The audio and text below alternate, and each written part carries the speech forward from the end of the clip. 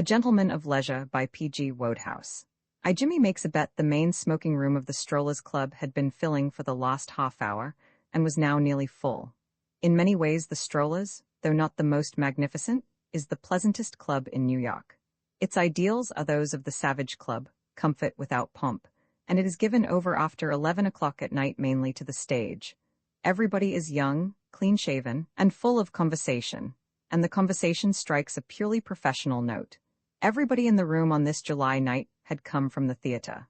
Most of those present had been acting, but a certain number had been to the opening performance of the latest Better Than Raffles play.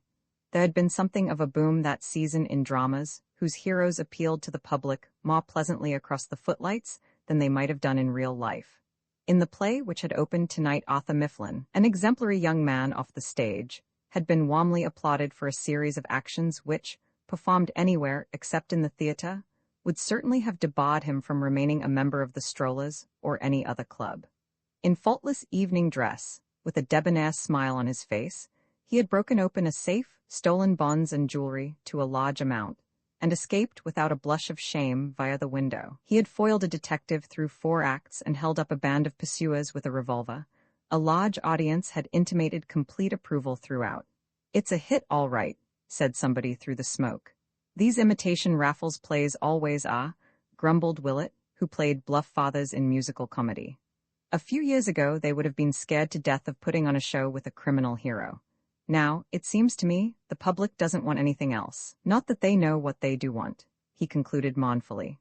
The Belle of Boulogne, in which Willett sustained the role of Cyrus K. Higgs, a Chicago millionaire, was slowly fading away on a diet of free passes, and this possibly prejudiced him. Rakes, the character actor, changed the subject. If Willett once got started on the rungs of the ill-fated Belle, general conversation would become impossible. Willett, denouncing the stupidity of the public, was purely a monologue artiste. "I saw Jimmy Pitt at the show," said Rakes. Everybody displayed interest. "Jimmy Pitt, when did he come back? I thought he was in England?" "He came on the Mauretania, I suppose. She docked this morning." "Jimmy Pitt," said Sutton of the Majestic Theatre. "How long has he been away? Last I saw of him was at the opening of The Outsider at the Astor, that's a couple of months ago." "He's been traveling in Europe, I believe," said Rakes. "Lucky beggar to be able to. I wish I could." Sutton knocked the ash off his cigar. "I envy Jimmy," he said. "I don't know anyone I'd rather be. He's got much more money than any man, except a professional plute, has any right to. He's as strong as an ox. I shouldn't say he'd ever had anything worse than measles in his life. He's got no relations, and he isn't married." Sutton, who had been married 3 times, spoke with some feeling. "He's a good chap, Jimmy," said Rakes. "Which, considering he's an Englishman?" "Thanks," said Mifflin. "How's that?" "Oh, beg pardon, Arthur, I keep forgetting that you're one too. I'll tattoo a Union Jack on my forehead tomorrow." "It'll improve you," said Rakes. "But about Jimmy? He's a good chap, which, considering he's an Englishman, is only what you might have expected. Is that better, Arthur?" "Much," said Mifflin. "Yes, Jimmy is a good chap, one of the best. I've known him for years. I was at school in Cambridge with him. He was about the most popular man at both. I should say he had put more deadbeats on their legs again than half the men in New York put together." "Well," growled Willett, whom the misfortunes of the Belle had soured, "what's there in that? It's mighty easy to do the philanthropist act when you're next door to a millionaire." "Yes," said Mifflin warmly, "but it's not so easy when you're getting $30 a week on a newspaper. When Jimmy was a reporter on the news, there used to be a whole crowd of fellows just living on him. Not borrowing an occasional dollar, mind you, but living on him, sleeping on his sofa and staying to breakfast. It made me mad. I used to ask him why he stood it. He said there was nowhere else for them to go, and he thought he could see them through all right. Which he did, though I don't see how he managed it on $30 a week." "If a man's fool enough to be an easy mark," began Willett. "Oh, stop it," said Rakes. "We don't want anybody knocking Jimmy here." "All the same," said Sutton, "it seems to me that it was darned lucky that he came into that money. You can't keep open house forever on 30 a week. By the way, Arthur, how was that? I heard it was his uncle." "It wasn't his uncle," said Mifflin. "It was by way of being a romance of sorts, I believe. Fellow who had been in love with Jimmy's mother years ago. Went to Australia, made a fortune, and left it to Mrs. Pitt or her children. She had been dead some time when that happened. Jimmy, of course, hadn't a notion of what was coming to him, when suddenly he got a solicitor's letter, asking him to call.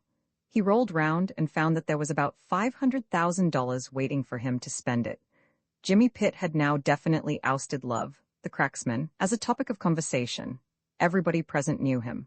Most of them had known him in his newspaper days, and though every man there would have perished rather than admit it, they were grateful to Jimmy for being exactly the same to them now that he could sign a check for $500,000 as he had been on the old 30-a-week basis. Inherited wealth, of course, does not make a young man nobler or more admirable, but the young man does not always know this. Jimmy's had a queer life, said Mifflin. He's been pretty nearly everything in his time. Did you know he was on the stage before he took up newspaper work? Only in touring companies, I believe. He got tired of it and dropped it. That's always been his trouble. He wouldn't settle down to anything. He studied law at the varsity, but he never kept it up. After he left the stage, he moved all over the states without a cent, picking up any odd job he could get. He was a waiter once for a couple of days, but they sacked him for breaking plates. Then he got a job in a jeweler's shop. I believe he's a bit of an expert on jewels. And another time he made $100 by staying 3 rounds against Kid Brady, when the Kid was touring the country after he got the championship away from Jimmy Garwin. The Kid was offering $100 to anyone who could last 3 rounds with him. Jimmy did it on his head. He was the best amateur of his weight I ever saw. The Kid wanted him to take up scrapping seriously, but Jimmy wouldn't have stuck to anything long enough in those days. He's one of the gypsies of the world. He was never really happy unless he was on the move, and he doesn't seem to have altered since he came into his money. Well, he can afford to keep on the move now, said Rakes. I wish I... Did you ever hear about Jimmy and... Mifflin was beginning, when the odyssey of Jimmy Pitt was interrupted by the opening of the door and the entrance of Ulysses in person. Jimmy Pitt was a young man of medium height, whose great breadth and depth of chest made him look shorter than he really was. His jaw was square and protruded slightly. And this, combined with a certain athletic jauntiness of carriage and a pair of piercing brown eyes, very much like those of a bull terrier, gave him an air of aggressiveness which belied his character. He was not aggressive. He had the good nature as well as the eyes of a bull terrier. He also possessed, when stirred, all the bull terrier's dogged determination. There were shouts of welcome. Hello, Jimmy. When did you get back? Come and sit down. Plenty of room over here. Where is my wandering boy tonight? Waiter, what's yours, Jimmy? Jimmy dropped into a seat and yawned. Well, he said, how goes it? Halloa, Rakes, weren't you at Love, the cracksman? I thought I saw you. Halloa, Arthur, congratulate you. You spoke your piece nicely. Thanks, said Mifflin. We were just talking about you, Jimmy. You came on the Mauritania, I suppose? She didn't break the record this time, said Sutton. A somewhat pensive look came into Jimmy's eyes. She came much too quick for me, he said. I don't see why they want to rip along at that pace, he went on hurriedly. I like to have a chance of enjoying the sea air. I know that sea air, murmured Mifflin. Jimmy looked up quickly. What are you babbling about, Arthur? I said nothing, replied Mifflin suavely. What did you think of the show tonight, Jimmy? Asked Rakes. I liked it. Arthur was fine. I can't make out, though, why all this incense is being burned at the feet of the cracksmen. To judge by some of the plays they produce now, you'd think that a man had only to be a successful burglar to become a national hero. One of these days we shall have Arthur playing Charles Peace to a cheering house. It is the tribute, said Mifflin, that boneheadedness pays to brains. It takes brains to be a successful cracksman. Unless the gray matter is surging about in your cerebrum, as in mine, you can't hope. Jimmy leaned back in his chair and spoke calmly, but with decision. Any man of ordinary intelligence, he said, could break into a house. Mifflin jumped up and began to gesticulate. This was heresy. My dear old son, what absolute? I could, said Jimmy, lighting a cigarette. There was a roar of laughter and approval. For the past few weeks, during the rehearsals of Love, the cracksman, Arthur Mifflin, had disturbed the peace at the Strollers with his theories on the art of burglary. This was his first really big pot, and he had soaked himself in it. He had read up the literature of burglary.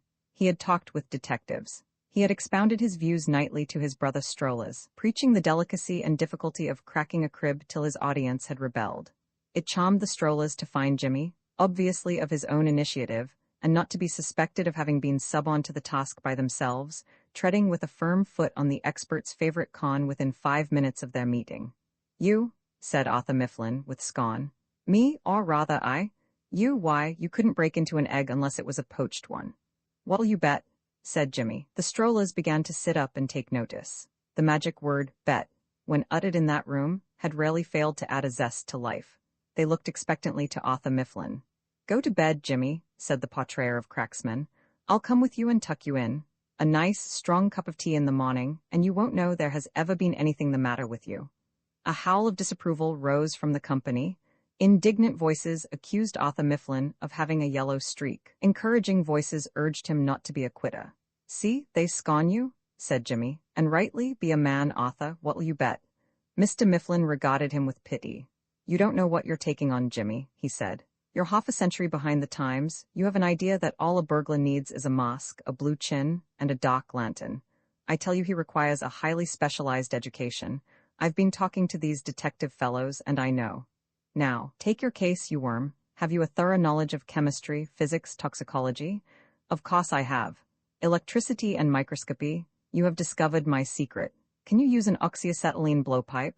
I never travel without one. What do you know about the administration of anesthetics?" "Practically everything. It is one of my favorite hobbies." "Can you make soup?" "Soup? Soup," said Mr. Mifflin firmly. Jimmy raised his eyebrows. "Does an architect make bricks?" he said. "I leave the rough, preliminary work to my corps of assistants. They make my soup." "You mustn't think Jimmy's one of your common cracksmen," said Sutton. "He's at the top of his profession. That's how he made his money. I never did believe that legacy story."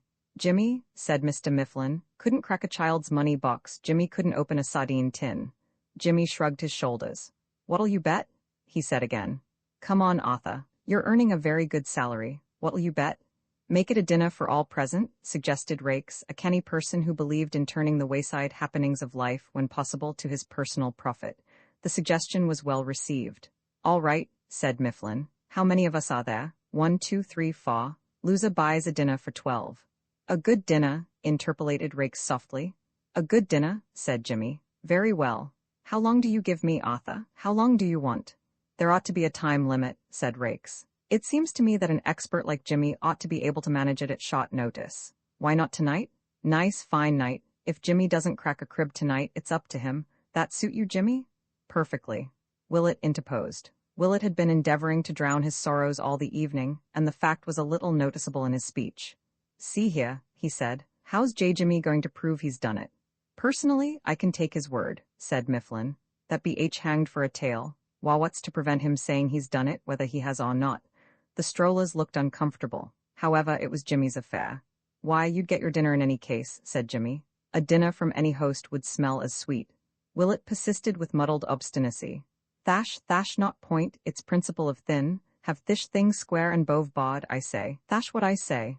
"And very creditable to you being able to say it," said Jimmy cordially. "See if you can manage truly rural. What I say is this: Jimmy's a fakir, and what I say is, what's prevent him saying he's done it when hasn't done it?" "That'll be all right," said Jimmy. "I'm going to bury a brass tube with the stars and stripes in it under the carpet." "Thash quite sh factory," said Willett with dignity. "Aw, a better idea," said Jimmy. "I'll carve a big J on the inside of the front door." "Well, I'm off home. Anybody coming my way?" "Yes," said Mifflin. "We'll walk. First nights always make me as jumpy as a cat. If I don't walk my legs off, I shan't get to sleep tonight at all." "If you think I'm going to help you walk your legs off, my lad, you're mistaken. I propose to stroll gently home and go to bed." "Every little helps," said Mifflin. "Come along. You want to keep an eye on that man, Jimmy, Arthur," said Sutton. "He'd sandbag you and lift your watch as soon as look at you. I believe he's Arsene Lupin in disguise." Jimmy adopts a lame dog. A black figure detached itself from the blacker shadows and shuffled stealthily to where Jimmy stood on the doorstep. "That you, Spike?" asked Jimmy in a low voice. "That's right, boss. Come on in." He led the way up to his rooms, switched on the electric light, and shut the door. Spike stood blinking at the sudden glare. He twirled his battered hat in his hands. His red hair shone fiercely. Jimmy inspected him out of the corner of his eye, and came to the conclusion that the Mullins finances must be at a low ebb. Spike's costume differed in several important details from that of the ordinary well-groomed man about town. There was nothing of the flaneur about the Bowery boy. His hat was of the soft black felt fashionable on the east side of New York. It was in poor condition, and looked as if it had been up too late the night before. A black tailcoat, burst at the elbows and stained with mud, was tightly buttoned across his chest, this evidently with the idea of concealing the fact that he wore no shirt, an attempt which was not wholly successful. A pair of gray flannel trousers and boots, out of which 2 toes peeped coyly, completed the picture. Even Spike himself seemed to be aware that there were points in his appearance which would have distressed the editor of the Tailor and Cutter. "Excuse these duds," he said. Me man's been and mislaid de trunk whip me best suit in. Dis is me number 2. Don't mention it, Spike, said Jimmy. You look a perfect matinee idol, have a drink. Spike's eyes gleamed as he reached for the decanter. He took a seat. Cigar, Spike? Sure, T-Yanks, boss. Jimmy lit his pipe. Spike, after a few genteel sips, threw off his restraint and finished the rest of his glass at a gulp. Try another? Suggested Jimmy. Spike's grin showed that the idea had been well received.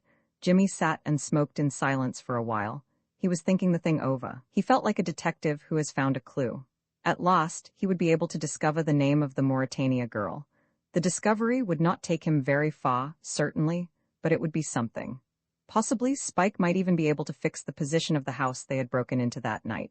Spike was looking at him over his glass with silent admiration. This flat, which Jimmy had rented for a year, in the hope that the possession of a fixed abode might help to tie him down to one spot, was handsomely, even luxuriously, furnished.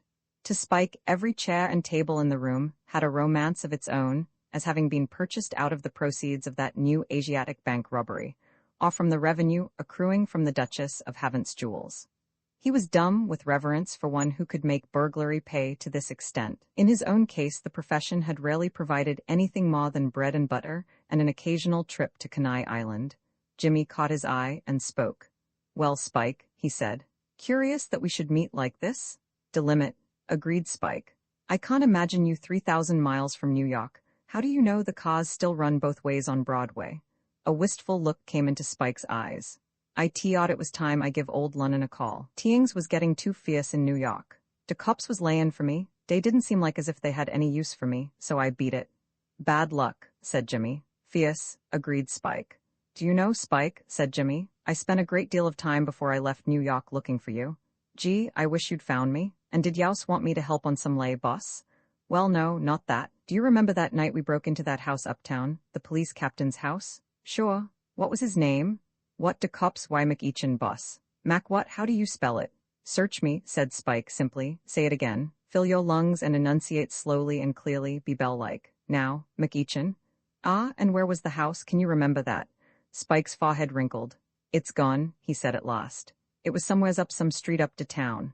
That's a lot of help, said Jimmy. Try again. It'll come back sometime, boss, sure. Then I'm going to keep an eye on you till it does. Just for the moment, you're the most important man in the world to me. Where are you living? Me, why, in de Park, dat's right. One of dem swell detached benches wid a southern exposure. Well, unless you prefer it, you needn't sleep in the Park anymore. You can pitch your moving tent with me. What here, boss? Unless we move. Me fur dis, said Spike, rolling luxuriously in his chair.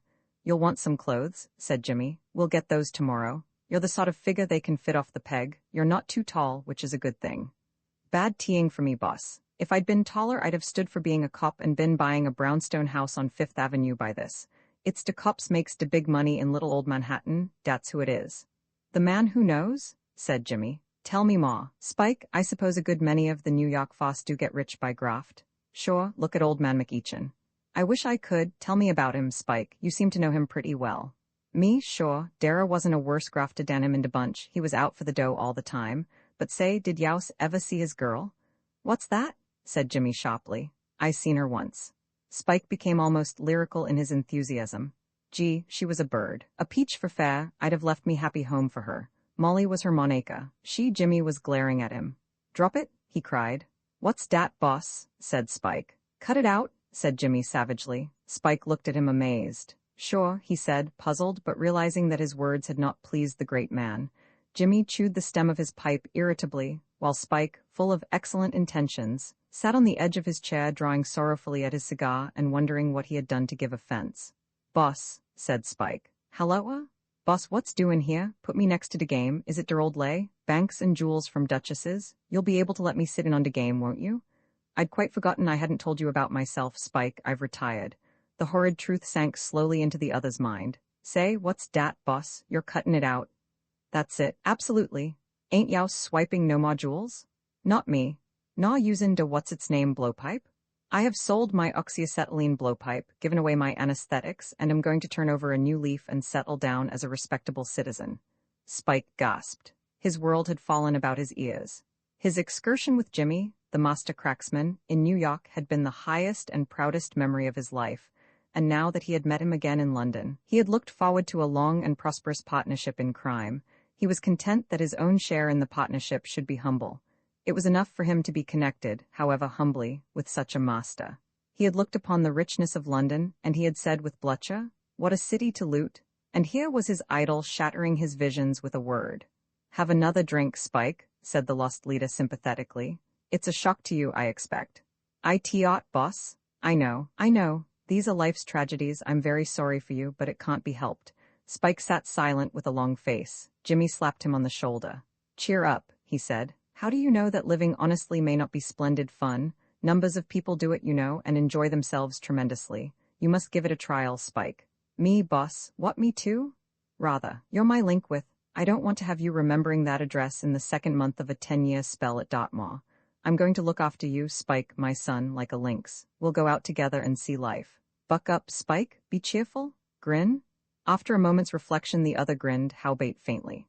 "That's right," said Jimmy. "We'll go into society, Spike, hand in hand. You'll be a terrific success in society. All you have to do is to look cheerful, brush your hair, and keep your hands off the spoons, for in the best circles they invariably count them after the departure of the last guest." "Sure," said Spike, as one who thoroughly understood this sensible precaution. "And now," said Jimmy, "we'll be turning in. Can you manage sleeping on the sofa one night? Some fellows would give their bed up to you. However, I'll have a bed made up for you tomorrow." "Me," said Spike. "Gee, I've been sleepin' in de park all de last week. Dis is to de good, boss." I have room in 11 at the turn of the road on the morning after the meeting at the Savoy when Jimmy, having sent Spike off to the tailor's, was dealing with a combination of breakfast and lunch at his flat. Lord Drever called. "Thought I should find you in," observed his lordship. "Well, laddie, how goes it? Having breakfast? Eggs and bacon? Great Scott, I couldn't touch a thing." The statement was borne out by his looks. The son of 100 earls was pale, and his eyes were markedly fish-like. "A fellow I've got stopping with me, taking him down to Drever with me today. Man I met at the club, fellow named Hargate. Don't know if you know him?" "No." "Well, he was still up when I got back last night, and we stayed up playing pills. He's rotten at pills, something frightful. I give him 30 till 5 this morning. I feel frightfully cheap. Wouldn't have got up at all, only I'm due to catch the 2:15 down to Drever. It's the only good train." He dropped into a chair. "Sorry you don't feel up to breakfast," said Jimmy, helping himself to marmalade.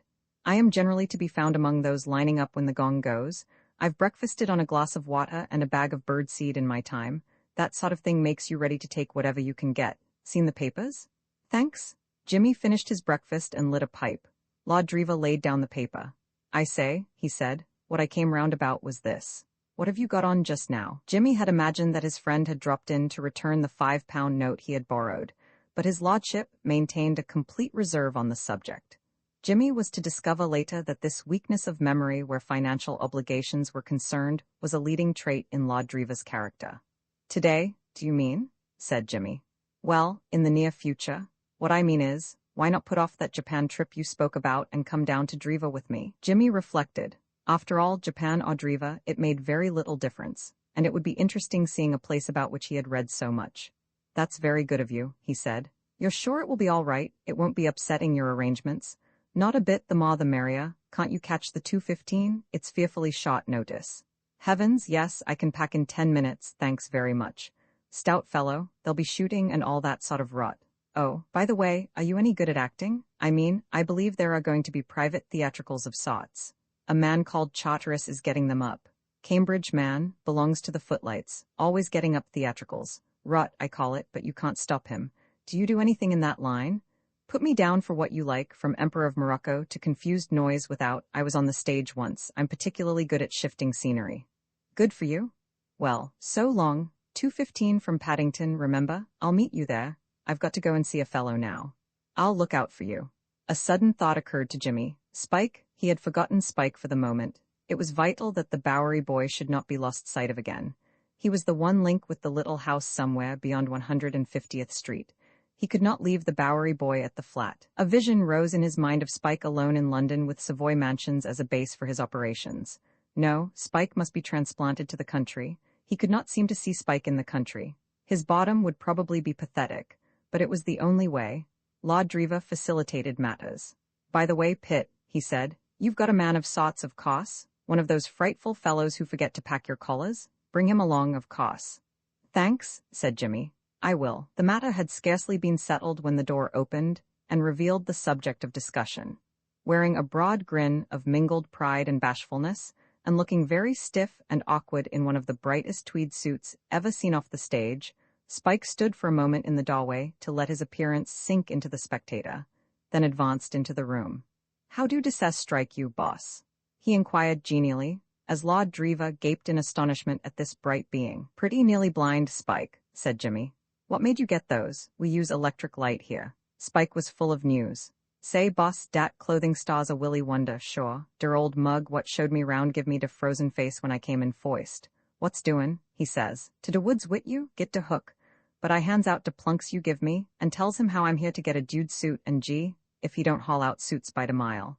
Give me a toist. It did watching him. It's up to youse, says de mug. Choose something. You pays de money and we does de rest. So I says dis is de one and I put down de plunks and here I am, boss." "I noticed that, Spike," said Jimmy. "I could see you in the dock. Don't you like de duds, boss?" inquired Spike anxiously. "They're the lost word," said Jimmy. "You'd make Solomon in all his glory look like a tramp cyclist." "Dat's right," agreed Spike. "Dace de limit." And, apparently oblivious to the presence of Lord Driva, who had been watching him in blank silence since his entrance, the Bowery boy proceeded to execute a mysterious shuffling dance on the carpet. This was too much for the overwrought brain of his lordship. "Goodbye, Pitt," he said. "I'm off, got to see a man." Jimmy saw him to the door. Outside, Lord Driva placed the palm of his right hand on his forehead. "I say, Pitt," he said. "Halloa? Who the devil's that?" "Who, Spike? Oh, that's my man." "Your man? Is he always like that? I mean going on like a frightful music hall comedian, dancing, you know? And I say, what on earth language was that he was talking? I couldn't understand one word in 10. Oh, that's American, the Bowery variety. Oh, well, I suppose it's all right if you understand it. I can't, by gad." He broke off with a chuckle. "I'd give something to see him talking to old Saunders, our butler at home. He's got the manners of a duke." "Spike should revise those," said Jimmy. "What do you call him?" "Spike. Rummy name, isn't it? Fashionable in the States, shot for Algernon. He seemed pretty chummy. That's his independent bringing up. They're all like that in America. Jolly country, you'd love it. Well, so long, so long." On the bottom step Lord Driva halted. "I say, I've got it. Good for you, got what?" "Why, I knew I'd seen that chap's face somewhere before, only I couldn't place him. I've got him now. He's the Johnny who came into the shelter last night, chap you gave a quid to." Spike's was one of those faces which, without being essentially beautiful, stamped themselves on the memory. "You're quite right," said Jimmy. "I was wondering if you would recognize him. Would you prefer a cigar or a coconut? The fact is, he's a man I once employed over in New York, and when I came across him over here, he was so evidently wanting a bit of help that I took him on again. As a matter of fact, I needed somebody to look after my things, and Spike can do it as well as anybody else." "I see. Not bad my spotting him, was it? Well, I must be off. Goodbye, 2:15 at Paddington. Meet you there. Book for Driva if you're there before me." "Right, goodbye." Jimmy returned to the dining room. Spike, who was examining as much as he could of himself in the glass, turned round with his wonted grin. "Say, who's de gazebo, boss? Ain't he de mug youse was wit last night? That's the man. We're going down with him to the country today, Spike, so be ready." "On your way, boss. What's dat?" "He has invited us to his country house and we're going." "What, both of us?" "Yes, I told him you were my servant. I hope you aren't offended." "Nit. What's dere to be offended at, boss?" "That's all right. Well, we'd better be packing. We have to be at the station at 1:45. "Sure. And Spike?" "Yes, boss. Did you get any other clothes besides what you've got on?" "Nit. What do I want with more dan one dude suit?" "I approve of your rugged simplicity," said Jimmy, "but what you're wearing is a town suit, excellent for the park or the Marchioness's Thursday crush, but essentially metropolitan. You must get something else for the country, something dark and quiet. I'll come and help you choose it now." "Why, won't disco into country?" "Not on your life, Spike. It would unsettle the rustic mind. They're fearfully particular about that sort of thing in England." "Days to de bad," said the baffled disciple of Beau Brummel, with deep discontent. "And there's just one thing more, Spike. I know you'll excuse me mentioning it. When we're at Driva Castle, you will find yourself within reach of a good deal of silver and other things. Would it be too much to ask you to forget your professional instincts? I mentioned this before in a general sort of way, but this is a particular case." "Ain't I to get busy at all, den?" queried Spike. "Not so much as a salt spoon," said Jimmy firmly. "Now we'll whistle a cab and go and choose you some more clothes." Accompanied by Spike, who came within an ace of looking almost respectable in new blue serge, small gents, off the peg. Jimmy arrived at Paddington with a quarter of an hour to spare. Lord Drever appeared 10 minutes later, accompanied by a man of about Jimmy's age. He was tall and thin, with cold eyes and tight, thin lips. His clothes fitted him in the way clothes do fit one man in 1,000. They were the best part of him. His general appearance gave one the idea that his meals did him little good, and his meditations rather less. He had practically no conversation. This was Lord Drever's friend Hargate, the Hun, Louis Hargate. Lord Drever made the two acquainted, but even as they shook hands Jimmy had an impression that he had seen the man before, but where, or in what circumstances, he could not remember. Hargate appeared to have no recollection of him, so he did not mention the matter. A man who has led a wandering life often sees faces which come back to him later on, absolutely detached from their context. He might merely have passed Lord Drever's friend in the street, but Jimmy had an idea that the other had figured in some episode which at the moment had had an importance. What that episode was had escaped him. He dismissed the thing from his mind. It was not worth harrying his memory about. Judicious tipping had secured them a compartment to themselves. Hargate, having read the evening paper, went to sleep in the far corner. Jimmy and Lord Drever, who sat opposite one another, fell into a desultory conversation.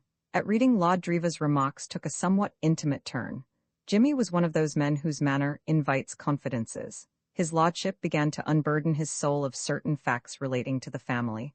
"Have you ever met my Uncle Thomas?" he inquired. "You know Blunt's Stars? Well, he's Blunt. It's a company now, but he still runs it. He married my aunt. You'll meet him at Drever." Jimmy said he would be delighted. "I bet you won't," said the last of the Drevers with candor. "He's a frightful man, the limit, always fussing round like a hen. Gives me a fearful time, I can tell you. Look here, I don't mind telling you. We're pals, he's dead set on my marrying a rich girl." "Well, that sounds all right, there are worse hobbies. Any particular rich girl?" "There's always one. He sticks me onto one after another. Quite nice girls, you know, some of them. Only I want to marry somebody else, that girl you saw me with at the Savoy." "Why don't you tell your uncle?" "He'd have a fit. She hasn't a penny, nor have I, except what I get from him. Of course this is strictly between ourselves. Of course. I know everybody thinks there's money attached to the title, but there isn't, not a penny. When my Aunt Julia married Sir Thomas, the whole frightful show was pretty well in pawn, so you see how it is." "Ever think of work?" asked Jimmy. "Work?" said Lord Drever reflectively. "Well, you know, I shouldn't mind work, only I'm dashed if I can see what I could do. I shouldn't know how. Nowadays you want a fearful specialized education and so on. Tell you what, though, I shouldn't mind the diplomatic service. One of these days I shall have a dash at asking my uncle to put up the money. I believe I shouldn't be half bad at that. I'm rather a quick sort of chap at times, you know. Lots of fellows have said so." He cleared his throat modestly and proceeded. "It isn't only my Uncle Thomas," he said. "There's Aunt Julia, too. She's about as much the limit as he is. I remember when I was a kid she was always sitting on me. She does still. Wait till you see her. Sort of woman who makes you feel that your hands are the color of tomatoes and the size of legs of mutton, if you know what I mean, and talks as if she were biting at you. Frightful?" Having unburdened himself of which criticism, he yawned, leaned back, and was presently asleep. It was about an hour later that the train, which had been taking itself less seriously for some time, stopping at all stations of quite minor importance, and generally showing a tendency to dawdle, halted again. A board with the legend Drever, in large letters, showed that they had reached their destination. The station master informed Lord Drever that her ladyship had come to meet the train in the motor car, and was now waiting in the road outside. Lord Drever's jaw fell. "Oh, Lord?" he said. "She's probably motored in to get the afternoon letters. That means she's come in the runabout, and there's only room for 2 of us in that. I forgot to write that you were coming, Pitt. I only wired about Hargate. Dash it, I shall have to walk." His fears proved correct. The car at the station door was small. It was obviously designed to seat 4 only. Lord Drever introduced Hargate and Jimmy to the statuesque lady in the tonneau, and then there was an awkward silence. At this point Spike came up, chuckling amiably, with a magazine in his hand. "Gee," said Spike. "Say, boss, de mug what wrote dis piece must have been livin' out in de woods. Say, dere is a gazebo who wants to swipe de heroine's jewels, what's locked in a draw. So dis mug, what do you tink he does?" Spike laughed shortly in professional scorn. "Why, is this gentleman a friend of yours, Spenny?" inquired Lady Julia politely, eyeing the red-haired speaker coldly. He looked appealingly at Jimmy. "It's my man," said Jimmy. "Spike," he added in an undertone, "to the woods, chase yourself, fade away." "Sure," said the abashed Spike. "That's right, it ain't up to me to come buttin' in. Sorry, boss, sorry, gents, sorry, Lloydie, me for the tall grass. There's a luggage cart of sorts," said Lord Driva, pointing. "Sure," said Spike, affably. He trotted away. "Jump in, Pitt," said Lord Driva. "I'm going to walk." "No, I'll walk," said Jimmy. "I'd rather. I want a bit of exercise. Which way do I go?" "Frightfully good of you, old chap," said Lord Driva. "Sure you don't mind, I do bar walking." "Righto, you keep straight on." Jimmy watched them out of sight and started to follow at a leisurely pace. It certainly was an ideal afternoon for a country walk. The sun was just hesitating whether to treat the time as afternoon or evening. Eventually, it decided that it was evening and moderated its beams. After London, the country was deliciously fresh and cool. Jimmy felt an unwanted content. It seemed to him just then that the only thing worth doing in the world was to settle down somewhere with 3 acres and a cow and become pastoral. There was a marked lack of traffic on the road. Once he met a cart and once a flock of sheep with a friendly dog. Sometimes a rabbit would dash out into the road, stop to listen, and dart into the opposite hedge, all hind legs and white scut. But except for these, he was alone in the world. And gradually, there began to be borne in upon him the conviction that he had lost his way. It is difficult to judge distance when one is walking, but it certainly seemed to Jimmy that he must have covered 5 miles by this time. He must have mistaken the way. He had certainly come straight, he could not have come straighter. On the other hand, it would be quite in keeping with the cheap substitute which served the Earl of Drever in place of a mind that he should have forgotten to mention some important turning. Jimmy sat down by the roadside. As he sat, there came to him from down the road the sound of a horse's feet trotting. He got up. Here was somebody at last who would direct him. "Halloa?" he said. "Accident?" And, by Jove, a side saddle? Jimmy stopped the horse and led it back the way it had come. As he turned the bend in the road, he saw a girl in a riding habit running towards him. She stopped running when she caught sight of him and slowed down to walk. "Thank you ever so much," she said, taking the reins from him. "Dandy, you naughty old thing." Jimmy looked at her flushed, smiling face and stood staring. It was Molly McEachin. Roman 12 making a stout self-possession was one of Jimmy's leading characteristics. But for the moment, he found himself speechless. This girl had been occupying his thoughts for so long that, in his mind, he had grown very intimate with her. It was something of a shock to come suddenly out of his dreams and face the fact that she was in reality practically a stranger.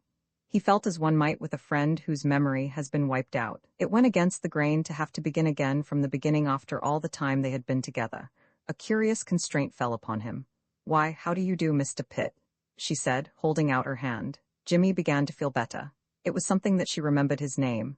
"It's like meeting somebody out of a dream," said Molly. "I have sometimes wondered if you were real. Everything that happened that night was so like a dream." Jimmy found his tongue. "You haven't altered," he said. "You look just the same." "Well," she laughed, "after all, it's not so long ago, is it?" He was conscious of a dull hurt. To him it had seemed years, but he was nothing to her, just an acquaintance, one of 100. But what more, he asked himself, could he have expected? And with the thought came consolation. The painful sense of having lost ground left him. He saw he had been allowing things to get out of proportion. He had not lost ground, he had gained it. He had met her again and she remembered him. What more had he any right to ask? "I've crammed a good deal into the time," he explained. "I've been traveling about a bit since we met." "Do you live in Shropshire?" asked Molly. "No, I'm on a visit, at least I'm supposed to be, but I've lost the way to the place, and I am beginning to doubt if I shall ever get there. I was told to go straight on. I've gone straight on, and here I am, lost in the snow. Do you happen to know whereabouts Driva Castle is?" She laughed. "Why," she said, "I'm staying at Driva Castle myself." "What? So the first person you meet turns out to be an experienced guide. You're lucky, Mr. Pitt." "You're right," said Jimmy slowly. "I am. Did you come down with Lord Driva?" "He passed me in the car just as I was starting out. He was with another man and Lady Julia Blunt. Surely he didn't make you walk?" "I offered to walk. Somebody had to. Apparently he had forgotten to let them know he was bringing me." "And then he misdirected you? He's very casual, I'm afraid." "Inclined that way, perhaps. Have you known Lord Driva long?" "Since 12:15 last night." "Last night?" "We met at the Savoy and later on the Embankment. We looked at the river together and told each other the painful stories of our lives, and this morning he called and invited me down here." Molly looked at him with frank amusement. "You must be a very restless sort of person," she said. "You seem to do a great deal of moving about." "I do," said Jimmy. "I can't keep still. I've got the go fever like the man in Kipling's book." But he was in love. Yes, said Jimmy. He was. That's the bacillus, you know. She shot a quick glance at him. He became suddenly interesting to her. She was at the age of dreams and speculations. From being merely an ordinary young man with rather more ease of manner than the majority of the young men she had met, he developed in an instant into something worthy of closer attention. He took on a certain mystery and romance. She wondered what sort of a girl it was that he loved. Examining him in the light of this new discovery, she found him attractive. Something seemed to have happened to put her in sympathy with him. She noticed for the first time a latent forcefulness behind the pleasantness of his manner. His self-possession was the self-possession of the man who had been tried and has found himself.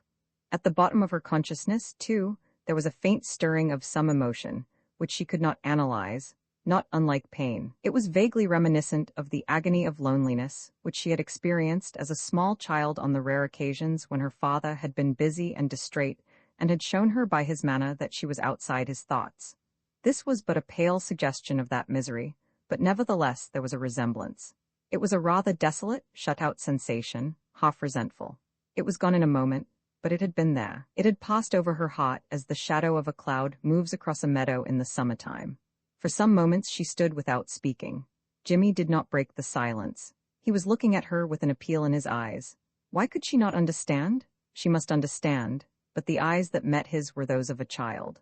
As they stood there, the horse, which had been cropping in a perfunctory manner at the short grass by the roadside, raised his head and neighed impatiently. There was something so human about the performance that Jimmy and the girl laughed simultaneously. The utter materialism of the neigh broke the spell. It was a noisy demand for food. "Poor Dandy," said Molly. "He knows he's near home, and he knows it's his dinner time. Are we near the castle, then? It's a long way round by the road, but we can cut across the fields. Aren't these English fields and hedges just perfect? I love them. Of course I loved America. But, have you left New York long?" asked Jimmy. "We came over here about a month after you were at our house." "You didn't spend much time there then?" "Father had just made a good deal of money in Wall Street. He must have been making it when I was on the Mauretania. He wanted to leave New York, so we didn't wait. We were in London all the winter. Then we went over to Paris. It was there we met Sir Thomas Blunt and Lady Julia. Have you met them? They are Lord Dreva's uncle and aunt." "I've met Lady Julia. Do you like her?" Jimmy hesitated. "Well, you see, I know, she's your hostess, but you haven't started your visit yet, so you've just got time to say what you really think of her before you have to pretend she's perfect." "Well, I detest her," said Molly crisply. "I think she's hard and hateful. Well, I can't say she struck me as a sort of female cheerable brother. Lord Drever introduced me to her at the station. She seemed to bear it pluckily, but with some difficulty." "She's hateful," repeated Molly. "So is he, Sir Thomas, I mean. He's one of those fussy, bullying little men. They both bully poor Lord Drever till I wonder he doesn't rebel. They treat him like a schoolboy. It makes me wild. It's such a shame. He's so nice and good-natured. I am so sorry for him." Jimmy listened to this outburst with mixed feelings. It was sweet of her to be so sympathetic. But was it merely sympathy? There had been a ring in her voice and a flush on her cheek, which had suggested to Jimmy's sensitive mind a personal interest in the downtrodden peer. Reason told him that it was foolish to be jealous of Lord Drever. A good fellow, of course, but not to be taken seriously. The primitive man in him, on the other hand, made him hate all Molly's male friends with an unreasoning hatred. Not that he hated Lord Drever. He liked him, but he doubted if he could go on liking him for long if Molly were to continue in this sympathetic strain. His affection for the absent one was not put to the test. Molly's next remark had to do with Sir Thomas. "The worst of it is," she said, "Father and Sir Thomas are such friends. In Paris they were always together. Father did him a very good turn." "How was that?" "It was one afternoon just after we arrived. A man got into Lady Julia's room while we were all out except Father. Father saw him go into the room, and suspecting something was wrong, went in after him. The man was trying to steal Lady Julia's jewels. He had opened the box where they were kept, and was actually holding her rope of diamonds in his hand when Father found him. It's the most magnificent thing I ever saw. Sir Thomas told Father he gave $100,000 for it." "But surely," said Jimmy, "hadn't the management of the hotel a safe for valuables?" "Of course they had, but you don't know Sir Thomas. He wasn't going to trust any hotel safe. He's the sort of man who insists on doing everything in his own way, and who always imagines he can do things better for himself than anyone else can do them for him. He had had this special box made, and would never keep the diamonds anywhere else. Naturally, the thief opened it in a minute. A clever thief would have no difficulty with a thing like that. What happened? Oh, the man saw father and dropped the jewels and ran off down the corridor. Father chased him a little way, but of course it was no good, so he went back and shouted and rang every bell he could see and gave the alarm, but the man was never found. Still, he left the diamonds. That was the great thing, after all. You must look at them tonight at dinner. They really are wonderful. Are you a judge of precious stones at all? I am, rather, said Jimmy. In fact, a jeweler I once knew told me I had a natural gift in that direction. And so, of course, Sir Thomas was pretty grateful to your father. He simply gushed. He couldn't do enough for him. You see, if the diamonds had been stolen, I'm sure Lady Julia would have made Sir Thomas buy her another rope just as good. He's terrified of her, I'm certain. He tries not to show it, but he is. And besides having to pay another $100,000, he would never have heard the last of it. It would have ruined his reputation for being infallible and doing everything better than anybody else. But didn't the mere fact that the thief got the jewels and was only stopped by a fluke from getting away with them do that? Molly bubbled with laughter. She never knew. Sir Thomas got back to the hotel an hour before she did. I've never seen such a busy hour. He had the manager up and harangued him, and swore him to secrecy, which the poor manager was only too glad to agree to, because it wouldn't have done the hotel any good to have it known. And the manager harangued the servants, and the servants harangued each other, and everybody talked at the same time, and father and I promised not to tell a soul. So Lady Julia doesn't know a word about it to this day. And I don't see why she ever should, though one of these days I've a good mind to tell Lord Dreva. Think what a hold he would have over them. They'd never be able to bully him again. I shouldn't, said Jimmy, trying to keep a touch of coldness out of his voice. This championship of Lord Dreva, however sweet and admirable, was a little distressing. She looked up quickly. You don't think I really meant to, do you? No, no, said Jimmy hastily. Of course not. Well, I should think so, said Molly indignantly, after I promised not to tell a soul about it. Jimmy chuckled. It's nothing, he said, in answer to her look of inquiry. You laughed at something. Well, said Jimmy apologetically, it's nothing really. Only what I meant is, you have just told one soul a good deal about it, haven't you? Molly turned pink, then she smiled. I don't know how I came to do it, she declared. It rushed out of its own accord. I suppose it is because I know I can trust you. Jimmy flushed with pleasure. He turned to her and half-halted, but she continued to walk on. You can, he said, but how do you know you can? Why, she said. She stopped for a moment and then went on hurriedly, with a touch of embarrassment. Why, how absurd, of course I know. Can't you read faces? I can. Look, she said, pointing. Now you can see the castle. How do you like it? They had reached a point where the field sloped sharply downward. A few hundred yards away, backed by woods, stood the grey mass of stone which proved such a killjoy of old to the Welsh sportsmen during the peasant season. Even now it had a certain air of defiance. The setting sun lit up the waters of the lake. No figures were to be seen moving in the grounds. The place resembled a palace of sleep. Well, said Molly, it's wonderful, isn't it? I'm so glad it strikes you like that. I always feel as if I had invented everything round here. It hurts me if people don't appreciate it. They went down the hill. By the way, said Jimmy, are you acting in these theatricals they are getting up? Yes. Are you the other man they were going to get? That's why Lord Dreva went up to London, to see if he couldn't find somebody.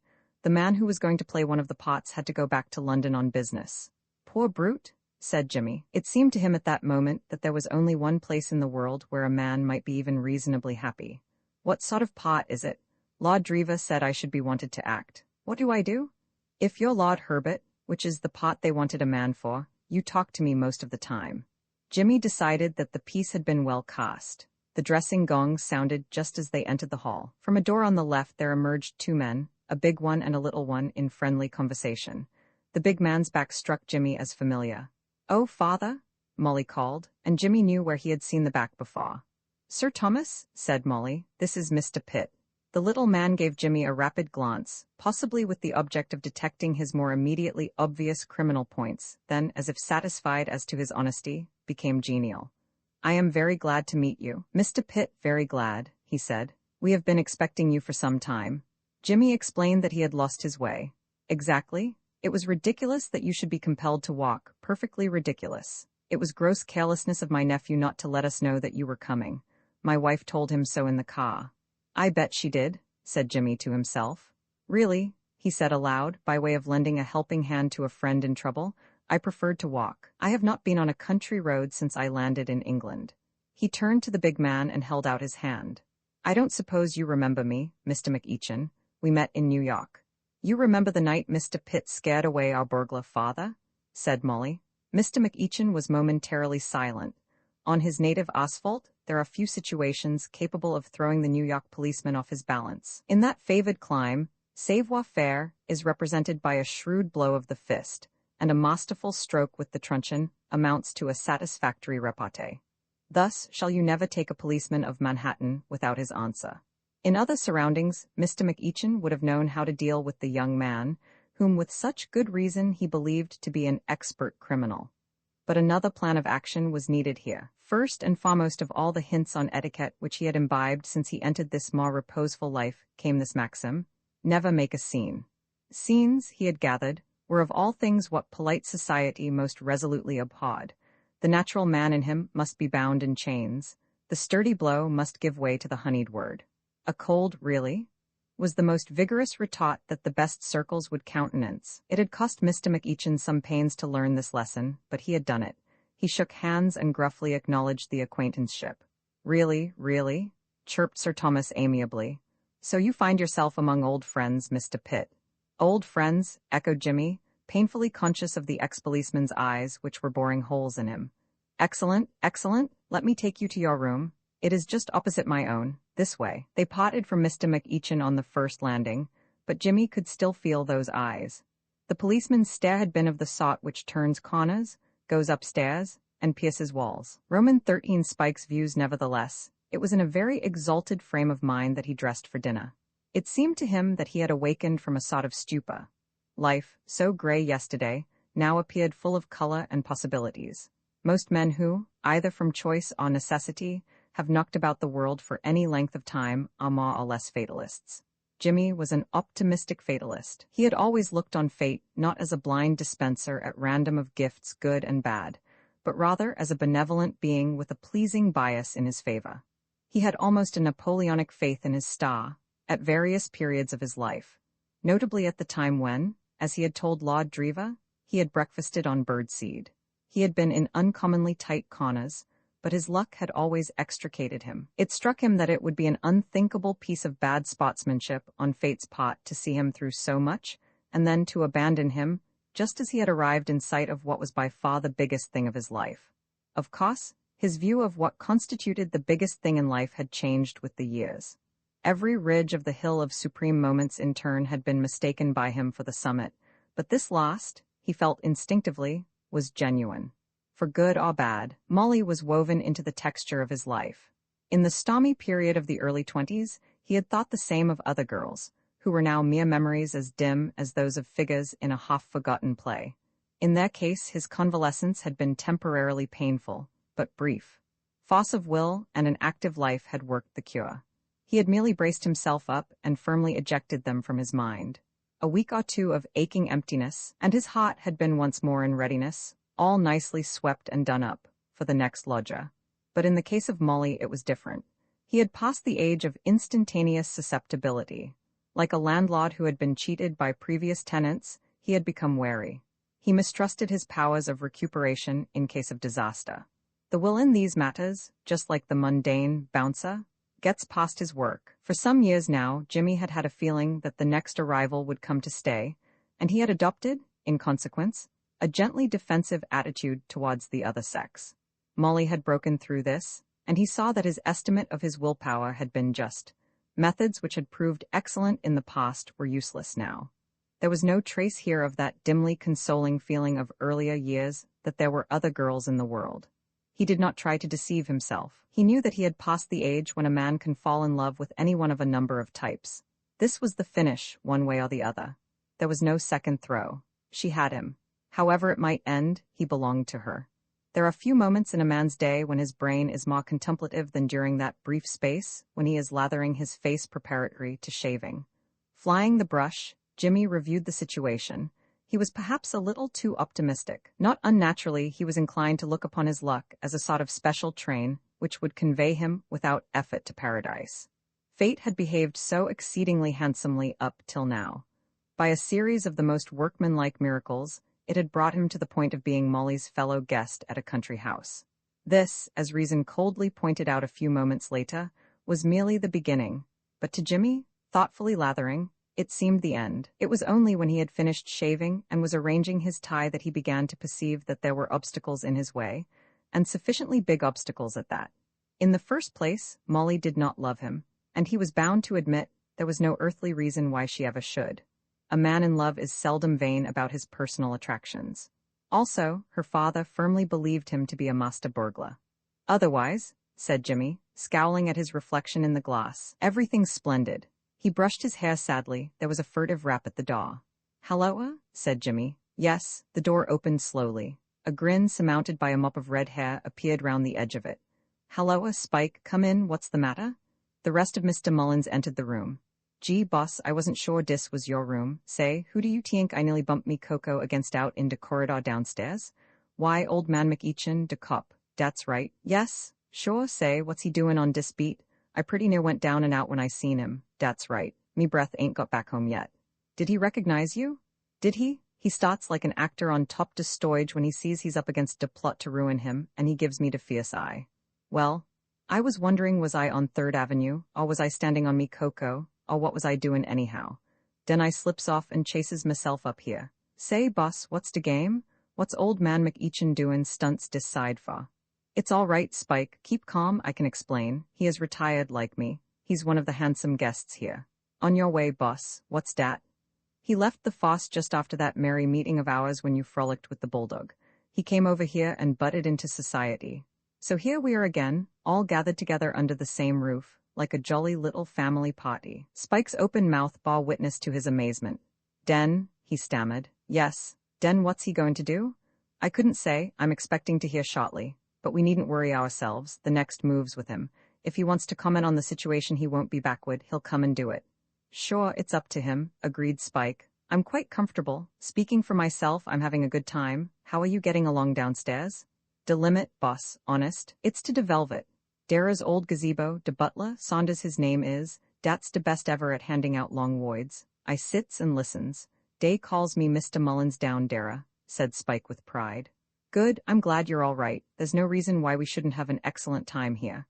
I don't think that Mr. McEachin will try to have us turned out. After he's heard one or two little things I have to say to him, just a few reminiscences of the past which may interest him. I have the greatest affection for Mr. McEachin. I wish it was mutual. But nothing he can say is going to make me stir from here. Not on your life, agreed Spike. Say, boss, he must have got a lot of plunks to be able to butt in here. And I know how he got dem too, dat's right.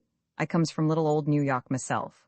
Hush, Spike, this is scandal. Sure, said the Bowery boy, doggedly, safely started now on his favorite subject. I knows and youse knows, boss. Gee, I wish I'd been a cop, but I wasn't tall enough. Days de fellas wit de big bankrolls. Look at dis old McEachin. Money to boin a wet dog wit he's got, and never a bit of work for it from de start to de finish. And look at me, boss. I do, Spike, I do. Look at me, getting busy all de year round, working to beat de band, in prisons oft, said Jimmy. Sure teeing, and chased all round a town, and den what? Why, to de bad at der end of it all, say it's enough to make a fella turn honest, said Jimmy.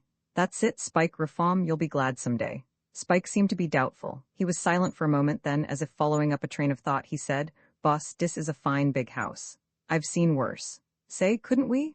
Spike, said Jimmy warningly. Well, couldn't we? Said Spike doggedly. It ain't often youse butts into a dead easy proposition like dis one. We shouldn't have to do a teeing except get busy. De stuff's just lying about, boss. I shouldn't wonder. Aw, it's a waste to leave it. Spike, said Jimmy, I warned you of this. I begged you to be on your guard, to fight against your professional instincts, be a man, crush them, try to occupy your mind, collect butterflies. Spike shuffled in gloomy silence. 'Member dose jewels you swiped from the Duchess? He said, musingly. The dear Duchess? Murmured Jimmy. Ah, me. And the bank you busted? Those were happy days, Spike. Gee, said the Bowery boy. He paused. Dat was to de good, he said wistfully. Jimmy arranged his tie at the mirror. Dara's a loidy here, continued Spike, addressing the chest of drawers. Dat's got a necklace of jewels what's worth 100 T-ousend plunks. Honest, boss, 100 T-ousend plunks. Saunders told me that, der old gazebo dat hands out de long voids. I says to him, gee, and he says, surest teeing you know. 100 T-ousend plunks. So I understand, said Jimmy. Shall I rubber around and find out where his day kept, boss?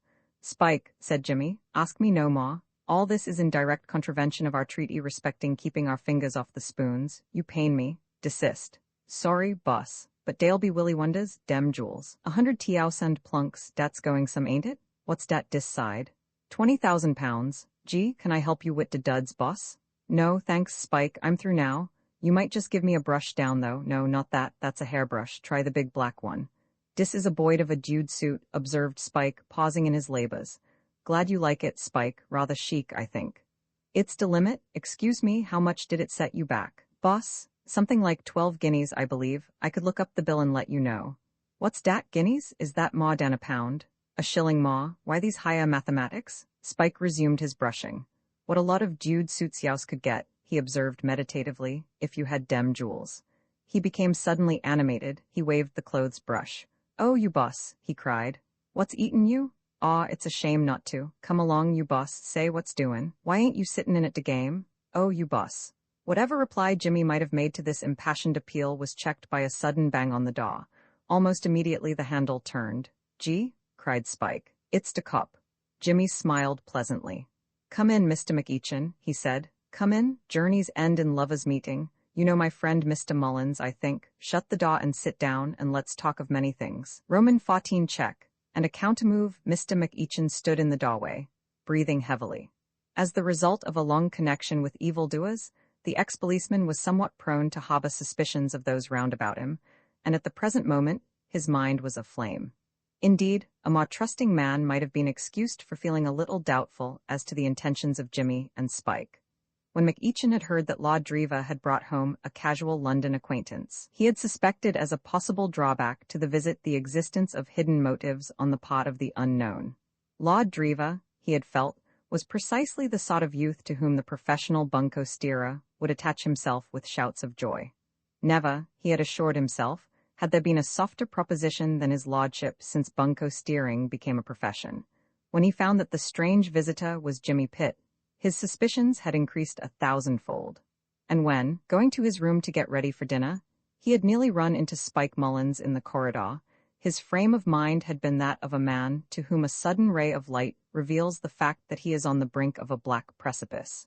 Jimmy and Spike had burgled his house together in New York, and here they were, together again, at Driva Castle. To say that the thing struck McEachin as sinister is to put the matter badly. There was once a gentleman who remarked that he smelt a rat and saw it floating in the air. Ex-Constable McEachin smelt a regiment of rats, and the air seemed to him positively congested with them. His first impulse had been to rush to Jimmy's room there and then, but he had learned society's lessons well.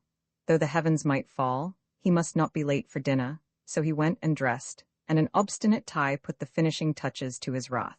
Jimmy regarded him coolly, without moving from the chair in which he had seated himself. Spike, on the other hand, seemed embarrassed. He stood first on one leg and then on the other, as if he were testing the respective merits of each and would make a definite choice later on. You scoundrels? Growled McEachin. Spike, who had been standing for a few moments on his right leg, and seemed at last to have come to a decision, hastily changed to the left and grinned feebly. Say, youse won't want me any more. Boss, he whispered. No, you can go, Spike. You stay where you are, you red-headed devil, said McEachin tautly. Run along, Spike, said Jimmy. The Bowery boy looked doubtfully at the huge form of the ex-policeman which blocked access to the door. Would you mind letting my man pass? Said Jimmy. You stay, began McEachin. Jimmy got up and walked round him to the door, which he opened. Spike shot out like a rabbit released from a trap. He was not lacking in courage, but he disliked embarrassing interviews, and it struck him that Jimmy was the man to handle a situation of this kind. He felt that he himself would only be in the way. Now we can talk comfortably, said Jimmy, going back to his chair. McEachin's deep-set eyes gleamed and his forehead grew red, but he mastered his feelings. And now, he said, he stopped. Yes, asked Jimmy. What are you doing here? Nothing at the moment. You know what I mean. Why are you here, you and that red-headed devil, Spike Mullins? He jerked his head in the direction of the door. I am here because I was very kindly invited to come by Lord Driva. I know you. You have that privilege. Seeing we only met once, it's very good of you to remember me. What's your game? What do you mean to do? To do? Well, I shall potter about the garden, you know, and shoot a bit, perhaps, and look at the horses, and think of life, and feed the chickens. I suppose there are chickens somewhere about, and possibly go for an occasional row on the lake. Nothing more. Oh yes, I believe they want me to act in some theatricals. You'll miss those theatricals. You'll leave here tomorrow. Tomorrow? But I've only just arrived, dear heart. I don't care about that. Out you go tomorrow. I'll give you till tomorrow. I congratulate you, said Jimmy. One of the oldest houses in England. What do you mean? I gathered from what you said that you had bought the castle. Isn't that so? If it still belongs to Lord Driva, don't you think you ought to consult him before revising his list of guests? McEachin looked at him steadily. His manner became quieter. Oh, you take that tone, do you? I don't know what you mean by that tone. What tone would you take if a comparative stranger ordered you to leave another man's house? McEachin's massive jaw protruded truculently in the manner which had scared good behavior into brawling East Siders. I know you're sot, he said. I'll call your bluff, and you won't get till tomorrow either. It'll be now. Why should we wait for the morrow? You are queen of my heart tonight, murmured Jimmy encouragingly. I'll expose you before them all. I'll tell them everything. Jimmy shook his head. Too melodramatic, he said. Sort of I call on heaven to judge between this man and me kind of thing. I shouldn't. What do you propose to tell anyway? Will you deny that you were a crook in New York? I will. I was nothing of the kind. What? If you'll listen, I can explain. Explain? The other's voice rose again. You talk about explaining, you scum, when I caught you in my own parlor at 3 a.m, you? The smile faded from Jimmy's face. Half a minute, he said. It might be that the ideal course would be to let the storm expend itself, and then to explain quietly the whole matter of Arthur Mifflin and the bet which had led to his one excursion into burglary. But he doubted it. Things, including his temper, had got beyond the stage of quiet explanations. McEachin would most certainly disbelieve his story. What would happen after that he did not know. A scene, probably? A melodramatic denunciation, at the worst, before the other guests. At the best, before Sir Thomas alone. He saw nothing but chaos beyond that. His story was thin to a degree, unless backed by witnesses, and his witnesses were 3,000 miles away. Worse, he had not been alone in the policeman's parlor. A man who is burgling a house for a bet does not usually do it in the company of a professional burglar well known to the police. No, quiet explanations must be postponed. They could do no good, and would probably lead to his spending the night and the next few nights at the local police station. And even if he were spared that fate, it was certain that he would have to leave the castle. Leave the castle and Molly? He jumped up. The thought had stung him. One moment, he said. McEachin stopped. Well, you're going to tell them that? Asked Jimmy. I am. Are you also going to tell them why you didn't have me arrested that night? He said. McEachin started. Jimmy planted himself in front of him and glared up into his face. It would have been hard to say which of the two was the angrier. The policeman was flushed, and the veins stood out on his forehead. Jimmy was in a white heat of rage. He had turned very pale, and his muscles were quivering. Jimmy in this mood had once cleared a Los Angeles barroom with the leg of a chair in the space of 2¼ minutes by the clock. Are you? He demanded. Are you? McEachin's hand, hanging at his side, lifted itself hesitatingly. The fingers brushed against Jimmy's shoulder. Jimmy's lips twitched. Yes, he said. Do it and see what happens. By God, if you put a hand on me, I'll finish you. Do you think you can bully me? Do you think I care for your size? McEachin dropped his hand. For the first time in his life he had met a man who, instinct told him, was his match and maw. He stepped back a pace. Jimmy put his hands in his pockets and turned away. He walked to the mantelpiece and leaned his back against it. You haven't answered my question, he said. Perhaps you can't? McEachin was wiping his forehead and breathing quickly. If you like, said Jimmy, we'll go down to the drawing room now, and you shall tell your story and I'll tell mine. I wonder which they will think the more interesting, damn you. He went on, his anger rising once more. What do you mean by it? You come into my room and bluster and talk big about exposing crooks. What do you call yourself, I wonder? Do you realize what you are? Why, poor Spike's an angel compared with you. He did take chances. He wasn't in a position of trust. He stopped. Hadn't you better get out of here, don't you think? He said curtly. Without a word, McEachin walked to the door and went out. Jimmy dropped into a chair with a deep breath. He took up his cigarette case, but before he could light a match the gong sounded from the distance. He rose and laughed rather shakily. He felt limp. As an effort to conciliating Papa, he said, I'm afraid that wasn't much of a success. It was not often that Mr. McEachin was visited by ideas. He ran rather to muscle than to brain, but he had won that evening during dinner. His interview with Jimmy had left him furious, but baffled. He knew that his hands were tied. Frontal attack was useless. To drive Jimmy from the castle would be out of the question. All that could be done was to watch him while he was there, for he had never been more convinced of anything in his life than that Jimmy had wormed his way into the house party with felonious intent. The appearance of Lady Julia at dinner, wearing the famous rope of diamonds, supplied an obvious motive. The necklace had an international reputation. Probably there was not a prominent thief in England, or on the continent, who had not marked it down as a possible prey. It had already been tried for once. It was big game, just the sort of lure which would draw the type of criminal he imagined Jimmy to be. From his seat at the farther end of the table, he looked at the jewels as they gleamed on their wearer's neck. They were almost too ostentatious for what was, after all, an informal dinner. It was not a rope of diamonds, it was a collar. There was something oriental and barbaric in the overwhelming display of jewelry. It was a prize for which a thief would risk much. The conversation, becoming general with the fish, was not of a kind to remove from his mind the impression made by the sight of the gems. It turned on burglary. Lord Driva began it. "Oh, I say," he said. "I forgot to tell you, Aunt Julia. No, 6 was burgled the other night. No, 6A Eaton Square was the family's London house." "Burgled?" said Sir Thomas. "Well, broken into," said his lordship, gratified to find that he had got the ear of his entire audience. Even Lady Julia was silent and attentive. "Chap got through the scullery window about 1 o'clock in the morning." "And what did you do?" inquired Sir Thomas. "Oh, I was out at the time," said Lord Driva. "But something frightened the fella," he went on hurriedly, "and he made a bolt for it without taking anything." "Burglary," said a young man whom Jimmy subsequently discovered to be the drama-loving Charteris, leaning back and taking advantage of a pause, "is the hobby of the sportsman and the life-work of the avaricious." He took a little pencil from his waistcoat pocket and made a rapid note on his cuff. Everybody seemed to have something to say on the subject. One young lady gave it as her opinion that she would not like to find a burglar under her bed.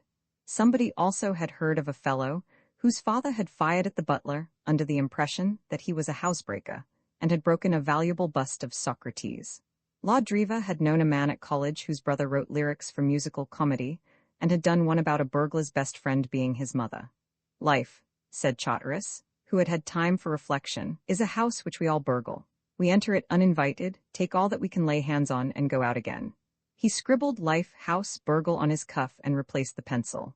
"This man's brother I was telling you about," said Lord Driva, "says there's only one rhyme in the English language to burglar, and that's gurgla, unless you count pergola. He says, personally," said Jimmy, with a glance at McEachin, "I have rather a sympathy for burglars. After all, they are one of the hottest working classes in existence. They toil while everybody else is asleep. Besides, a burglar is only a practical socialist. People talk a lot about the redistribution of wealth. The burglar goes out and does it. I have found burglars some of the decentest criminals I have ever met." "I despise burglars?" ejaculated Lady Julia, with a suddenness which stopped Jimmy's eloquence as if a tap had been turned off. "If I found one coming after my jewels and I had a pistol, I'd shoot him." Jimmy met McEachin's eye and smiled kindly at him. The ex-policeman was looking at him with the gaze of a baffled but malignant basilisk. "I take very good care no one gets a chance at your diamonds, my dear," said Sir Thomas, without a blush. "I have had a steel box made for me," he added to the company in general, "with a special lock, a very ingenious arrangement, quite unbreakable, I imagine." Jimmy, with Molly's story fresh in his mind, could not check a rapid smile. Mr. McEachin, watching him intently, saw it. To him it was fresh evidence, if any had been wanted, of Jimmy's intentions and of his confidence of success. McEachin's brow darkened. During the rest of the meal tense thought rendered him more silent even than was his wont at the dinner table. The difficulty of his position was, he saw, great. Jimmy, to be foiled, must be watched. And how could he watch him? It was not until the coffee arrived that he found an answer to the question. With his first cigarette came the idea. That night in his room, before going to bed, he wrote a letter. It was an unusual letter, but singularly enough, almost identical with one Sir Thomas Blunt had written that very morning. It was addressed to the manager of Dodson's Private Inquiry Agency, of Bishopsgate Street, E.C., and ran as follows: "Sir, on receipt of this, kindly send down one of your smartest men. Instruct him to stay at the village inn in the character of American seeing sights of England and anxious to inspect Driva Castle. I will meet him in the village and recognize him as old New York friend, and will then give him further instructions. Yours faithfully, J. McEachin P.S. Kindly not send a rube, but a really smart man." This brief but pregnant letter cost him some pains in its composition. He was not a ready writer, but he completed it at last to his satisfaction. There was a crisp purity in the style which pleased him. He sealed up the envelope and slipped it into his pocket.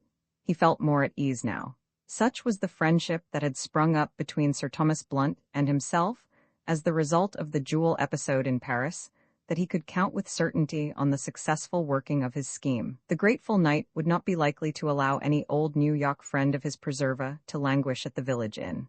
The sleuth-hound would at once be installed at the castle, where, unsuspected by Jimmy, he would keep an eye on the course of events. Any looking after that Mr. James Pitt might safely be left in the hands of this expert. With considerable fervor, Mr. McEachin congratulated himself on his astuteness.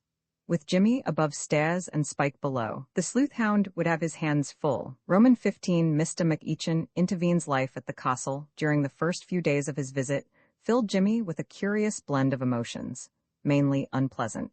Fate, in its pro-Jimmy capacity, seemed to be taking a rest. In the first place, the part allotted to him was not that of Lord Herbert, the character who talked to Molly most of the time. The instant Charteris learned from Lord Drever that Jimmy had at one time actually been on the stage professionally, he decided that Lord Herbert offered too little scope for the new man's talents. "Absolutely no good to you, my dear chap," he said. "It's just a small dude part, he's simply got to be a silly ass." Jimmy pleaded that he could be a sillier ass than anybody living, but Charteris was firm. "No," he said, "you must be Captain Brown, true acting part, the biggest in the piece, full of fat lines. Spenny was to have played it, and we were in for the worst frost in the history of the stage. Now you've come, it's all right. Spenny's the ideal of Lord Herbert. He's simply got to be himself. We've got a success now, my boy. Rehearsal after lunch. Don't be late." And he had gone off to beat up the rest of the company. From that moment, Jimmy's troubles began. Charteris was a young man in whom a passion for the stage was ineradicably implanted. It mattered nothing to him during these days that the sun shone, that it was pleasant on the lake, and that Jimmy would have given £5 a minute to be allowed to get Molly to himself for half an hour every afternoon. All he knew or cared about was that the local nobility and gentry were due to arrive at the castle a week from that day, and that very few of the company even knew their lines. Having hustled Jimmy into the part of Captain Brown, he gave his energy free play. He conducted rehearsals with a vigor which occasionally almost welded the rabble he was coaching into something approaching coherency. He painted scenery and left it about, wet, and people sat on it. He nailed up horseshoes for luck, and they fell on people. But nothing daunted him. He never rested. "Mr. Charteris," said Lady Julia rather frigidly, after one energetic rehearsal, "is indefatigable. He whirled me about." It was, perhaps, his greatest triumph, properly considered, that he had induced Lady Julia to take a part in his piece. But to the born organizer of amateur theatricals, no miracle of this kind is impossible, and Charteris was one of the most inveterate organizers in the country. There had been some talk, late at night in the billiard room, of his being about to write in a comic footman role for Sir Thomas, but it had fallen through. Not, it was felt, because Charteris could not have hypnotized him into undertaking it, but rather because Sir Thomas was histrionically unfit. Mainly as a result of the producer's energy, Jimmy found himself one of a crowd, and disliked the sensation. He had not experienced much difficulty in mastering the scenes in which he appeared, but unfortunately those who appeared with him had. It occurred to Jimmy daily, after he had finished running through the lines with a series of agitated amateurs, male and female, that for all practical purposes he might just as well have gone to Japan. In this confused welter of rehearses, his opportunities of talking with Molly were infinitesimal. And worse, she did not appear to mind. She was cheerful, and apparently quite content to be engulfed in a crowd. Probably, he thought with some melancholy, if she met his eye, and noted in it a distracted gleam, she put it down to the same cause which made other eyes in the company gleam distractedly during that week. Jimmy began to take a thoroughly jaundiced view of amateur theatricals, and of these amateur theatricals in particular. He felt that in the electric flame department of the infernal regions, there should be a special gridiron, reserved exclusively for the man who invented these performances, so diametrically opposed to the true spirit of civilization. At the close of each day, he cursed Charteris with unfailing regularity. There was another thing that disturbed him. That he should be unable to talk with Molly was an evil, but a negative evil. It was supplemented by one that was positive. Even in the midst of the chaos of rehearsals, he could not help noticing that Molly and Lord Drever were very much together. Also, and this was even more sinister, he observed that both Sir Thomas Blunt and Mr. McEachin were making determined efforts to foster this state of affairs. Of this he had sufficient proof one evening when, after scheming and plotting in a way that had made the great efforts of Machiavelli and Richelieu seem like the work of raw novices, he had cut Molly out from the throng and carried her off for the alleged purpose of helping him feed the chickens. There were, as he had suspected, chickens attached to the castle. They lived in a little world of noise and smells at the back of the stables, bearing an iron pot full of a poisonous-looking mash, and accompanied by Molly, he had felt, for perhaps a minute and a half, like a successful general. It is difficult to be romantic when you are laden with chicken feed in an unwieldy iron pot, but he had resolved that that portion of the proceedings should be brief. The birds should dine that evening on the quick lunch principle, then to the more fitting surroundings of the rose garden. There was plenty of time before the hour of the sounding of the dressing gong, perhaps even a row on the lake. "What ho?" said a voice. Behind them, with a propitiatory smile on his face, stood his lordship of Dreva. "My uncle told me I should find you out here. What have you got there, Pitt? Is this what you feed them on? I say, you know, queer coves, hens? I wouldn't touch the stuff for a fortune. What? Looks to me poisonous." He met Jimmy's eye and stopped. There was that in Jimmy's eye that would have stopped an avalanche. His lordship twiddled his fingers in pink embarrassment. "Oh, look," said Molly. "There's a poor little chicken out there in the cold. It hasn't had a morsel. Give me the spoon, Mr. Pitt. Here, chick, chick, don't be silly. I'm not going to hurt you. I've brought you your dinner." She moved off in pursuit of the solitary fowl, which had edged nervously away. Lord Dreva bent towards Jimmy. "Frightfully sorry, Pitt, old man," he whispered feverishly. "Didn't want to come, couldn't help it, he sent me out." He half looked over his shoulder. "And," he added rapidly, as Molly came back, "the old boy's at his bedroom window now, watching us through his opera glasses." The return journey to the house was performed in silence, on Jimmy's part, in thoughtful silence.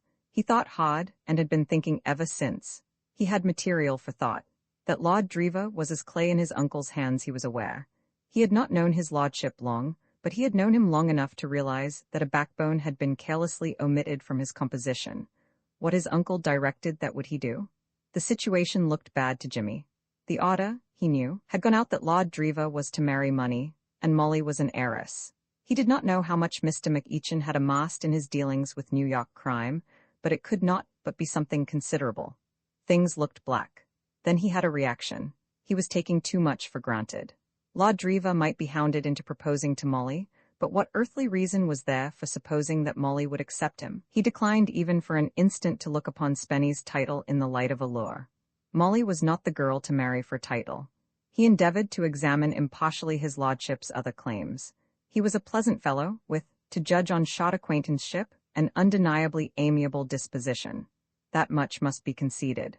But against this must be placed the equally undeniable fact that he was also, as he would have put it himself, a most frightful ass. He was weak. He had no character. Altogether, the examination made Jimmy more cheerful. He could not see the light-haired one, even with Sir Thomas Blunt shoving behind, as it were, accomplishing the night's ends. Shove he never so wisely, Sir Thomas could never make a Romeo out of Spenny Dreva. It was while sitting in the billiard-room one night after dinner, watching his rival play 100 up with the silent Hargate, that Jimmy came definitely to this conclusion. He had stopped to watch more because he wished to study his man at close range than because the game was anything out of the common as an exposition of billiards. As a matter of fact, it would have been hard to imagine a worse game. Lord Dreva, who was conceding 20, was poor, and his opponent an obvious beginner. Again, as he looked on, Jimmy was possessed of an idea that he had met Hargate before. But once more he searched his memory and drew blank. He did not give the thing much thought, being intent on his diagnosis of Lord Dreva, who, by a fluky series of cannons, had wobbled into the 40s, and was now a few points ahead of his opponent. Presently, having summed his lordship up to his satisfaction and grown bored with the game, Jimmy strolled out of the room. He paused outside the door for a moment, wondering what to do. There was bridge in the smoking room, but he did not feel inclined for bridge. From the drawing room there came sounds of music. He turned in that direction, then stopped again. He came to the conclusion that he did not feel sociable. He wanted to think. A cigar on the terrace would meet his needs. He went up to his room for his cigar case. The window was open. He leaned out. There was almost a full moon, and it was very light out of doors. His eye was caught by a movement at the farther end of the terrace, where the shadow was. A girl came out of the shadow, walking slowly. Not since early boyhood had Jimmy descended stairs with such a rare burst of speed. He negotiated the nasty turn at the end of the first flight at quite a suicidal pace. Fate, however, had apparently wakened up again and resumed business, for he did not break his neck. A few moments later he was out on the terrace, bearing a cloak which he had snatched up en route in the hall. "I thought you might be cold," he said, breathing quickly. "Oh, thank you," said Molly. "How kind of you." He put it round her shoulders. "Have you been running?" "I came downstairs rather fast." "Were you afraid the boogaboos would get you?" She laughed. "I was thinking of when I was a small child. I was always afraid of them. I used to race downstairs when I had to go to my room in the dark, unless I could persuade someone to hold my hand all the way there and back." Her spirits had risen with Jimmy's arrival. Things had been happening that worried her. She had gone out onto the terrace to be alone. When she heard his footsteps, she had dreaded the advent of some garrulous fellow guest, full of small talk. Jimmy, somehow, was a comfort. He did not disturb the atmosphere. Little as they had seen of each other, something in him, she could not say what, had drawn her to him. He was a man she felt instinctively she could trust. They walked on in silence. Words were pouring into Jimmy's mind, but he could not frame them. He seemed to have lost the power of coherent thought. Molly said nothing. It was not a night for conversation. The moon had turned terrace and garden into a fairyland of black and silver. It was a night to look and listen and think. They walked slowly up and down. As they turned for the second time, Molly's thoughts formed themselves into a question. Twice she was on the point of asking it, but each time she checked herself. It was an impossible question. She had no right to put it, and he had no right to answer. Yet something was driving her on to ask it. It came out suddenly, without warning.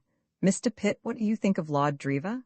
Jimmy started. No question could have chimed in more aptly with his thoughts. Even as she spoke, he was struggling to keep himself from asking her the same thing. "Oh, I know I ought not to ask," she went on.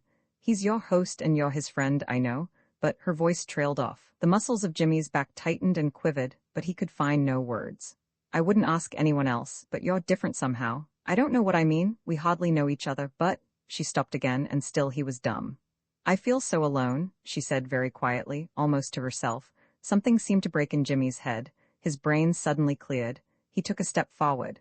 A huge shadow blackened the white grass. Jimmy wheeled round. It was McEachin. "I have been looking for you, Molly, my dear. I thought you must have gone to bed." He turned to Jimmy and addressed him for the first time since their meeting in the bedroom. "Will you excuse us, Mr. Pitt?" Jimmy bowed and walked rapidly towards the house. At the door he stopped and looked back. The two were standing where he had left them. Romans 16, a marriage has been arranged, neither Molly nor her father had moved or spoken, while Jimmy was covering the short strip of turf that ended at the stone steps of the house. McEachin stood looking down at her in grim silence. His great body against the dark mass of the castle wall seemed larger than ever in the uncertain light. To Molly, there was something sinister and menacing in his attitude. She found herself longing that Jimmy would come back. She was frightened. Why, she could not have said. It was as if some instinct told her that a crisis in her affairs had been reached, and that she needed him. For the first time in her life she felt nervous in her father's company. Ever since she was a child she had been accustomed to look upon him as her protector, but now she was afraid. "Father?" she cried. "What are you doing out here?" His voice was tense and strained. "I came out because I wanted to think, Father dear." She thought she knew his moods, but this was one that she had never seen. It frightened her. "Why did he come out here?" "Mr. Pitt, he brought me a wrap." "What was he saying to you?" The rain of questions gave Molly a sensation of being battered. She felt dazed and a little mutinous. What had she done that she should be assailed like this? "He was saying nothing," she said rather shortly. "Nothing? What do you mean? What was he saying? Tell me?" Molly's voice shook as she replied. "He was saying nothing," she repeated. "Do you think I'm not telling you the truth, Father?" He had not spoken a word for ever so long. "We just walked up and down. I was thinking, and I suppose he was, too." "At any rate, he said nothing? I think you might believe me." She began to cry quietly. Her father had never been like this before. It hurt her. McEachin's manner changed in a flash. In the shock of finding Jimmy and Molly together on the terrace, he had forgotten himself. He had had reason to be suspicious. Sir Thomas Blunt, from whom he had just parted, had told him a certain piece of news which had disturbed him. The discovery of Jimmy with Molly had lent an added significance to that piece of news. He saw that he had been rough. In a moment he was by her side, his great arm round her shoulder, petting and comforting her as he had done when she was a child. He believed her word without question, and his relief made him very tender. Gradually the sobs ceased. She leaned against his arm. "I'm tired, Father," she whispered. "Poor little girl, we'll sit down." There was a seat at the end of the terrace. He picked her up as if she had been a baby and carried her to it. She gave a little cry. I didn't mean I was too tired to walk, she said, laughing tremulously. How strong you are, father. If I were naughty you could take me up and shake me till I was good, couldn't you? Of course, and send you to bed, too, so you be careful, young woman. He lowered her to the seat. Molly drew the cloak closer round her and shivered. Cold, dear? No, you shivered. It was nothing. Yes, it was, she went on quickly. It was. Father, will you promise me something? Of course, what? Don't ever be angry with me like that again, will you? I couldn't bear it, really I couldn't. I know it's stupid of me, but it hurt. You don't know how it hurt. But my dear? Oh, I know it's stupid. But my darling, it wasn't so. I was angry, but it wasn't with you. Were you angry with Mr. Pitt? McEachin saw that he had traveled too far. He had intended that Jimmy's existence should be forgotten for the time being. He had other things to discuss, but it was too late now. He must go forward. I didn't like to see you out here alone with Mr. Pitt, dear, he said. I was afraid? He saw that he must go still farther forward. It was more than awkward. He wished to hint at the undesirability of an entanglement with Jimmy without admitting the possibility of it. Not being a man of nimble brain, he found this somewhat beyond his powers. I don't like him, he said briefly. He's crooked. Molly's eyes opened wide. The color had gone from her face. Crooked, father? McEachin perceived that he had traveled very much too far, almost to disaster. He longed to denounce Jimmy, but he was gagged. If Molly were to ask the question that Jimmy had asked in the bedroom, that fatal, unanswerable question, the price was too great to pay. He spoke cautiously, vaguely, feeling his way. I couldn't explain to you, my dear. You wouldn't understand. You must remember, my dear, that out in New York I was in a position to know a great many queer characters, crooks, Molly. I was working among them. But father, that night at our house you didn't know Mr. Pitt. He had to tell you his name. I didn't know him then, said her father slowly.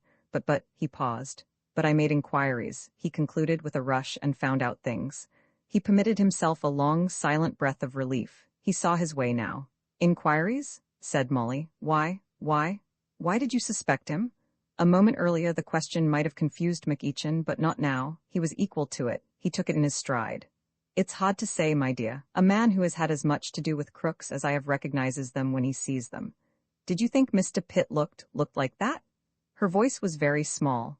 There was a drawn, pinched expression on her face. She was paler than ever. He could not divine her thoughts. He could not know what his words had done, how they had shown her in a flash what Jimmy was to her, and lit up her mind like a flame, revealing the secret hidden there. She knew now. The feeling of comradeship, the instinctive trust, the sense of dependence, they no longer perplexed her. They were signs which she could read. And he was crooked, McEachin proceeded. Relief made him buoyant. I did, my dear. I can read him like a book. I've met scores of his sort. Broadway is full of them. Good clothes and a pleasant manner don't make an honest man. I've run up against a mighty high-toned bunch of crooks in my day. It's a long time since I gave up thinking that it was only the ones with the low foreheads and the thick ears that needed watching. It's the innocent willies who look as if all they could do was to lead the cotillion. This man Pitt's one of them. I'm not guessing, mind you. I know his line and all about him. I'm watching him. He's here on some game. How did he get here? Why, he scraped acquaintance with Lord Drever in a London restaurant. It's the commonest trick on the list. If I hadn't happened to be here when he came, I suppose he'd have made his haul by now. Why, he came all prepared for it.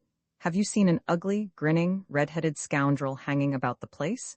His valet, so he says. Valet? Do you know who that is? That's one of the most notorious yeggmen on the other side. There isn't a policeman in New York who doesn't know Spike Mullins. Even if I knew nothing of this Pitt, that would be enough. What's an innocent man going round the country with Spike Mullins for, unless they are standing in together at some game? That's who Mr. Pitt is, my dear, and that's why, maybe, I seemed a little put out when I came upon you and him out here alone together. See as little of him as you can. In a large party like this, it won't be difficult to avoid him. Molly sat staring out across the garden. At first every word had been a stab. Several times she had been on the point of crying out that she could bear it no longer, but gradually a numbness succeeded the pain. She found herself listening apathetically. McEachin talked on.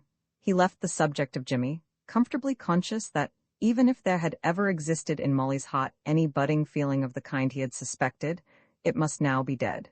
He steered the conversation away until it ran easily among commonplaces. He talked of New York, of the preparations for the theatricals. Molly answered composedly. She was still pale, and a certain listlessness in her manner might have been noticed by a more observant man than Mr. McEachin. Beyond that, there was nothing to show that her heart had been born and killed but a few minutes before. Women have the red Indian instinct, and Molly had grown to womanhood in those few minutes. Presently Lord Dreva's name came up. It caused a momentary pause, and McEachin took advantage of it. It was the cue for which he had been waiting. He hesitated for a moment, for the conversation was about to enter upon a difficult phase, and he was not quite sure of himself. Then he took the plunge. "I have just been talking to Sir Thomas, my dear," he said. He tried to speak casually, and as a natural result infused so much meaning into his voice that Molly looked at him in surprise. McEachin coughed confusedly. Diplomacy, he concluded, was not his forte. He abandoned it in favor of directness. "He was telling me that you had refused Lord Dreva this evening." "Yes, I did," said Molly. "How did Sir Thomas know?" "Lord Dreva told him." Molly raised her eyebrows. "I shouldn't have thought it was the sort of thing he would talk about," she said. "Sir Thomas is his uncle." "Of course, so he is," said Molly dryly. "I forgot, that would account for it, wouldn't it?" Mr. McEachin looked at her with some concern. There was a hard ring in her voice which he did not altogether like. His greatest admirer had never called him an intuitive man, and he was quite at a loss to see what was wrong. As a schemer, he was perhaps a little naive. He had taken it for granted that Molly was ignorant of the maneuvers which had been going on, and which had culminated that afternoon in a stammering proposal of marriage from Lord Drever in the Rose Garden. This, however, was not the case. The woman incapable of seeing through the machinations of two men of the mental caliber of Sir Thomas Blunt and Mr. McEachin has yet to be born. For some considerable time, Molly had been alive to the well-meant plottings of that worthy pair, and had derived little pleasure from the fact. It may be that woman loves to be pursued, but she does not love to be pursued by a crowd. Mr. McEachin cleared his throat and began again. "You shouldn't decide a question like that too hastily, my dear." "I didn't, not too hastily for Lord Dreva, at any rate, poor dear." "It was in your power," said Mr. McEachin portentously, "to make a man happy." "I did," said Molly bitterly. "You should have seen his face light up. He could hardly believe it was true for a moment, and then it came home to him, and I thought he would have fallen on my neck. He did his very best to look heartbroken out of politeness, but it was no good. He whistled most of the way back to the house, all flat, but very cheerfully." "My dear, what do you mean?" Molly had made the discovery earlier in their conversation that her father had moods whose existence she had not suspected. It was his turn now to make a similar discovery regarding herself. "I mean nothing, father," she said. "I'm just telling you what happened. He came to me looking like a dog that's going to be washed. Why, of course, he was nervous, my dear. Of course, he couldn't know that I was going to refuse him." She was breathing quickly. He started to speak, but she went on looking straight before her. Her face was very white in the moonlight. "He took me into the Rose Garden. Was that Sir Thomas's idea? There couldn't have been a better setting, I'm sure. The roses looked lovely. Presently I heard him gulp, and I was so sorry for him. I would have refused him then, and put him out of his misery, only I couldn't very well till he had proposed. Could I? So I turned my back and sniffed at a rose, and then he shut his eyes. I couldn't see him, but I knew he shut his eyes, and began to say his lesson." "Molly, he said his lesson. He gabbled it. When he had got as far as 'well, don't you know, what I mean is, that's what I wanted to say, you know.' I turned round and soothed him. I said I didn't love him. He said no, no, of course not. I said he had paid me a great compliment. He said, not at all, looking very anxious, poor darling, as if even then he was afraid of what might come next. But I reassured him, and he cheered up, and we walked back to the house together, as happy as could be." McEachin put his hand round her shoulder. She winced, but let it stay. He attempted gruff conciliation. "My dear, you've been imagining things. Of course he isn't happy. Why, I saw the young fellow." Recollecting that the last time he had seen the young fellow, shortly after dinner, the young fellow had been occupied in juggling, with every appearance of mental peace, with 2 billiard balls and a box of matches, he broke off abruptly. "Father, my dear, why do you want me to marry Lord Dreva?" "I think he's a fine young fellow," he said, avoiding her eyes. "He's quite nice," said Molly quietly. McEachin had been trying not to say it. He did not wish to say it. If it could have been hinted at, he would have done it, but he was not good at hinting. A lifetime passed in surroundings where the subtlest hint is a drive in the ribs with a truncheon does not leave a man an adept at the art. He had to be blunt or silent. "He's the Earl of Dreva, my dear." He rushed on, desperately anxious to cover the nakedness of the statement in a comfortable garment of words. "Why, you see, you're young, Molly. It's only natural you shouldn't look on these things sensibly. You expect too much of a man. You expect this young fellow to be like the heroes of the novels you read. When you've lived a little longer, my dear, you'll see that there's nothing in it. It isn't the hero of the novel you want to marry, it's the man who'll make you a good husband. This remark struck Mr. McEachin as so pithy and profound that he repeated it. He went on. Molly was sitting quite still, looking into the shrubbery. He assumed she was listening, but whether she was or not he must go on talking. The situation was difficult. Silence would make it more so. Now, look at Lord Drever, he said. There's a young man with one of the oldest titles in England. He could go anywhere and do what he liked and be excused for whatever he did because of his name, but he doesn't. He's got the right stuff in him. He doesn't go racketing around.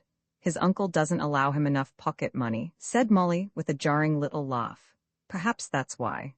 There was a pause. McEachin required a few moments in which to marshal his arguments once more. He had been thrown out of his stride. Father dear, listen, she said. We always used to understand each other so well. He patted her shoulder affectionately. You can't mean what you say. You know I don't love Lord Drever. You know he's only a boy. Don't you want me to marry a man? I love this old place, but surely you can't think that it can really matter in a thing like this. You don't really mean that about the hero of the novel? I'm not stupid like that. I only want, oh, I can't put it into words, but don't you see? Her eyes were fixed appealingly on him. It only needed a word from him, perhaps not even a word, to close the gulf which had opened between them. He missed the chance. He had had time to think, and his arguments were ready again. With stolid good humor he marched along the line he had mapped out. He was kindly and shrewd and practical, and the gulf gaped wider with every word. You mustn't be rash, my dear. You mustn't act without thinking in these things. Lord Drever is only a boy, as you say, but he will grow. You say you don't love him. Nonsense, you like him, you would go on liking him more and more. And why? Because you could make what you pleased of him. You've got character, my dear. With a girl like you to look after him, he would go a long way, a very long way. It's all there, it only wants bringing out. And think of it, Molly, Countess of Drever. There's hardly a better title in England. It would make me very happy, my dear. It's been my one hope all these years to see you in the place where you ought to be. And now the chance has come. Molly dear, don't throw it away. She had leaned back with closed eyes. A wave of exhaustion had swept over her. She listened in a dull dream. She felt beaten. They were too strong for her. There were too many of them. What did it matter? Why not give in and end it all and win peace? That was all she wanted, peace now. What did it all matter?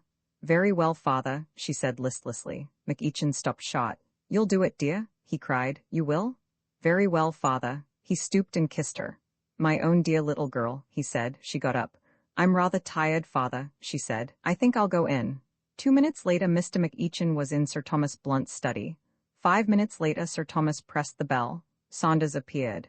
Tell his lordship, said Sir Thomas, that I wish to see him for a moment. He is in the billiard room, I think. Roman 17 Jimmy remembers something, and here's something else. The game between Hargate and Lord Drever was still in progress when Jimmy returned to the billiard room. A glance at the board showed that the score was 70-69 in favor of Spot. Good game, said Jimmy. Who's Spot? I am, said his lordship, missing an easy cannon.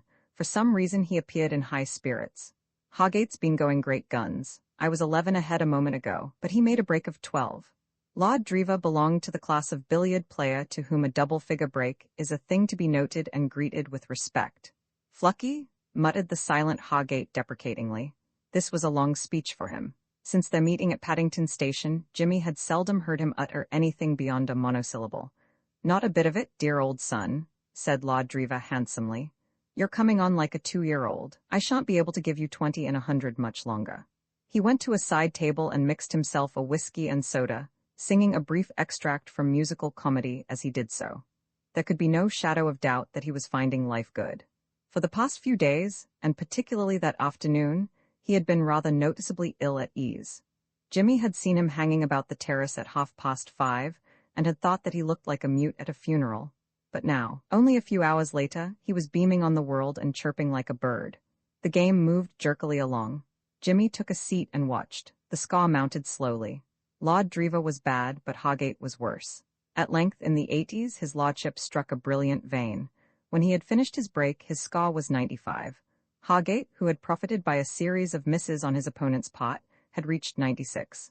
This is shortening my life, said Jimmy, leaning forward. The balls had been left in an ideal position. Even Hargate could not fail to make a cannon. He made it. A close finish to even the worst game is exciting. Jimmy leaned still farther forward to watch the next stroke. It looked as if Hargate would have to wait for his victory. A good player could have made a cannon as the balls lay, but not Hargate. They were almost in a straight line, with White in the center. Hargate swore under his breath.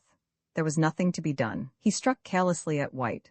White rolled against Red, seemed to hang for a moment, and shot straight back against Spot. The game was over. "Great Scott, what a fluke!" cried the silent one, becoming quite garrulous at the miracle. A quiet grin spread itself slowly across Jimmy's face. He had remembered what he had been trying to remember for over a week. At this moment the door opened and Saunders appeared. "Sir Thomas would like to see your lordship in his study," he said. "Eh, what does he want?" "Sir Thomas did not confide in me, your lordship." "Eh, what? Oh no, well, see you later, you men." He rested his cue against the table and put on his coat. Jimmy followed him out of the door, which he shut behind him. "1 second, Driva," he said. "Eh, halloa, what's up?" "Any money on that game?" asked Jimmy. "Why, yes, by Jove. Now you mention it, there was an even fiver. And by the way, old man, the fact is, just for the moment, I'm frightfully— You haven't such a thing as a fiver anywhere about, have you? The fact is, my dear fellow, of course, I'll square up with him now, shall I? Fearfully obliged if you would. Thanks, old man, pay it you tomorrow." "No hurry," said Jimmy, "plenty more in the old oak chest." He went back to the room. Hargate was practicing cannons. He was on the point of making a stroke when Jimmy opened the door. "Care for a game?" said Hargate.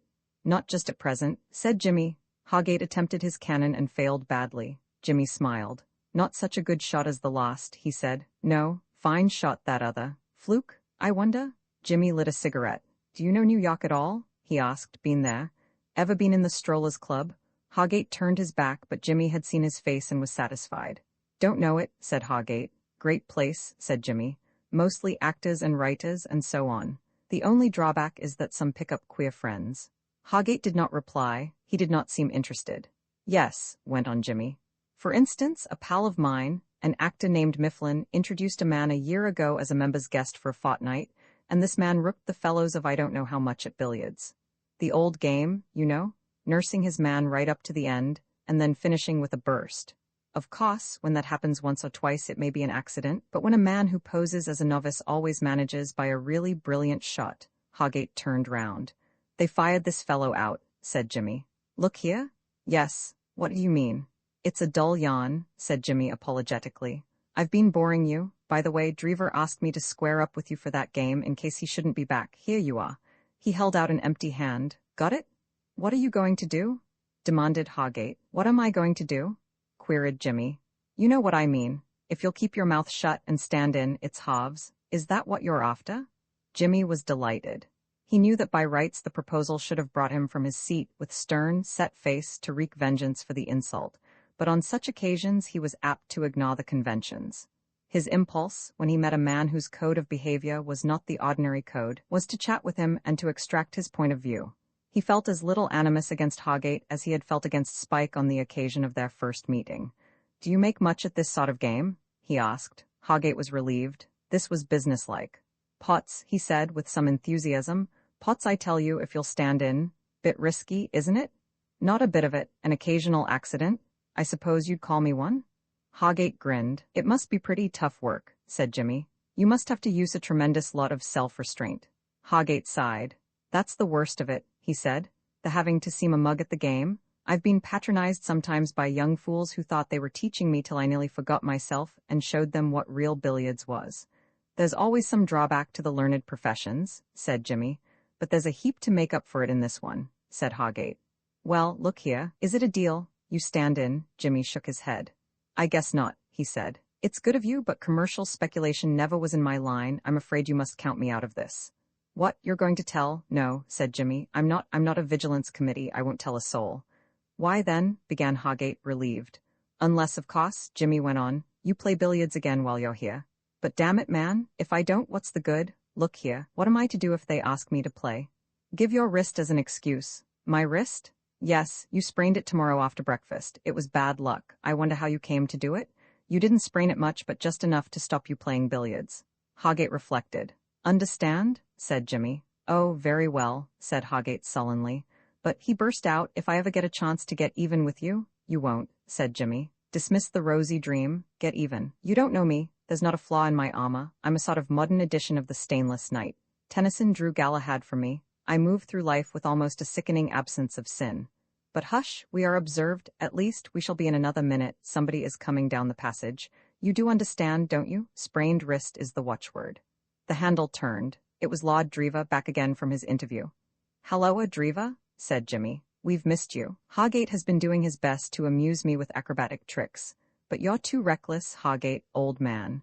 Mark my words, one of these days you'll be spraining your wrist. You should be more careful. What, going? Good night. Pleasant fellow, Hargate, he added as the footsteps retreated down the passage. Well, my lad, what's the matter with you? You look depressed. Lord Driva flung himself onto the lounge and groaned hollowly. Damn, he observed. His glassy eye met Jimmy's and wandered away again. What on earth's the matter? Demanded Jimmy. You go out of here caroling like a songbird and you come back moaning like a lost soul. What's happened? Give me a brandy and soda, Pitt, old man, there's a good chap. I'm in a fearful hole. Why, what's the matter? I'm engaged, groaned his lordship. Engaged? I wish you'd explain. What on earth's wrong with you? Don't you want to be engaged? What's yaw? He broke off as a sudden, awful suspicion dawned upon him. Who is she? He cried. He gripped the stricken peer's shoulder and shook it savagely. Unfortunately, he selected the precise moment when the latter was in the act of calming his quivering nerve centers with a gulp of brandy and soda, and for a space of some 2 minutes, it seemed as if the engagement would be broken off by the premature extinction of the Driva line. A long and painful fit of coughing, however, ended with his lordship still alive and on the road to recovery. He eyed Jimmy reproachfully, but Jimmy was in no mood for apologies. Who is she? He kept demanding. What's her name? Might have killed me, grumbled the convalescent. Who is she? What? Why, Miss McEachin. Jimmy had known what the answer would be, but it was scarcely less of a shock for that reason. Miss McEachin? He echoed. Lord Driva nodded a somber nod. You're engaged to her? Another somber nod. I don't believe it, said Jimmy. I wish I didn't, said his lordship wistfully, ignoring the slight rudeness of the remark. But worse luck, it's true. For the first time since the disclosure of the name, Jimmy's attention was directed to the remarkable demeanor of his successful rival. You don't seem overpleased, he said. Pleased? Have a fiver each way on pleased? No, I'm not exactly leaping with joy. Then what the devil is it all about? What do you mean? What's the idea? If you don't want to marry Miss McEachin, why did you propose to her? Lord Driva closed his eyes. Dear old boy, don't, it's my uncle. Your uncle? Didn't I explain it all to you, about him wanting me to marry? You know, I told you the whole thing. Jimmy stared at him in silence. Do you mean to say? He said slowly. He stopped. It was a profanation to put the thing into words. What, old man? Jimmy gulped. Do you mean to say you want to marry Miss McEachin simply because she has money? He said. It was not the first time that he had heard of a case of a British peer marrying for such a reason, but it was the first time that the thing had filled him with horror. In some circumstances things come home more forcibly to us. It's not me, old man, murmured his lordship. It's my uncle. Your uncle? Good heavens? Jimmy clenched his hands despairingly. Do you mean to say that you let your uncle order you about in a thing like this? Do you mean to say you're such a gelatine backboned worm? Old man, I say? Protested his lordship, wounded. I'd call you a wretched knock-kneed skunk, only I don't want to be fulsome. I hate flattering a man to his face. Lord Driva, deeply pained, half rose from his seat. Don't get up, urged Jimmy smoothly. I couldn't trust myself. His lordship subsided hastily. He was feeling alarmed. He had never seen this side of Jimmy's character. At first he had been merely aggrieved and disappointed. He had expected sympathy. Now the matter had become more serious. Jimmy was pacing the room like a young and hungry tiger. At present, it was true, there was a billiard table between them, but his lordship felt that he could have done with good, stout bars. He nestled in his seat with the earnest concentration of a limpet on a rock. It would be deuced bad form, of course, for Jimmy to assault his host, but could Jimmy be trusted to remember the niceties of etiquette? Why the deuce she accepted you I can't think, said Jimmy, half to himself, stopping suddenly and glaring across the table. Lord Driva felt relieved. This was not polite, perhaps, but at least it was not violent. That's what beats me, too, old man, he said. Between you and me, it's a jolly rum business. This afternoon? What about this afternoon? Why, she wouldn't have me at any price. You asked her this afternoon. Yes, and it was all right then. She refused me like a bird, wouldn't hear of it, came pretty near laughing in my face. And then tonight, he went on, his voice squeaky at the thought of his wrongs. My uncle sends for me and says she's changed her mind and is waiting for me in the morning room. I go there and she tells me in about 3 words that she's been thinking it over and that the whole fearful thing is on again. I call it jolly rough on a chap. I felt such a frightful ass, you know. I didn't know what to do. Whether to kiss her, I mean. Jimmy snotted violently. Eh, said his lordship blankly. Go on, said Jimmy between his teeth. I felt a fearful fool, you know. I just said righto, or something, dashed if I know what I did say, and legged it. It's a jolly rum business, the whole thing. It isn't as if she wanted me. I could see that with half an eye. She doesn't care a hang for me. It's my belief, old man, he said solemnly, that she's been badgered into it. I believe my uncle's been at her. Jimmy laughed shortly. My dear man, you seem to think your uncle's persuasive influence is universal. I guess it's confined to you. Well, anyhow, I believe that's what's happened. What do you say? Why say anything? There doesn't seem to be much need. He poured some brandy into a glass and added a little soda. You take it pretty stiff, observed his lordship with a touch of envy. On occasions, said Jimmy, emptying his glass. Roman 18, the Lochinvar method. As Jimmy sat smoking a last cigarette in his bedroom, before going to bed that night, Spike Mullins came in. Jimmy had been thinking things over. He was one of those men who are at their best in a losing game. Imminent disaster always had the effect of keying him up and putting an edge on his mind. The news he had heard that night had left him with undiminished determination, but conscious that a change of method would be needed. He must stake all on a single throw now.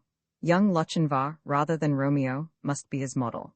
He declined to believe himself incapable of getting anything that he wanted as badly as he wanted Molly. He also declined to believe that she was really attached to Lord Dreva. He suspected the hand of McEachin in the affair, though the suspicion did not clear up the mystery by any means. Molly was a girl of character, not a feminine counterpart of his lordship. Content meekly to do what she was told in a matter of this kind, the whole thing puzzled him. Well, Spike, he said. He was not too pleased at the interruption. He was thinking and he wanted to be alone. Something appeared to have disturbed Spike. His bearing was excited. Say, boss, guess what? You know dat guy dat come dis afternoon? De guy from de village dat came wid old man McEachin. Gala, said Jimmy. What about him? There had been an addition to the guests at the castle that afternoon. Mr. McEachin, walking in the village, had happened upon an old New York acquaintance of his, who, touring England, had reached Dreva and was anxious to see the historic castle. Mr. McEachin had brought him thither, introduced him to Sir Thomas, and now Mr. Samuel Gala was occupying a room on the same floor as Jimmy's. He had appeared at dinner that night, a short, wooden-faced man, with no more conversation than Hargate. Jimmy had not paid any particular attention to him. What about him? He said. He's a sleuth, boss. A what?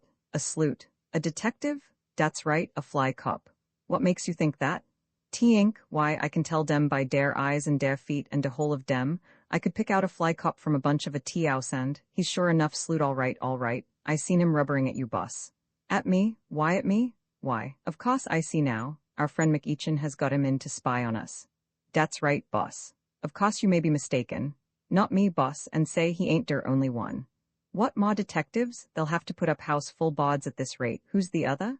A mug what's down in de Soivants Hall. I wasn't so sure of him at foist, but now I'm onto his curves. He's a sleuth all right. He's valley to Sir Thomas, dis second mug is, but he ain't no valley. He's come to see no one don't get busy wit de jewels. Say, what do youse t'ink of dem jewels, boss? Finest I ever saw. Yes, that's right. 100,000 plunks day set him back. Day a de limit, ain't day? Say, won't you really? Spike, I'm surprised at you. Do you know you're getting a regular Mephistopheles, Spike? Suppose I hadn't an iron will, what would happen?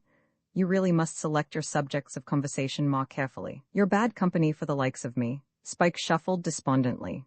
But boss, Jimmy shook his head. It can't be done, my lad. But it can, boss, protested Spike. It's dead easy. I've been up to de room and I seen de box what de jewels is kept in. Why, it's de softest ever. We could get dem as easy as pullin' de plug out of a bottle. Why say, dera's never been such a peach of a place for gettin' hold of de stuff as dis house. Dat's right, boss. Why, look what I got dis afternoon, just snoopin' round and not really trying to get busy at all. It was just lying about. He plunged his hand into his pocket and drew it out again. As he unclosed his fingers, Jimmy caught the gleam of precious stones. What the? He gasped. Spike was looking at his treasure trove with an air of affectionate proprietorship. Where on earth did you get those? Asked Jimmy. Out of one of de rooms. Dey belonged to one of de loidies. It was der easiest old teeing ever, boss. I just went in when Dara was nobody around, and Dara Day was on de toible. I never butted into anything so soft. Spike? Yes, boss. Do you remember the room you took them from? Sure, it was de foist on de. Then just listen to me for a moment, my bright boy. When we're at breakfast tomorrow, you want to go to that room and put those things back, all of them, mind you, just where you found them. Do you understand? Spike's jaw had fallen. Put them back, boss, he faltered. Every single one of them. Boss, said Spike plaintively. Remember, every single one of them, just where it belongs. See? Very well, boss. The dejection in his voice would have moved the sternest to pity. Gloom had enveloped Spike's spirit. The sunlight had gone out of his life. It had also gone out of the lives of a good many other people at the castle. This was mainly due to the growing shadow of the day of the theatricals. For pure discomfort, there are few things in the world that can compete with the final rehearsals of an amateur theatrical performance at a country house.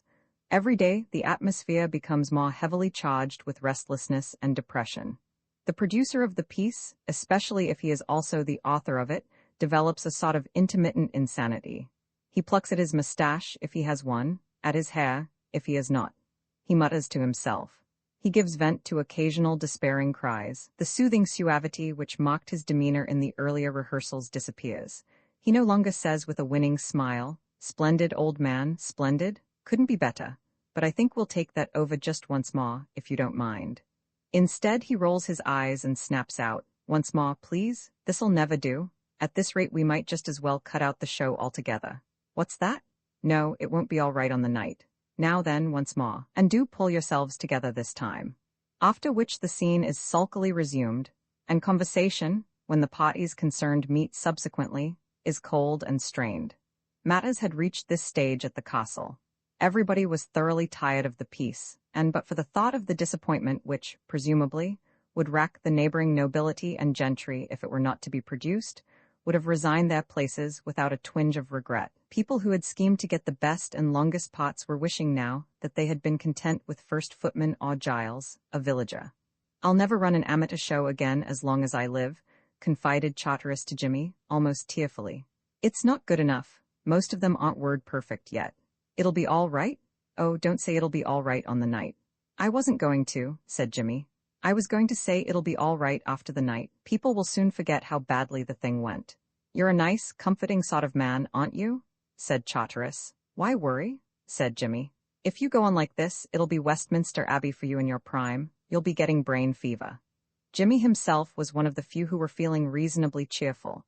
He was deriving a keen amusement at present from the maneuvers of Mr. Samuel Gala, of New York. This lynx-eyed man, having been instructed by Mr. McEachin to watch Jimmy, was doing so with a thoroughness which would have aroused the suspicions of a babe. If Jimmy went to the billiard room after dinner, Mr. Gala was there to keep him company. If, during the course of the day, he had occasion to fetch a handkerchief or a cigarette case from his bedroom, he was sure, on emerging, to stumble upon Mr. Gala in the corridor. The employees of Dodson's private inquiry agency believed in earning their salaries. Occasionally, after these encounters, Jimmy would come upon Sir Thomas Blunt's valet, the other man in whom Spike's trained eye had discerned the distinguishing marks of the sleuth. He was usually somewhere round the corner at these moments, and when collided with apologized with great politeness. Jimmy decided that he must have come under suspicion in this case vicariously, through Spike. Spike, in the servants' hall, would, of course, stand out conspicuously enough to catch the eye of a detective on the lookout for sin among the servants, and he himself, as Spike's employer, had been marked down as a possible confederate.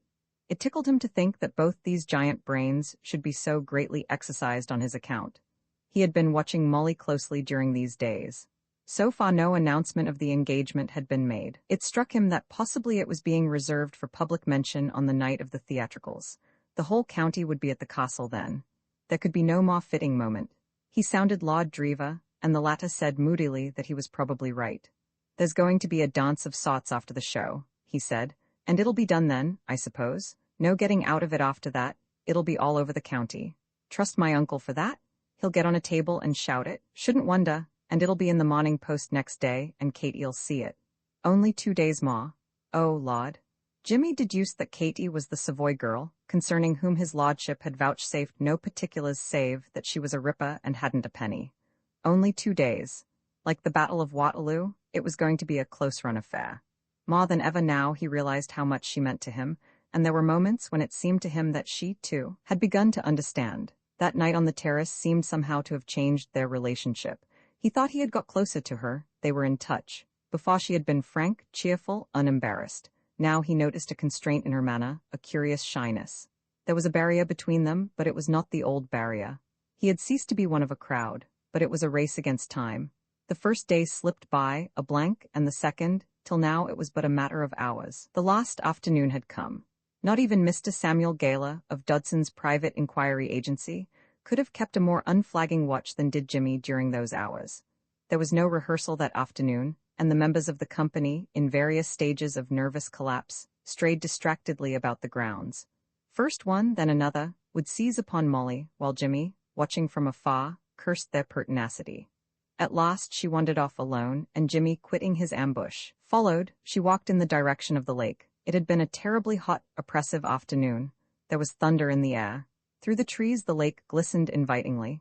She was standing at the water's edge when Jimmy came up. Her back was turned. She was rocking with her foot a Canadian canoe that lay alongside the bank.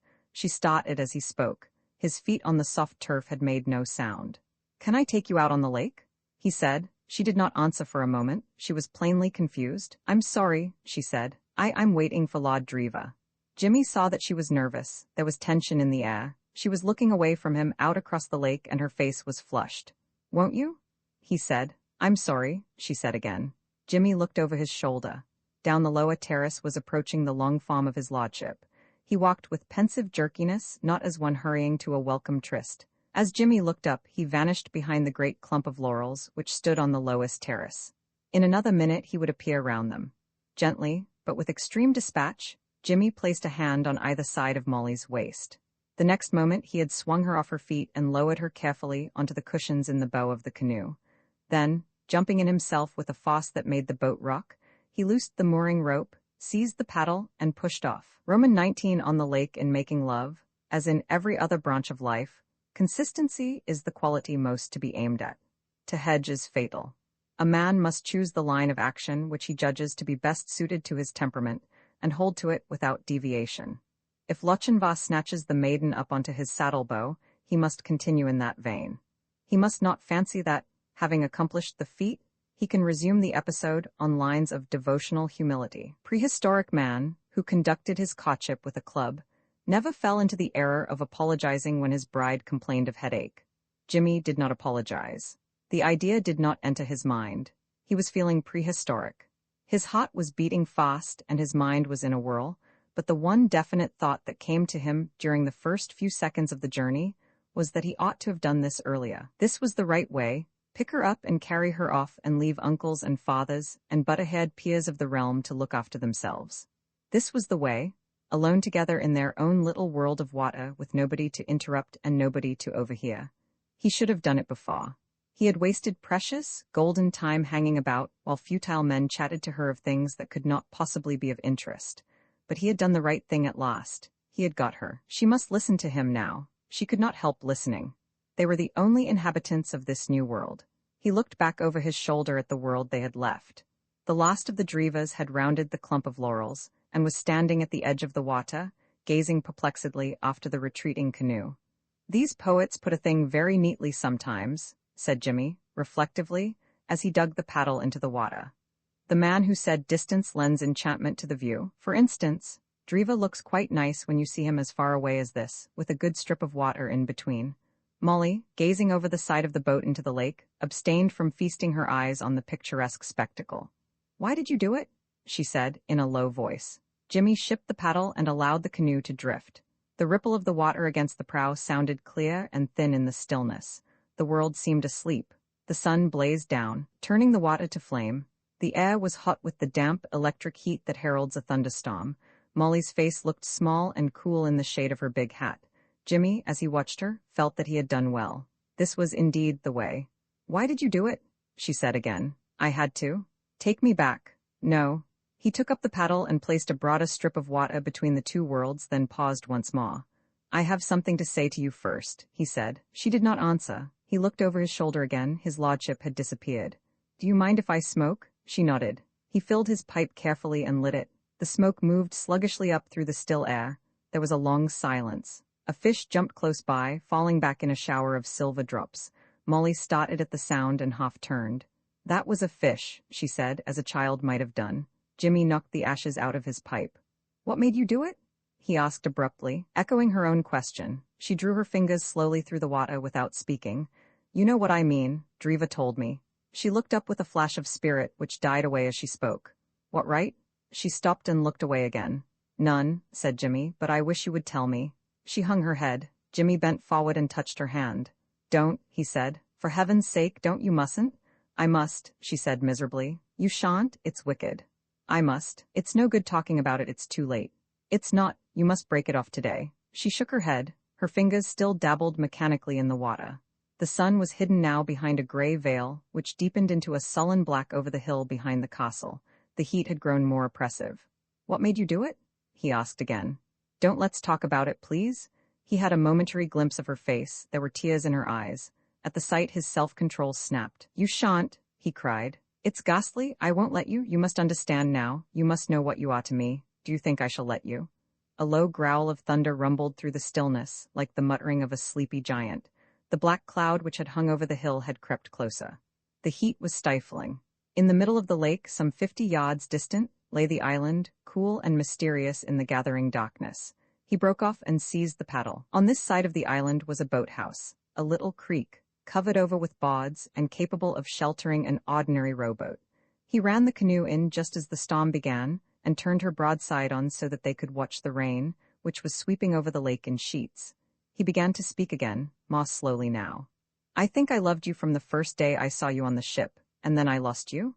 I found you again by a miracle, and lost you again. I found you here by another miracle, but this time I am not going to lose you.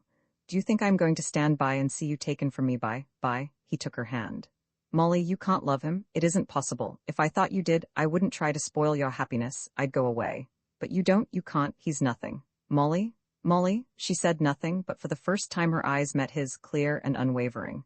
He could read fear in them, fear, not of himself, of something vague, something he could not guess at. But they shone with a light which conquered the fear as the sun conquers fire, and he drew her to him and kissed her again and again, murmuring incoherently. Suddenly she wrenched herself away, struggling like some wild thing. The boat plunged. I can't, she cried in a choking voice. I mustn't, oh, I can't. He stretched out a hand and clutched at the rail that ran along the wall. The plunging ceased. He turned. She had hidden her face, and was sobbing quietly, with the fall-on hopelessness of a lost child. He made a movement towards her, but drew back. He felt dazed. The rain thudded and splashed on the wooden roof. A few drops trickled through a crack in the boards. He took off his coat and placed it gently over her shoulders. Molly? She looked up with wet eyes. Molly, dear, what is it? I mustn't, it isn't right. I don't understand. I mustn't, Jimmy. He moved cautiously forward, holding the rail till he was at her side and took her in his arms. What is it, dear? Tell me. She clung to him without speaking. You aren't worrying about him, are you? About Driva? There's nothing to worry about. It'll be quite easy and simple. I'll tell him if you like. He knows you don't care for him, and besides, there's another girl in London that he... No, it's not that. What is it, dear? What's troubling you? Jimmy? She stopped. Yes, Jimmy, father wouldn't. Father doesn't like me? She nodded miserably. A great wave of relief swept over Jimmy. He had imagined, he hardly knew what he had imagined, some vast, insuperable obstacle, some tremendous catastrophe whirling them asunder. He could have laughed aloud in his happiness. So this was it? This was the cloud that brooded over them, that Mr. McEachin did not like him. The angel, guarding Eden with a fiery sod, had changed into a policeman with a truncheon. He must learn to love me, he said lightly. She looked at him hopelessly. He could not see, he could not understand, and how could she tell him? Her father's words rang in her brain. He was crooked, he was here on some game, he was being watched, but she loved him, she loved him. Oh, how could she make him understand? She clung tighter to him, trembling. He became serious again. Dear, you mustn't worry, he said. It can't be helped, he'll come round. Once we're married... No, oh, can't you understand? I couldn't. But dear, he said, you can't, do you mean to say, will that... He searched for a word. Stop you? He concluded. It must, she whispered. A cold hand clutched at his heart. His world was falling to pieces, crumbling under his eyes. But you love me, he said slowly. It was as if he were trying to find the key to a puzzle. I don't see, you couldn't, you can't. You're a man, you don't know. It's so different for a man. He's brought up all his life with the idea of leaving home. He goes away naturally. But dear, you couldn't live at home all your life. Whoever you married? But this would be different. Father would never speak to me again. I should never see him again. He would go right out of my life. Jimmy, I couldn't? A girl can't cut away 20 years of her life and start afresh like that. I should be haunted. I should make you miserable. Every day, 100 little things would remind me of him, and I shouldn't be strong enough to resist them. You don't know how fond he is of me, how good he has always been. Ever since I can remember, we've been such friends. You've only seen the outside of him, and I know how different that is from what he really is. All his life he has thought only of me. He has told me things about himself which nobody else dreams of, and I know that all these years he has been working just for me. Jimmy, you don't hate me for saying this, do you? Go on, he said, drawing her closer to him. I can't remember my mother. She died when I was quite little, so he and I have been the only ones till you came. Memories of those early days crowded her mind as she spoke, making her voice tremble.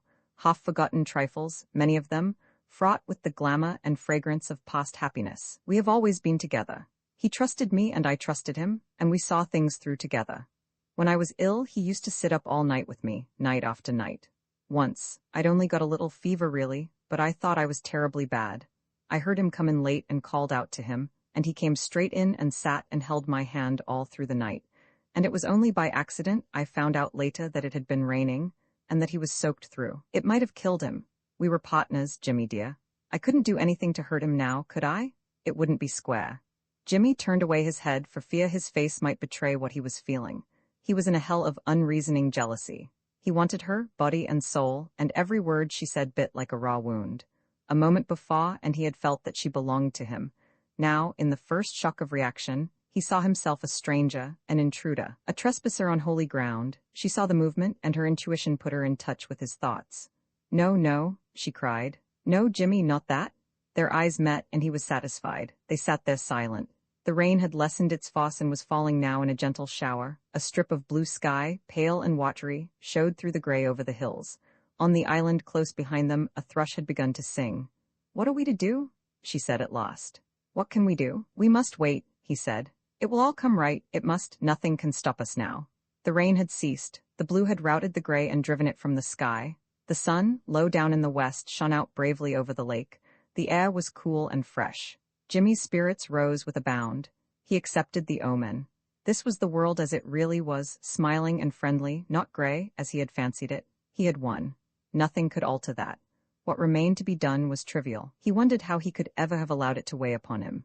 After a while, he pushed the boat out of its shelter onto the glittering water and seized the paddle. We must be getting back, he said. I wonder what the time is. I wish we could stay out forever, but it must be late. Molly. Yes. Whatever happens, you'll break off this engagement with Driva. Shall I tell him? I will if you like. No, I will. I'll write him a note if I don't see him before dinner. Jimmy paddled on a few strokes. It's no good, he said suddenly. I can't keep it in. Molly, do you mind if I sing a bar or two? I've got a beastly voice, but I'm feeling rather happy. I'll stop as soon as I can. He raised his voice discordantly. Covertly, from beneath the shade of her big hat, Molly watched him with troubled eyes. The sun had gone down behind the hills, and the water had ceased to glitter. There was a suggestion of chilliness in the air. The great mass of the castle frowned down upon them, dark and forbidding in the dim light. She shivered. Roman II, the new Pyramus, and Thisp, the two men turned up the street. They walked in silence. Arthur Mifflin was going over in his mind such outstanding events of the evening as he remembered, the nervousness, the relief of finding that he was gripping his audience, the growing conviction that he had made good, while Jimmy seemed to be thinking his own private thoughts. They had gone some distance before either spoke. Who is she, Jimmy? Asked Mifflin. Jimmy came out of his thoughts with a start. What's that? Who is she? I don't know what you mean. Yes, you do, the Sierre. Who is she? I don't know, said Jimmy simply. You don't know? Well, what's her name? I don't know. Doesn't the Mauritania still print a passenger list? She does. And you couldn't find out her name in 5 days. No, and that's the man who thinks he can burgle a house? Said Mifflin despairingly. They had arrived now at the building on the second floor of which was Jimmy's flat. Coming in, said Jimmy. Well, I was rather thinking of pushing on as far as the park. I tell you, I feel all on wires.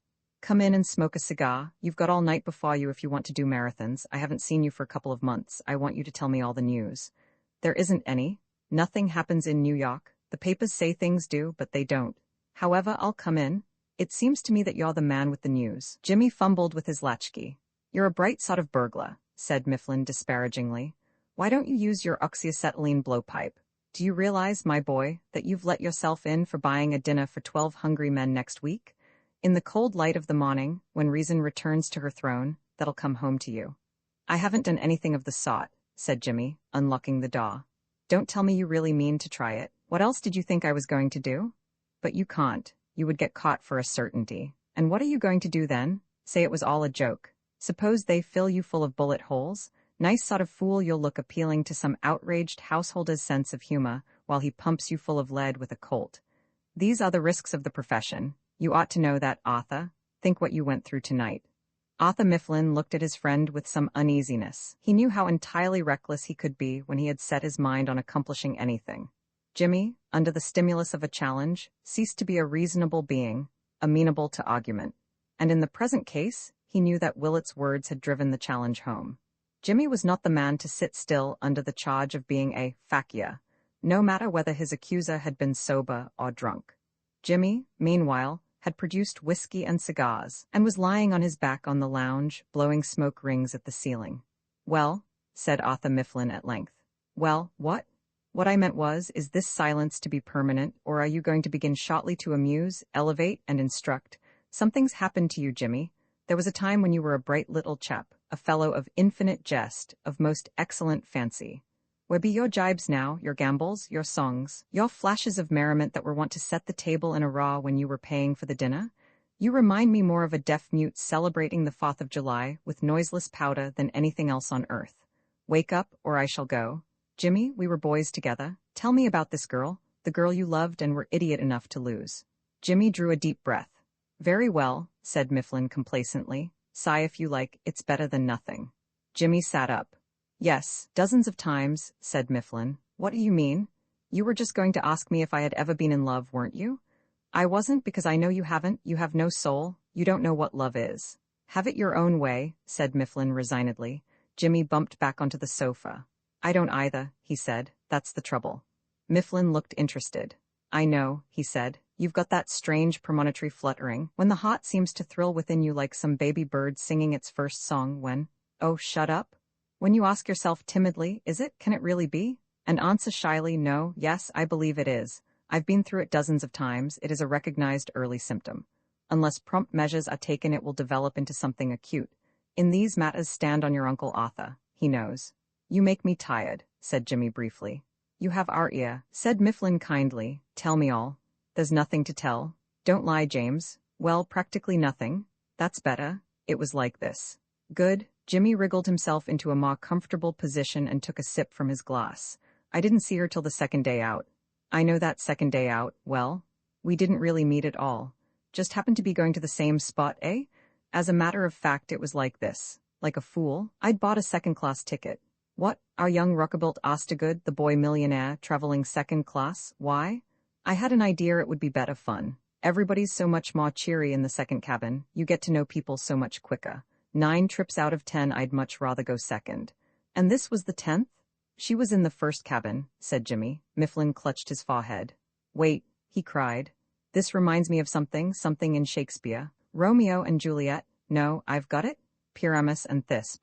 I don't see the slightest resemblance. Read your Midsummer Night's Dream. Pyramus and Thisbe, says the story, did talk through the chink of a wall, quoted Mifflin. We didn't. Don't be so literal. You talked across a railing. We didn't. Do you mean to say you didn't talk at all? We didn't say a single word. Mifflin shook his head sadly. I give you up, he said. I thought you were a man of enterprise. What did you do? Jimmy sighed softly. I used to stand and smoke against the railing opposite the barber's shop, and she used to walk round the deck. And you used to stare at her? I would look in her direction sometimes, corrected Jimmy, with dignity. Don't quibble. You stared at her. You behaved like a common rubberneck, and you know it. I am no prude, James, but I feel compelled to say that I consider your conduct that of a libertine. Used she to walk alone? Generally. And now you love her, eh? You went on board that ship happy, careless, heart-free. You came off it grave and saddened. Thenceforth for you the world could contain but one woman, and her you had lost. He groaned in a hollow and bereaved manner, and took a sip from his glass to buoy him up. Jimmy moved restlessly on the sofa. Do you believe in love at first sight? He asked fatuously. He was in the mood when a man says things the memory of which makes him wake up hot all over for nights to come. I don't see what first sight's got to do with it, said Mifflin. According to your own statement, you stood and glared at the girl for 5 days without stopping for a moment. I can quite imagine that you might glare yourself into love with anyone by the end of that time. I can't see myself settling down, said Jimmy thoughtfully, and until you feel that you want to settle down, I suppose you can't be really in love. I was saying practically that about you at the club just before you came in. My somewhat neat expression was that you were one of the gypsies of the world. By George, you're quite right. I always am. I suppose it's having nothing to do. When I was on the news, I was never like this. You weren't on the news long enough to get tired of it. I feel now I can't stay in a place more than a week. It's having this money that does it, I suppose. New York, said Mifflin, is full of obliging persons who will be delighted to relieve you of the incubus. Well, James, I shall leave you. I feel more like bed now. By the way, I suppose you lost sight of this girl when you landed. Yes. Well, there aren't so many girls in the United States, only 20 million, or is it 40 million? Something small. All you've got to do is to search about a bit. Good night. Good night. Mr. Mifflin clattered down the stairs. A minute later, the sound of his name being called loudly from the street brought Jimmy to the window. Mifflin was standing on the pavement below, looking up. Jimmy? What's the matter now? I forgot to ask, was she a blonde? What? Was she a blonde? Yelled Mifflin. No, snapped Jimmy. Dark, eh? Bawled Mifflin, making night hideous. Yes, said Jimmy, shutting the window. Jimmy, I say, Jimmy. The window went up again. Well, I prefer blondes myself. Go to bed. Very well, good night. Good night. Jimmy withdrew his head and sat down on the chair Mifflin had vacated. A moment later he rose and switched off the light. It was pleasanter to sit and think in the dark. His thoughts wandered off in many channels but always came back to the girl on the Mauretania. It was absurd, of course. He didn't wonder that Arthur Mifflin had treated the thing as a joke. Good old Arthur? Glad he had made a success. But was it a joke? Who was it said that the point of a joke was like the point of a needle, so small that it is apt to disappear entirely when directed straight at oneself? If anybody else had told him such a limping romance, he would have laughed himself. Only when you are the center of a romance, however limping, you see it from a different angle. Of course, told baldly, it was absurd, he could see that. But something right at the back of his mind told him that it was not altogether absurd, and yet love didn't come like that, in a flash.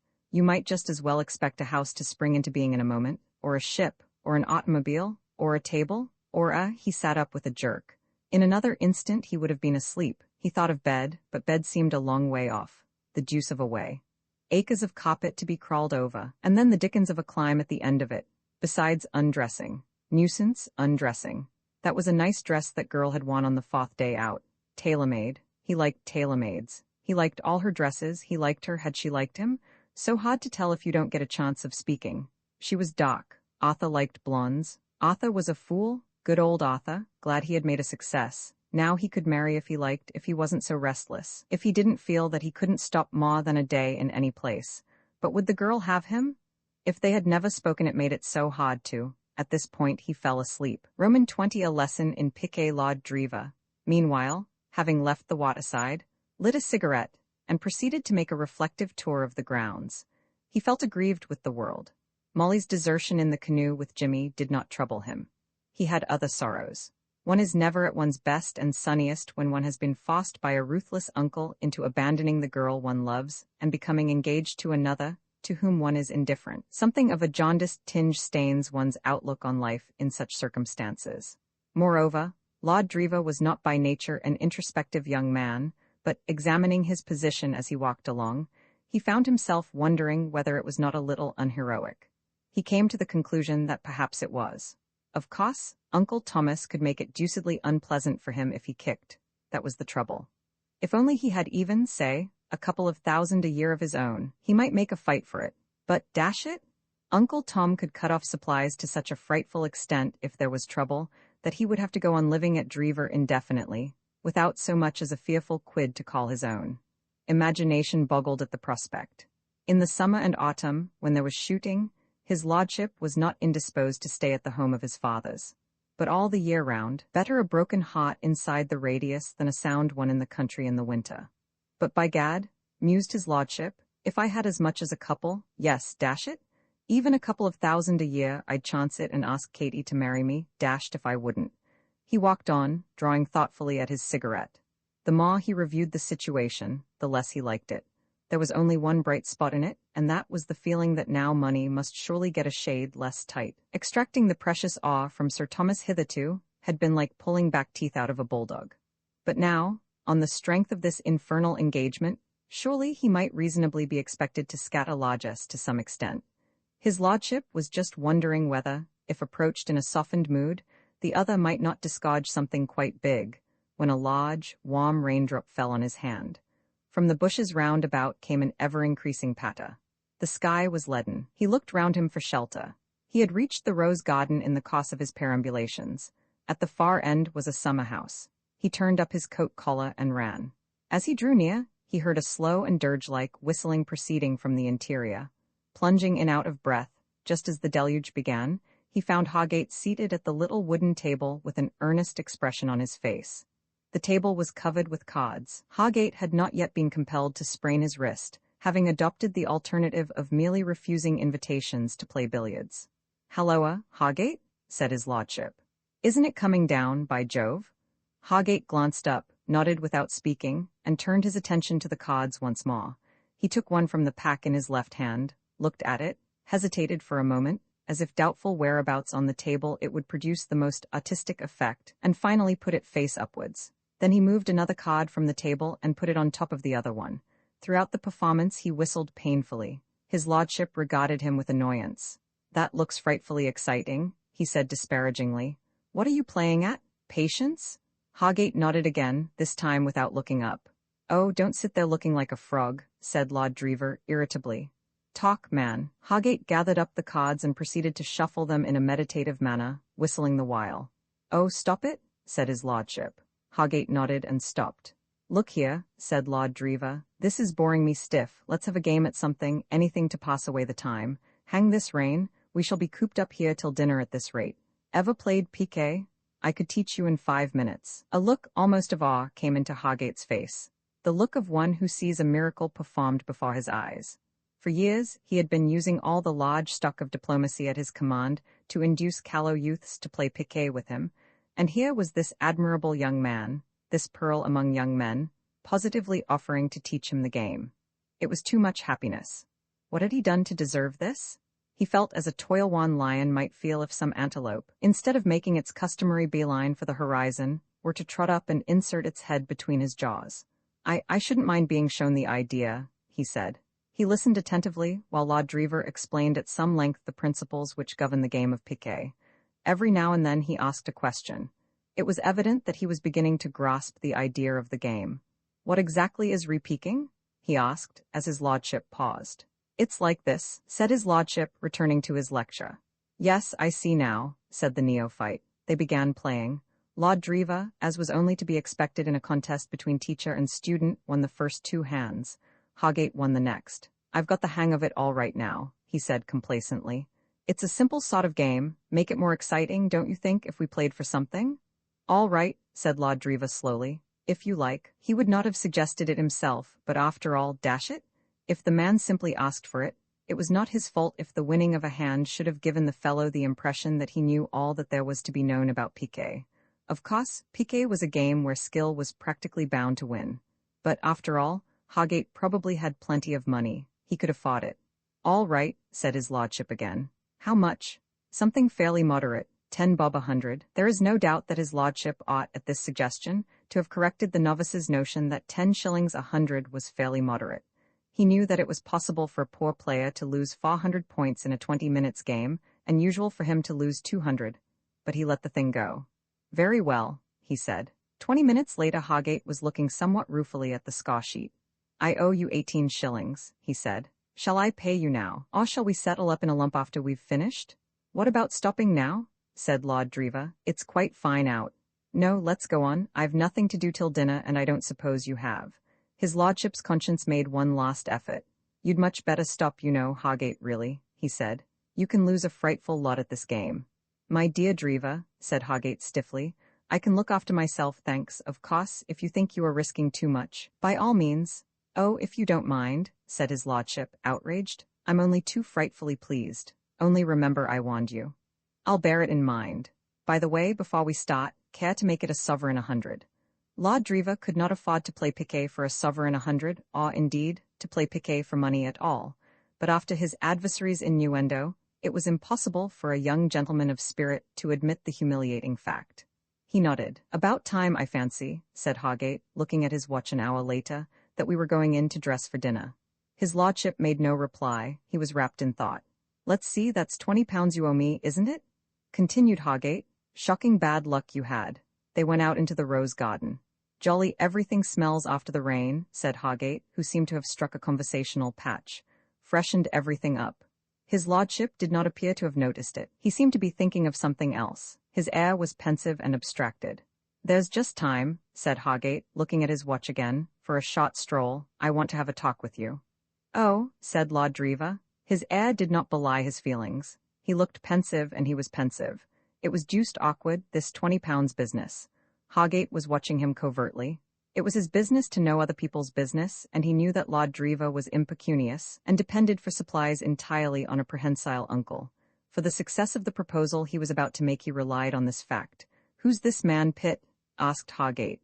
Oh, pal of mine, said his lordship. Why, I can't stand the fellow.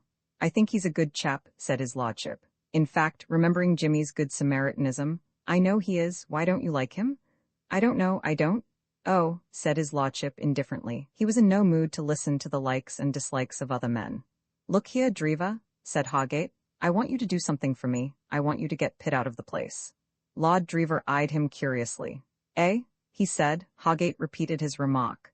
You seem to have mapped out quite a program for me, said Lord Driva. Get him out of it, continued Hogate vehemently. Jimmy's prohibition against billiards had hit him hard. He was suffering the torments of Tantalus.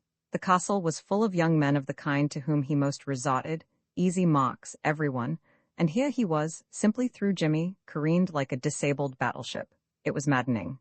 Make him go, you invited him here. He doesn't expect to stop indefinitely, I suppose. If you left, he'd have to, too. What you must do is to go back to London tomorrow. You can easily make some excuse, he'll have to go with you. Then you can drop him in London and come back. That's what you must do. A delicate pink flush might have been seen to spread itself over Lord Driva's face. He began to look like an angry rabbit. He had not a great deal of pride in his composition, but the thought of the ignominious role which Hogate was sketching out for him stirred what he had to its shallow bottom. Talking on, Hogate managed to add the last straw. Of course, he said, that money you lost to me at piquet, what was it? £20, wasn't it? Well, we would look on that as cancelled, of course, that will be all right. His lordship exploded. Will it? He cried, pink to the ears. Will it, by George? I'll pay you every frightful penny of it tomorrow, and then you can clear out instead of Pitt. What do you take me for, I should like to know? A fool, if you refuse my offer. I've a jolly good mind to give you a most frightful kicking. I shouldn't try if I were you. It's not the sort of game you'd shine at. Better stick to piquet. If you think I can't pay you your rotten money, I do. But if you can, so much the better. Money is always useful. I may be a fool in some ways, you understate it, my dear man. But I'm not a cad. You're getting quite rosy, Driva. Wrath is good for the complexion, and if you think you can bribe me, you never made a bigger mistake in your life. Yes, I did, said Hogate, when I thought you had some glimmerings of intelligence. But if it gives you any pleasure to behave like the juvenile lead in a melodrama, by all means do. Personally, I shouldn't have thought the game would be worth the candle, but if your keen sense of honor compels you to pay the £20, all right. You mentioned tomorrow? That'll suit me, so we'll let it go at that. He walked off, leaving Lord Driva filled with that comfortable glow which comes to the weak man, who for once has displayed determination. He felt that he must not go back from his dignified standpoint. That money would have to be paid, and on the morrow. Hogate was the sort of man who could, and would, make it exceedingly unpleasant for him if he failed. A debt of honor was not a thing to be trifled with, but he felt quite safe. He knew he could get the money when he pleased. It showed, he reflected philosophically, how out of evil cometh good. His greater misfortune, the engagement, would, as it were, neutralize the loss, for it was ridiculous to suppose that Sir Thomas, having seen his ends accomplished, and being presumably in a spacious mood in consequence, would not be amenable to a request for a mere £20. He went on into the hall. He felt strong and capable. He had shown Hogate the stuff there was in him. He was Spenny Driva, the man of blood and iron, the man with whom it was best not to trifle. But it was really, come to think of it, uncommonly lucky that he was engaged to Molly. He recoiled from the idea of attempting, unfortified by that fact, to extract £20 from Sir Thomas for card debt. In the hall he met Saunders. "I have been looking for your lordship," said the butler. "Eh, well, here I am." "Just so, your lordship. Miss McEachin entrusted me with this note to deliver to you in the event of her not being able to see you before dinner personally, your lordship. Righto, thanks. He started to go upstairs, opening the envelope as he went. What could the girl be writing to him about? Surely she wasn't going to start sending him love letters or any of that frightful rot. Deuced difficult it would be to play up to that sort of thing. He stopped on the landing to read the note, and at the first line his jaw fell. The envelope fluttered to the ground. "Oh, my sainted aunt," he moaned, clutching at the banisters. "Now I am in the soup? Roman 21 loathsome gifts. There are doubtless men so constructed that they can find themselves accepted suitors without any particular whirl of emotion. King Solomon probably belonged to this class, and even Henry Roman VIII must have become a trifle blasé in time. But to the average man, the sensations are complex and overwhelming. A certain stunned feeling is perhaps predominant. Blended with this is relief. The relief of a general who has brought a difficult campaign to a successful end, or a member of a forlorn hope who finds that the danger is over and that he is still alive. To this must be added a newly born sense of magnificence. Our suspicion that we were something rather out of the ordinary run of men is suddenly confirmed. Our bosom heaves with complacency, and the world has nothing more to offer. With some there is an alloy of apprehension in the metal of their happiness, and the strain of an engagement sometimes brings with it even a faint shadow of regret. She makes me buy things. One swain, in the third quarter of his engagement, was overhead to moan to a friend. 2 new ties only yesterday. He seemed to be debating within himself whether human nature could stand the strain. But whatever tragedies may cloud the end of the period, its beginning at least is bathed in sunshine. Jimmy, regarding his lathered face in the glass as he dressed for dinner that night, marveled at the excellence of this best of all possible worlds. No doubts disturbed him. That the relations between Mr. McEachin and himself offered a permanent bar to his prospects he did not believe. For the moment he declined to consider the existence of the ex-constable at all. In a world that contained Molly, there was no room for other people. They were not in the picture. They did not exist. To him, musing contentedly over the goodness of life, there entered, in the furtive manner habitual to that unreclaimed buccaneer, Spike Mullins. It may have been that Jimmy read his own satisfaction and happiness into the faces of others, but it certainly seemed to him that there was a sort of restrained joyfulness about Spike's demeanor. The Bowery boy's shuffles on the carpet were almost a dance. His face seemed to glow beneath his crimson hair.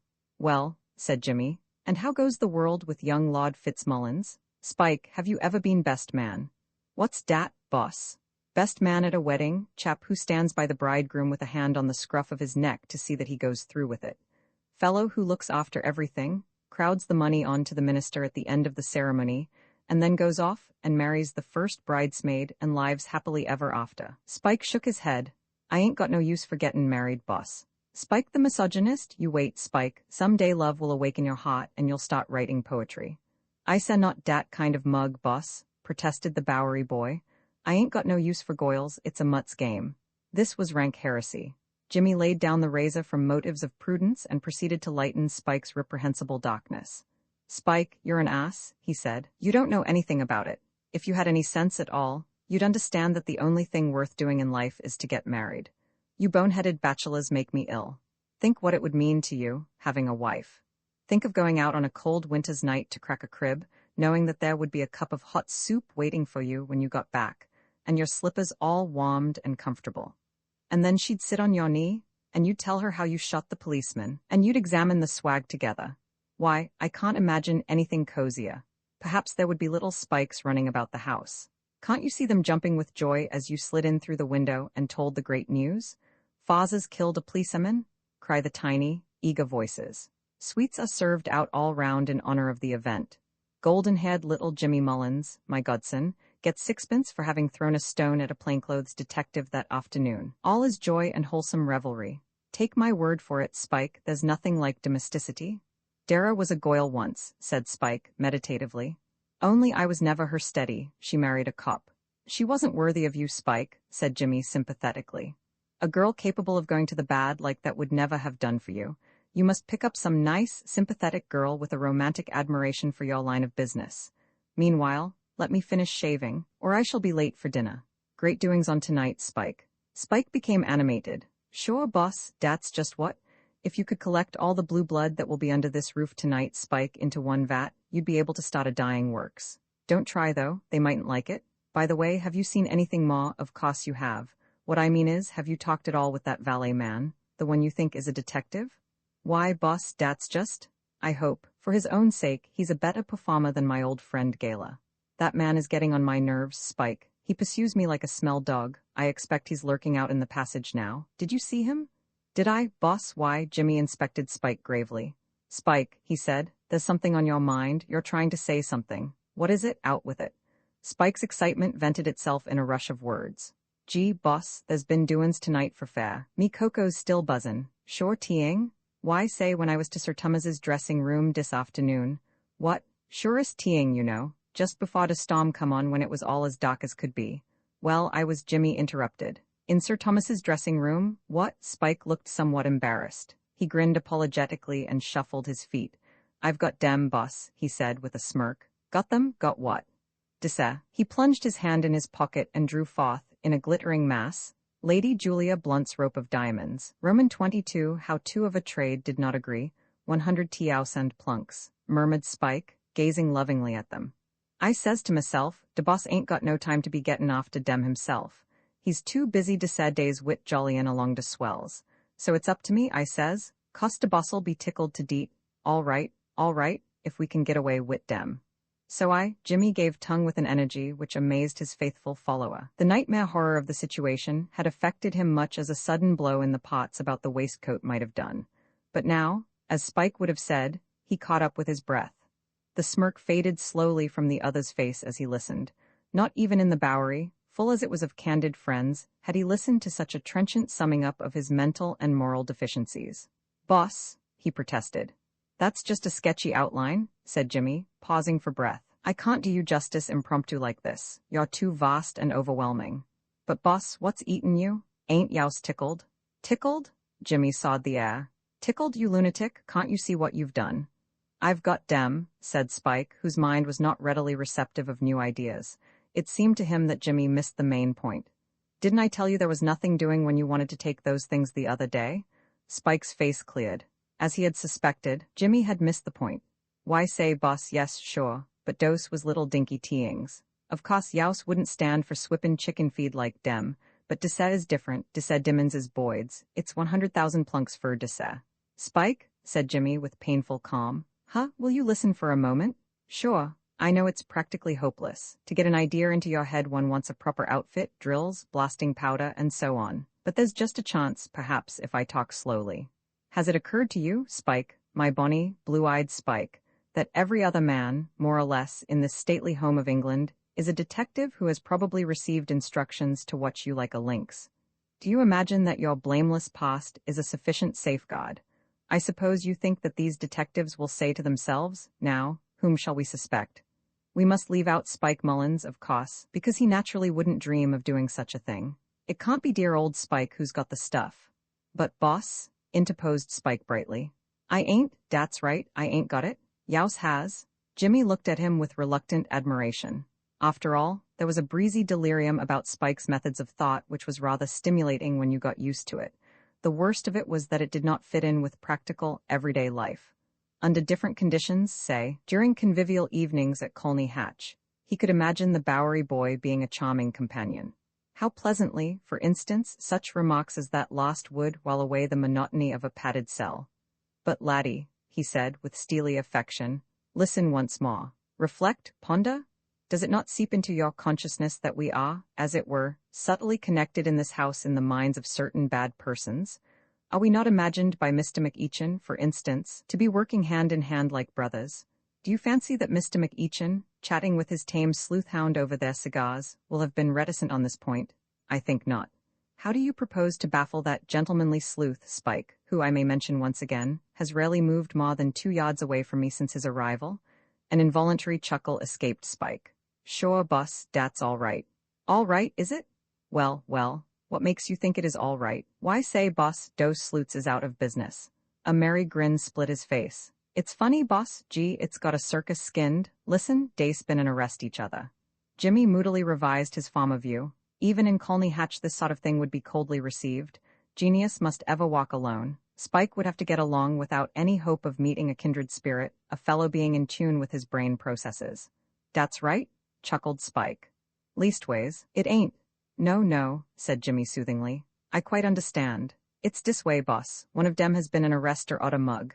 Dey had a scrap, each tinking der otta guy was after de jewels, and not knowin' dey was boat sleuts, and now one of dem's been and taken der otter off, and there were tears of innocent joy in his eyes, and locked him into de coal cellar." "What on earth do you mean?" Spike giggled helplessly. "Listen, boss, it's dis way, gee, it beat de band. When it's all dark, 'cause of de storm comin' on, I'm in de dressin' room chassin' around for de jewel box, and just as I gets a line on it, gee, I hears a footstep coming down de passage, very soft, straight for de door. Was I to de bad? Dat's right. I says to myself, here's one of de sloot guys what's been and got wise to me, and he's comin' in to put de grip on me, so I gets up quick, and I hides behind a coitain. Dere is a coitain at de side of de room. Dere is jude suits and teeings hangin' behind it. I chases myself in dere, and stands waitin' for de sloot to come in, 'cause den, you see, I'm going to try and get busy before he can see who I am. It's pretty dark 'cause of de storm, and jolt him one on de point of de jaw, and den, while he's down and out, chase myself fur de servants' hall." "Yes," said Jimmy. "Well, dis guy, he gets to de door and opens it, and I'm just gettin' ready for one sudden boist of speed when Dara jumps out from de room on der odder side de passage, you know de room, and odder guy, and gets de rapid stranglehold on de foist mug. Say, wouldn't dat make youse glad you hadn't gone to de circus? Honest, it was better dan Kenai Island. Go on, what happened then?" "Dey falls to scrappin' good and hard. Dey couldn't see me and I couldn't see dem, but I could hear dem bumpin' about and sluggin' each odder to beat de band. And by one of de mugs puts der odder mug to de bad, so dat he goes down and takes de count, and den I hears a click, and I know what dat is. It's one of de gazebos has put der irons on der odder gazebo." "Call them and be," suggested Jimmy. "Den I hears him. De foist mug strike a light 'cause it's dark dere 'cause of de storm, and den he says, 'Got youse, have I?' He says, 'I've had my eye on you, tinkin' youse was up to something of dis kind. I've been watchin' youse.' I knew de voice. It's dat mug what calls himself Sir Thomas's Valley." And der odder, Jimmy burst into a roar of laughter. "Don't, Spike, this is more than man was meant to stand. Do you mean to tell me that it is my bright, brainy, persevering friend Gala who has been handcuffed and locked in the coal cellar?" "Sure, dat's right," he said. "It's a judgment," said Jimmy delightedly. "That's what it is. No man has a right to be such a consummate ass as Gala. It isn't decent." There had been moments when McEachin's faithful employee had filled Jimmy with an odd sort of fury, a kind of hurt pride, almost to the extent of making him wish that he really could have been the desperado McEachin fancied him.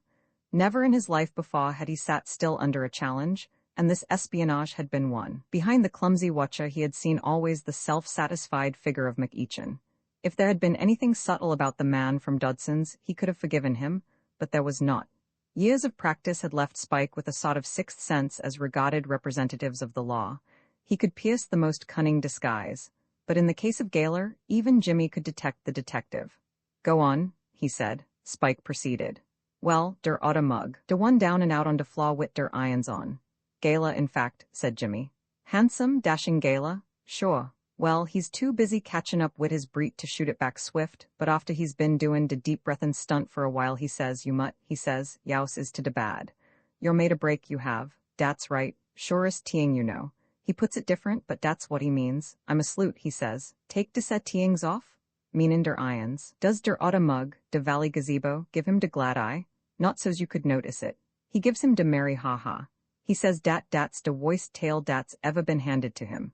Tell it to Sweeney? He says, I knows youse. You worms yourself into de house as a guest when youse is really after de Lloydie's jewels. At de sa cruel voids der odder mug Gala gets hot under de collar. I'm a sure nuff sloot, he says. I blows into dis house at de special request of Mr. McEachin, der American gent. Der odder mug hands him de lemon again. Tell it to de King of Denmark, he says. Dis cop's de limit. Youse has enough gall for 10 strong men, he says. Show me to Mr. McEachin, says Gala. He'll crouch, is dat it? Vouch? Suggested Jimmy. Meaning give the glad hand to. Dat's right, vouch. I wondered what he meant at de time. He'll vouch for me, he says. Dat puts him all right, he tinks. But no, he's still in Dutch. Costa Valley mug says, nix on dat. I ain't going to chase around de house wit youse, lookin' for Mr. McEachin. It's youse for de coal cellar, me man, and we'll see what youse has to say when I makes me report to Sir Thomas.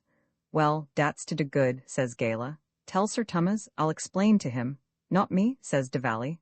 Sir Thomas has a hard evening's work before him, jollyin' along de swells what's common to see dis stoige piece dare actin'. I ain't going to worry him till he's good and ready. To de coal cellar for yaws? Gwan? And off day goes, and I gets busy again, swipes de jewels and chases myself here. Have you ever heard of poetic justice, Spike? He asked. This is it, but in this hour of mirth and good will we must not forget, Spike interrupted.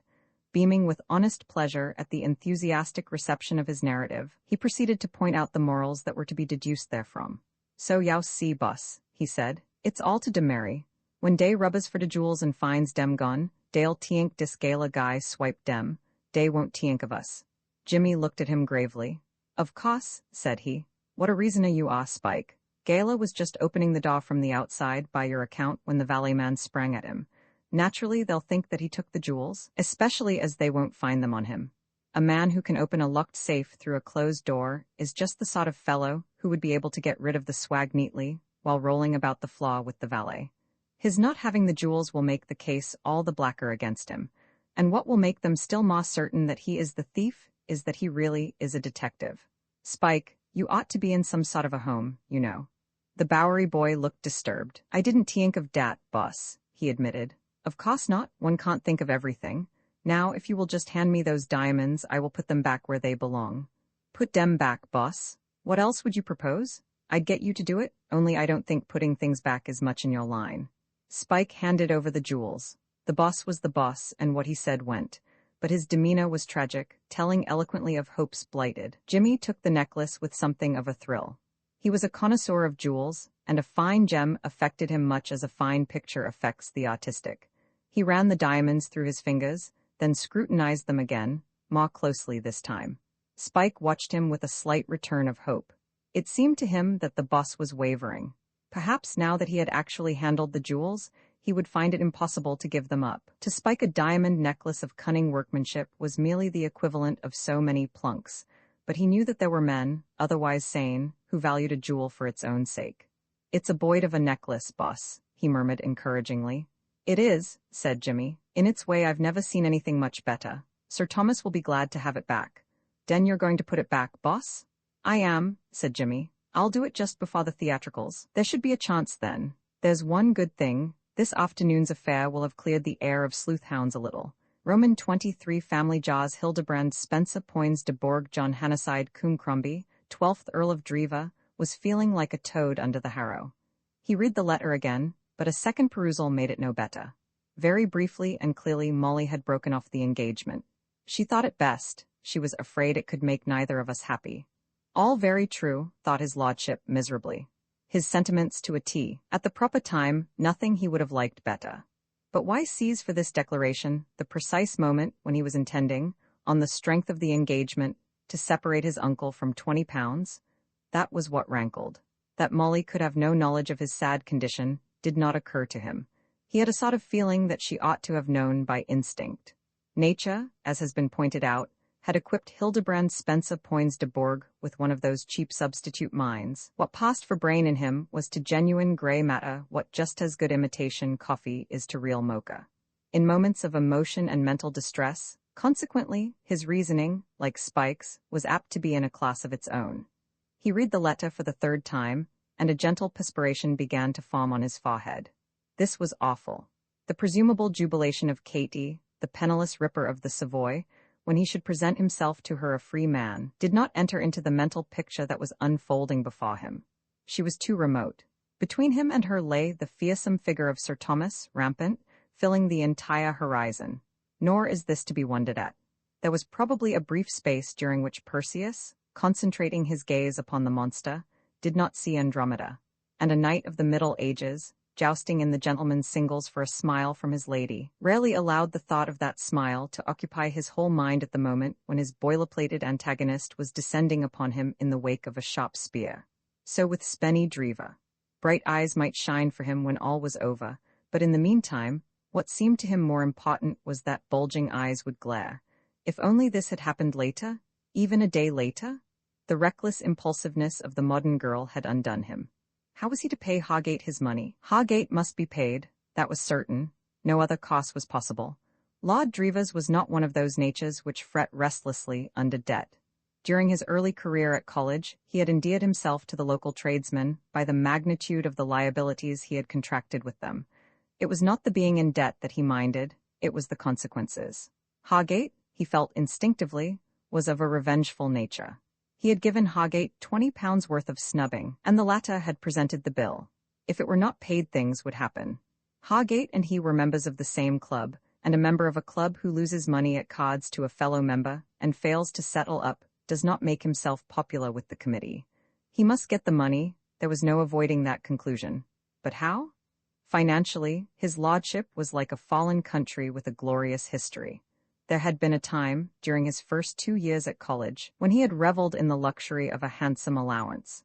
This was the golden age when Sir Thomas Blount, being, so to speak, new to the job, and feeling that, having reached the best circles, he must live up to them, had scattered largesse lavishly. For 2 years after his marriage with Lady Julia, he had maintained this admirable standard, crushing his natural parsimony. He had regarded the money so spent as capital sunk in an investment. By the end of the 2nd year, he had found his feet and began to look about him for ways of retrenchment. His lordship's allowance was an obvious way. He had not to wait long for an excuse for annihilating it. There is a game called poker, at which a man without much control over his features may exceed the limits of the handsomest allowance. His lordship's face during a game of poker was like the surface of some quiet pond, ruffled by every breeze. The blank despair of his expression, when he held bad cards, made bluffing expensive. The honest joy that bubbled over in his eyes when his hand was good acted as an efficient danger signal to his grateful opponents. 2 weeks of poker had led to his writing to his uncle a distressed but confident request for more funds, and the avuncular foot had come down with a joyous bang. Taking his stand on the evils of gambling, Sir Thomas had changed the conditions of the money market for his nephew with a thoroughness that effectually prevented the possibility of his being again led astray by the fascinations of poker. The allowance vanished absolutely, and in its place there came into being an arrangement. By this his lordship was to have whatever money he wished for, but he must ask for it, and state why it was needed. If the request were reasonable, the cash would be forthcoming. If preposterous, it would not. The flaw in the scheme, from his lordship's point of view, was the difference of opinion which can exist in the minds of 2 men as to what the words reasonable and preposterous may be taken to mean. £20, for instance, would, in the lexicon of Sir Thomas Blount, be perfectly reasonable for the current expenses of a man engaged to Molly McEachin, but preposterous for one to whom she had declined to remain engaged. It is these subtle shades of meaning which make the English language so full of pitfalls for the foreigner. So engrossed was his lordship in his meditations that it was not till a voice spoke at his elbow that he was aware that Sir Thomas himself was standing by his side. "Well, Spenny, my boy," said the knight. "Time to dress for dinner, I think, eh? He was plainly in high good humor. The thought of the distinguished company he was to entertain that night had changed him temporarily, as with some wave of a fairy wand, into a thing of joviality and benevolence. One could almost hear the milk of human kindness gurgling and splashing within him. The irony of fate. Tonight, such was his mood, a dutiful nephew could have come and felt his pockets and helped himself, if circumstances had been different. "Oh, woman, how you bar us from paradise?" His lordship gurgled a wordless reply, thrusting the fateful letter hastily into his pocket. He would break the news anon, soon. Not yet later on, in fact, anon. "Up in your pot, my boy?" continued Sir Thomas. "You mustn't spoil the play by forgetting your lines, that wouldn't do." His eye was caught by the envelope which Spenny had dropped. A momentary relapse from the jovial and benevolent was the result. His fussy little soul abhorred small untidinesses. "Dear me," he said, stooping, "I wish people would not drop paper about the house. I cannot endure a litter." He spoke as if somebody had been playing hare and hounds and scattering the scent on the stairs. This sort of thing sometimes made him regret the old days. In Blunt's Stars Rule 67 imposed a fine of £half-a-crown on employees convicted of paper dropping. Began his lordship. "Why," Sir Thomas straightened himself, "it's addressed to you? I was just going to pick it up. There was a note in it." Sir Thomas Blount gazed at the envelope again. Joviality and benevolence resumed their thrones. "And the feminine handwriting," he chuckled. He eyed the limp peer almost roguishly. I see, he said. "Very charming, quite delightful. Girls must have their little romance. I suppose you two young people are exchanging love letters all day. Delightful, quite delightful. Don't look as if you were ashamed of it, my boy. I like it. I think it's charming. Undoubtedly, this was the opening. Beyond a question, his lordship should have said at this point, "Uncle, I cannot tell a lie. I cannot even allow myself to see you laboring under a delusion which a word from me can remove. The contents of this note are not what you suppose. They run as follows. What he did say was, 'Uncle, can you let me have £20?' Those were his amazing words. They slipped out. He could not stop them. Sir Thomas was taken aback for an instant, but not seriously. He started as might a man who, stroking a cat, receives a sudden but trifling scratch. £20, eh? He said reflectively. Then the milk of human kindness swept over displeasure like a tidal wave. This was a night for rich gifts to the deserving. Why, certainly, my boy, certainly. Do you want it at once? His lordship replied that he did, please, and he had seldom said a thing more fervently. Well, we'll see what we can do. Come with me. He led the way to his dressing room. Like nearly all the rooms at the castle, it was large. One wall was completely hidden by the curtain behind which Spike had taken refuge that afternoon. Sir Thomas went to the dressing table and unlocked a small drawer. 20, you said? 5, 10, 15. Here you are, my boy. Lord Drever muttered his thanks. Sir Thomas accepted the guttural acknowledgement with a friendly pat on the shoulder. I like a little touch like that, he said. His lordship looked startled. I wouldn't have touched you, he began, if it hadn't been. A little touch like that letter writing, Sir Thomas went on. It shows a warm heart. She is a warm-hearted girl, Spenny, a charming, warm-hearted girl. You're uncommonly lucky, my boy. His lordship, crackling the 4 banknotes, silently agreed with him. But come, I must be dressing. Dear me, it is very late. We shall have to hurry. By the way, my boy, I shall take the opportunity of making a public announcement of the engagement tonight. It will be a capital occasion for it, I think, perhaps, at the conclusion of the theatricals. A little speech, something quite impromptu and informal, just asking them to wish you happiness, and so on. I like the idea.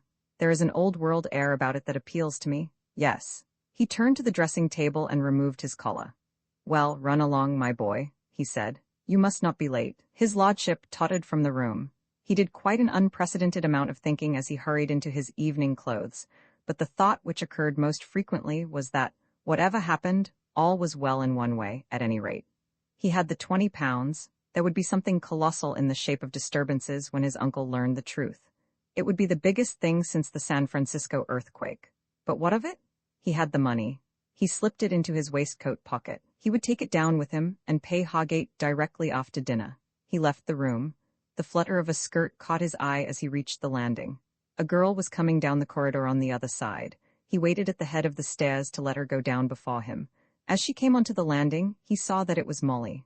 For a moment there was an awkward pause. I got your note," said his lordship. She looked at him, and then burst out laughing. "You know you don't mind the least little bit," she said. "Not a scrap, now do you? Well, you see, don't make excuses, do you? Well, it's like this, you see." He caught her eye. Next moment they were laughing together. "No, but look here, you know," said his lordship.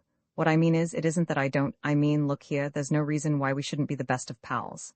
"Why, of course there isn't." "No, really, I say, that's ripping. Shake hands on it." They clasped hands, and it was in this affecting attitude that Sir Thomas Blunt, bustling downstairs, discovered them. "Aha!"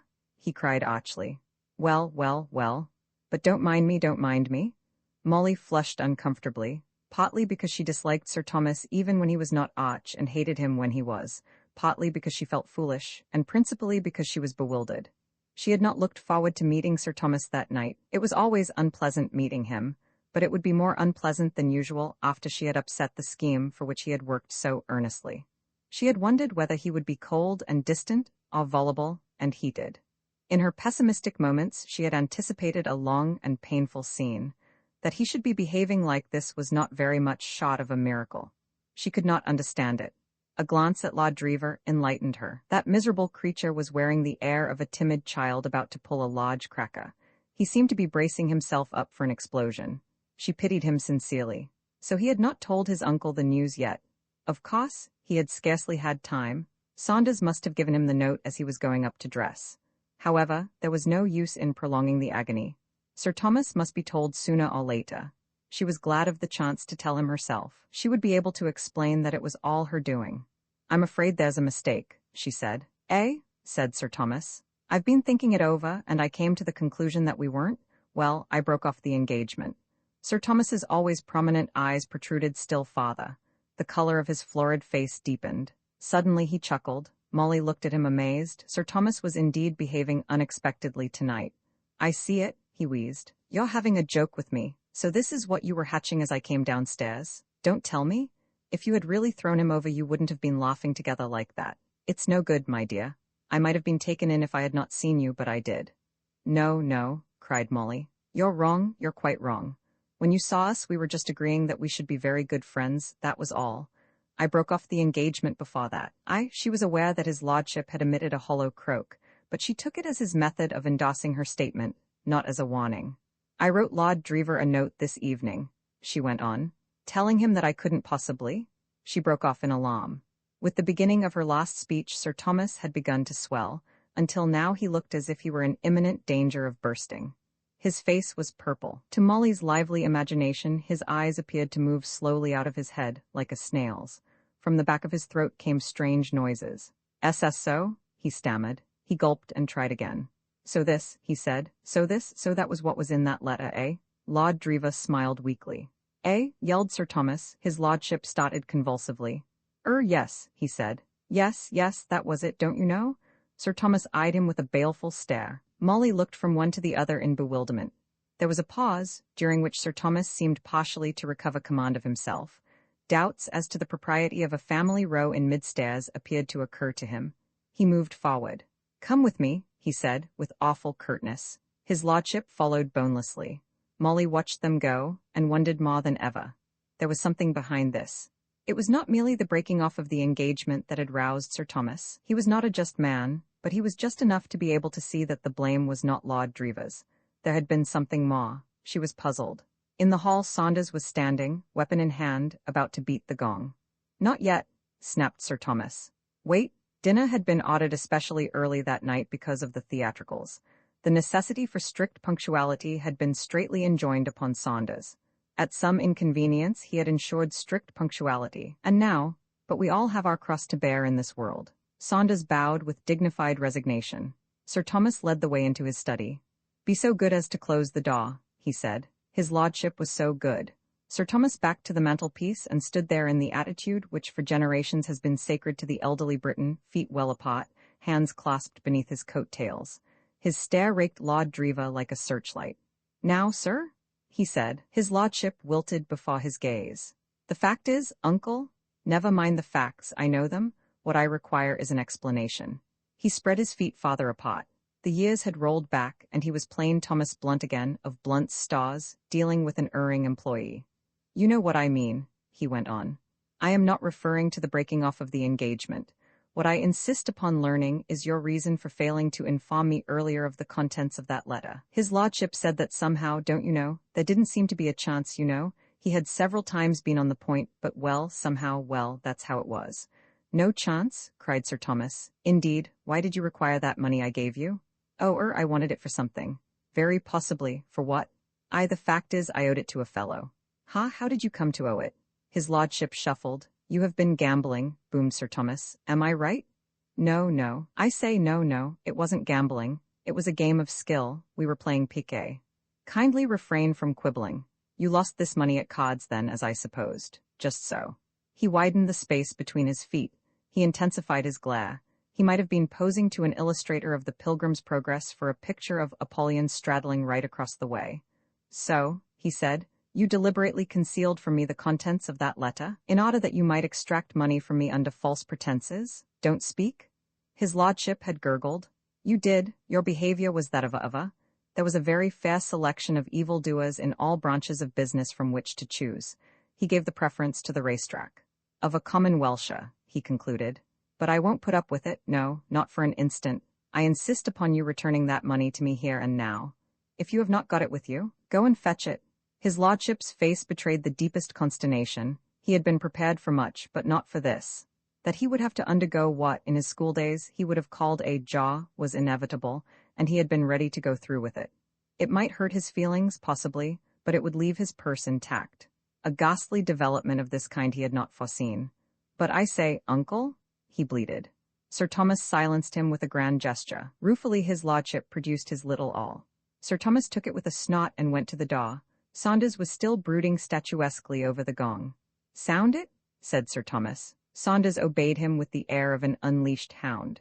"And now," said Sir Thomas, "go to my dressing room and place these notes in the small drawer of the table."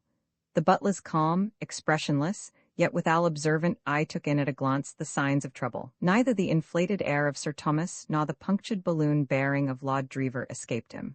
"Something hup," he said to his immortal soul as he moved upstairs. "Been a rare old row, seems to me." He reserved his more polished periods for use in public. In conversation with his immortal soul, he was wont to unbend somewhat. Roman 24, the treasure-seeker gloom wrapped his lordship about during dinner as with a garment. He owed £20, his assets amounted to 7 shillings and 4pence. He thought, and thought again. Quite an intellectual pallor began to appear on his normally pink cheeks. Saunders silently sympathetic. He hated Sir Thomas as an interloper, and entertained for his lordship, under whose father also he had served, a sort of paternal fondness, was ever at his elbow with the magic bottle, and to Spenny, emptying and re-emptying his glass almost mechanically, wine, the healer, brought an idea. To obtain £20 from any one person of his acquaintance was impossible. To divide the 20 by 4 and persuade a generous quartet to contribute £5 apiece was more feasible. Hope began to stir within him again. Immediately after dinner, he began to flit about the castle like a family spectre of active habits. The first person he met was Charteris. "Halloa, Spenny," said Charteris. "I wanted to see you. It is currently reported that you are in love. At dinner you looked as if you had influenza. What's your trouble? For goodness sake bear up until the show's over. Don't go swooning on the stage or anything. Do you know your lines?" "The fact is," said his lordship eagerly, "it's this way. I happen to want, can you lend me a £5? "All I have in the world at this moment," said Charteris, "is 11 shillings and a postage stamp. If the stamp would be of any use to you as a start, no? You know, it's from small beginnings like that great fortunes are amassed." However, 2 minutes later Lord Drever had resumed his hunt. The path of the borrower is a thorny one, especially if, as in the case of Spenny, his reputation as a payer-back is not of the best.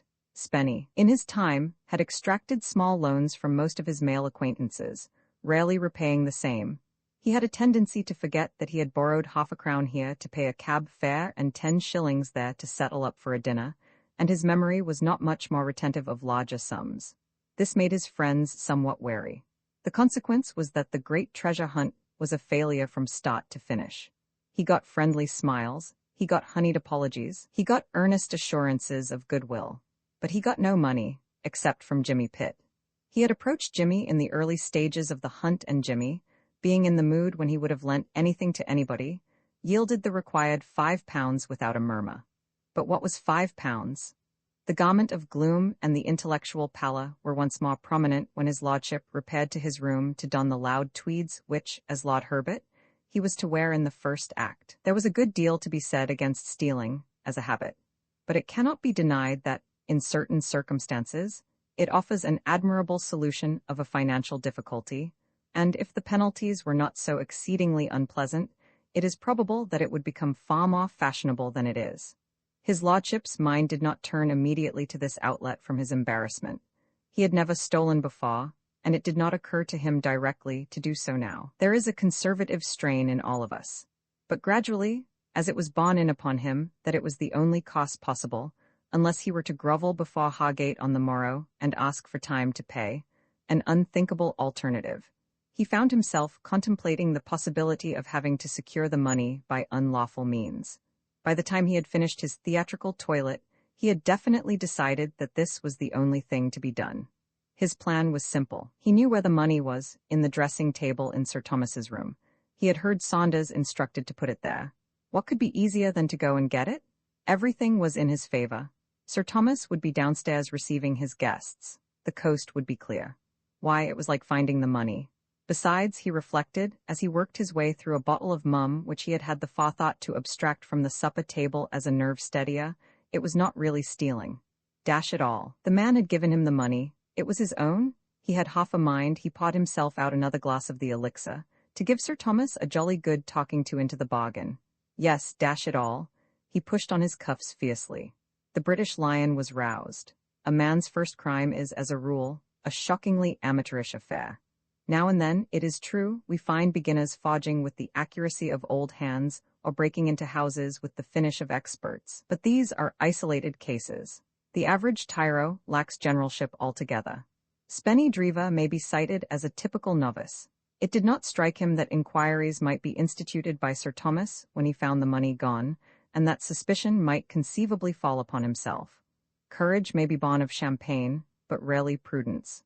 The theatricals began at 8:30 with a duologue.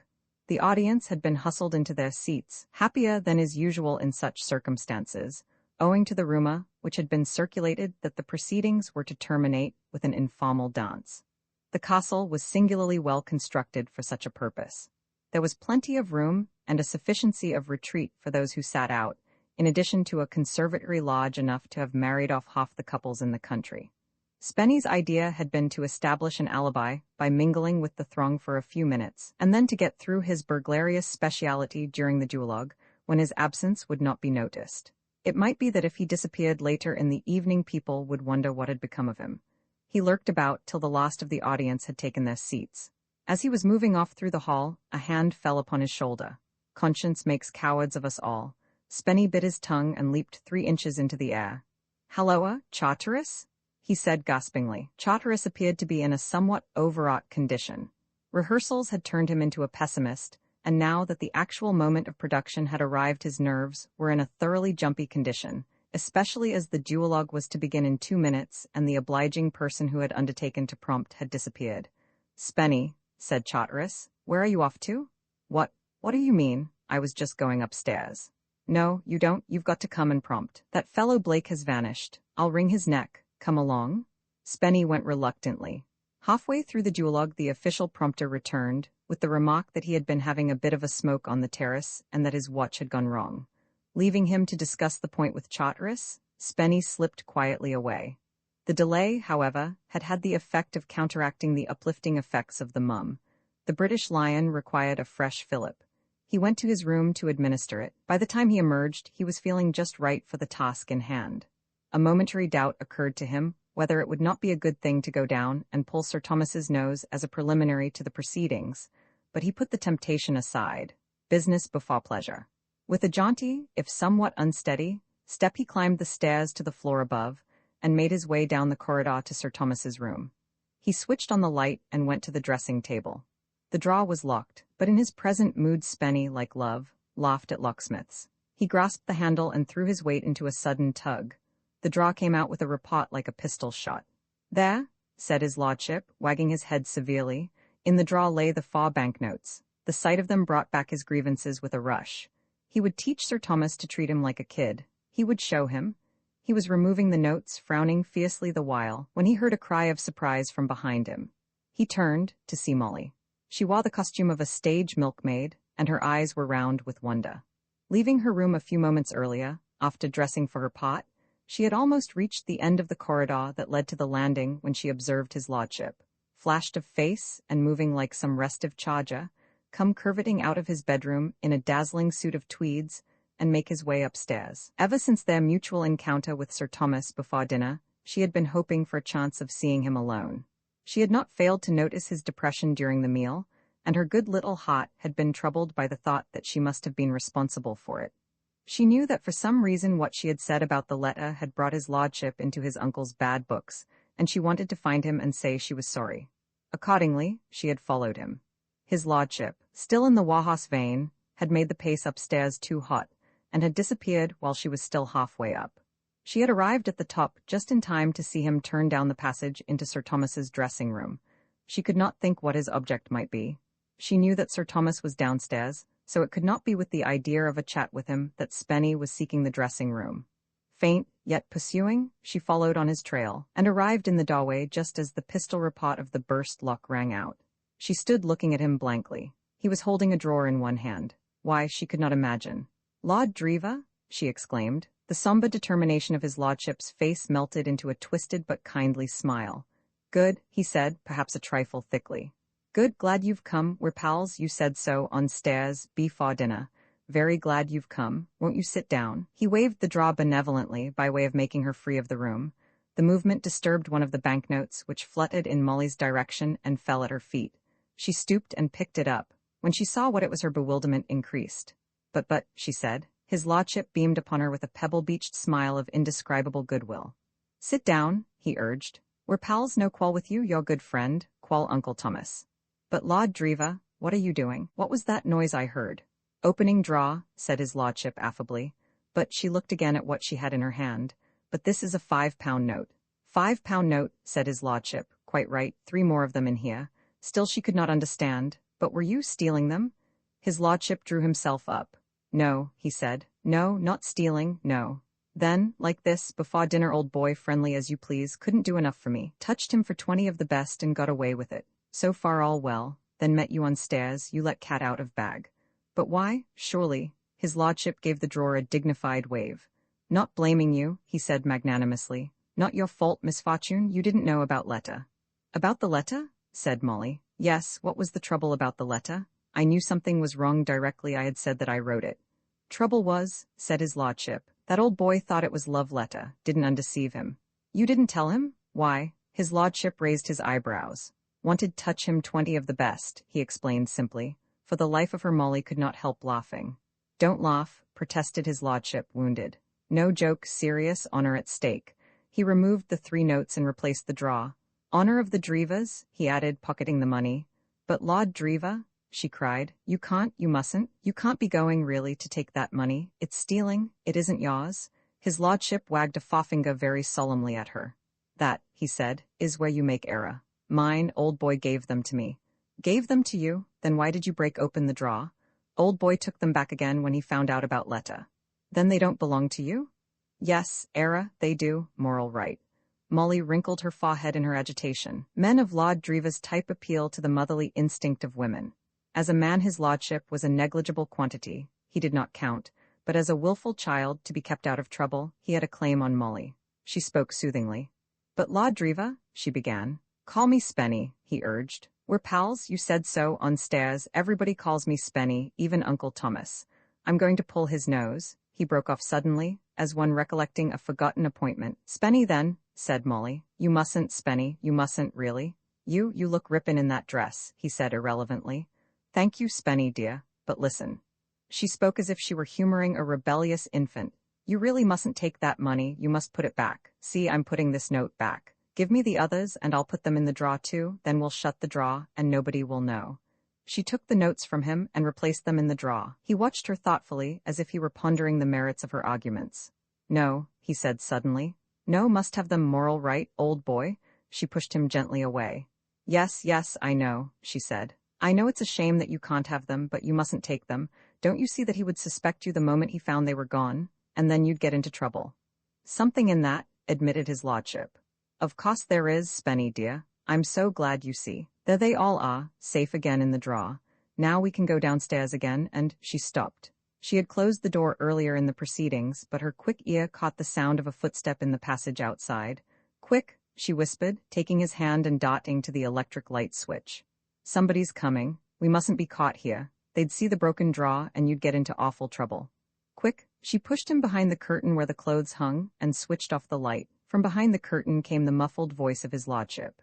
It's Uncle Thomas, I'm coming out, pull his nose. Be quiet? She sprang to the curtain and slipped noiselessly behind it. But I say, began his lordship. Hush, she gripped his arm, he subsided. The footsteps had halted outside the door, then the handle turned softly. The door opened and closed again with hardly a sound. The footsteps passed on into the room. Roman 25 explanations, and an interruption. Jimmy, like Lord Driva, had been trapped at the beginning of the duologue, and had not been able to get away till it was nearly over. He had been introduced by Lady Julia to an elderly and adhesive baronet, who had recently spent 10 days in New York, and escape had not been won without a struggle. The baronet, on his return to England, had published a book entitled Modern America and Its People, and it was with regard to the opinions expressed in this volume that he invited Jimmy's views. He had no wish to see the duologue, and it was only after the loss of much precious time that Jimmy was enabled to tear himself away on the plea of having to dress. He anathematized the authority on modern America and its people freely as he ran upstairs. While the duologue was in progress, there had been no chance of Sir Thomas taking it into his head to visit his dressing room. He had been, as his valet detective had observed to Mr. Gala, too busy jollying among the swells. It would only be the work of a few moments restoring the necklace to its place. But for the tenacity of the elderly baronet, the thing would have been done by this time. But now there was no knowing what might not happen. Anybody might come along the passage and see him. He had one point in his favor. There was no likelihood of the jewels being required by their owner till the conclusion of the theatricals.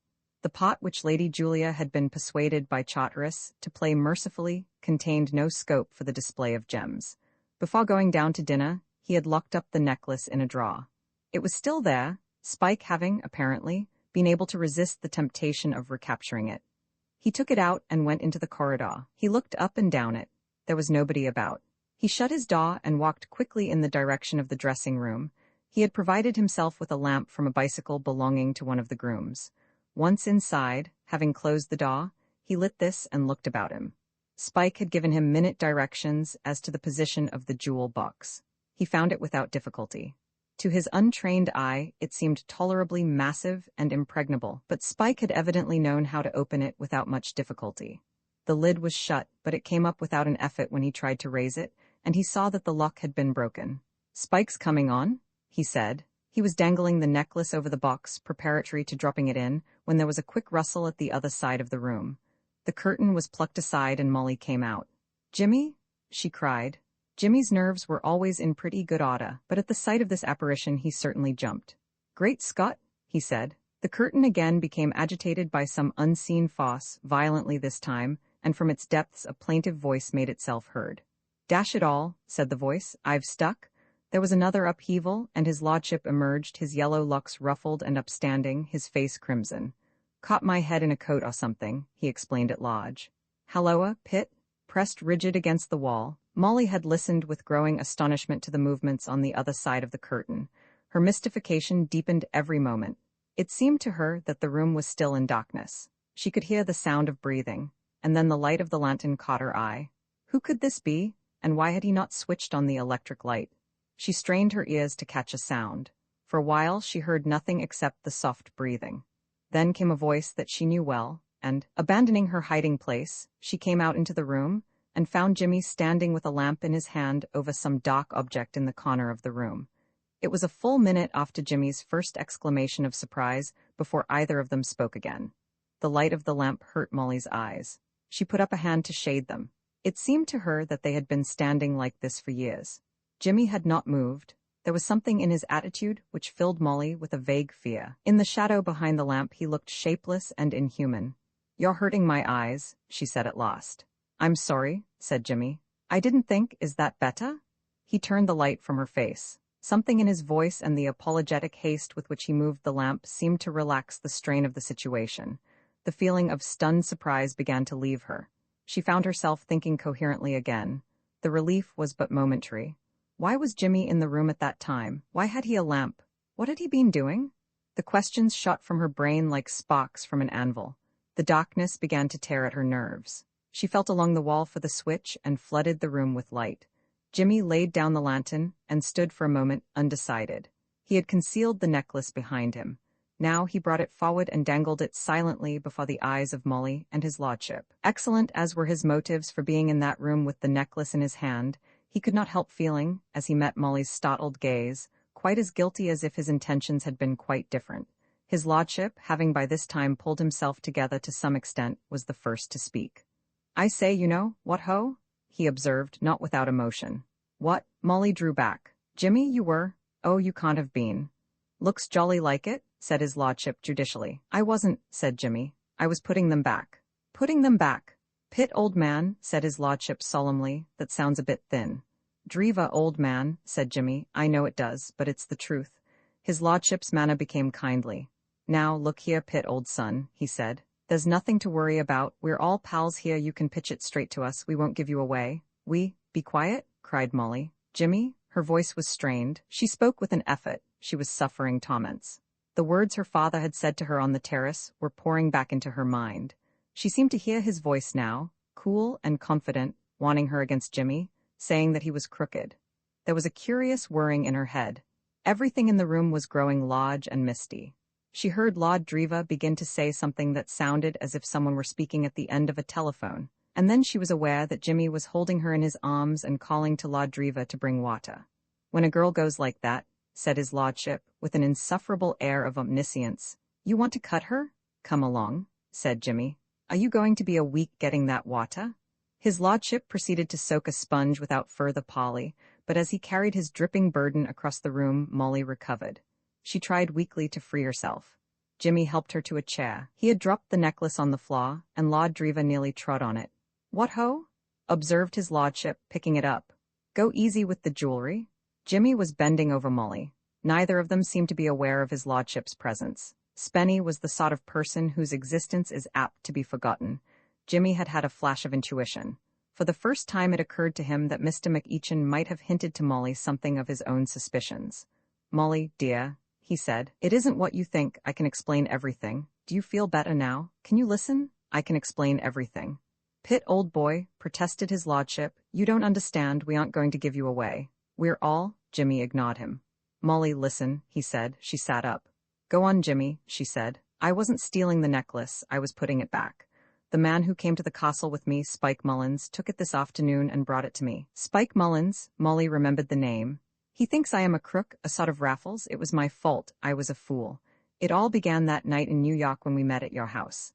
I had been to the opening performance of a play called Love, the Cracksman, one of those burglar plays." "Jolly good show," interpolated his lordship chattily. "It was at the Circle over here. I went twice. A friend of mine, a man named Mifflin, had been playing the hero in it, and after the show, at the club, he started in talking about the art of burglary. He'd been studying it, and I said that anybody could burgle a house.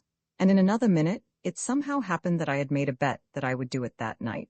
Heaven knows whether I ever really meant to. But that same night, this man Mullins broke into my flat, and I caught him. We got into conversation, and I worked off on him a lot of technical stuff I'd heard from this active friend of mine, and he jumped to the conclusion that I was an expert. And then it suddenly occurred to me that it would be a good joke on Mifflin if I went out with Mullins and did break into a house.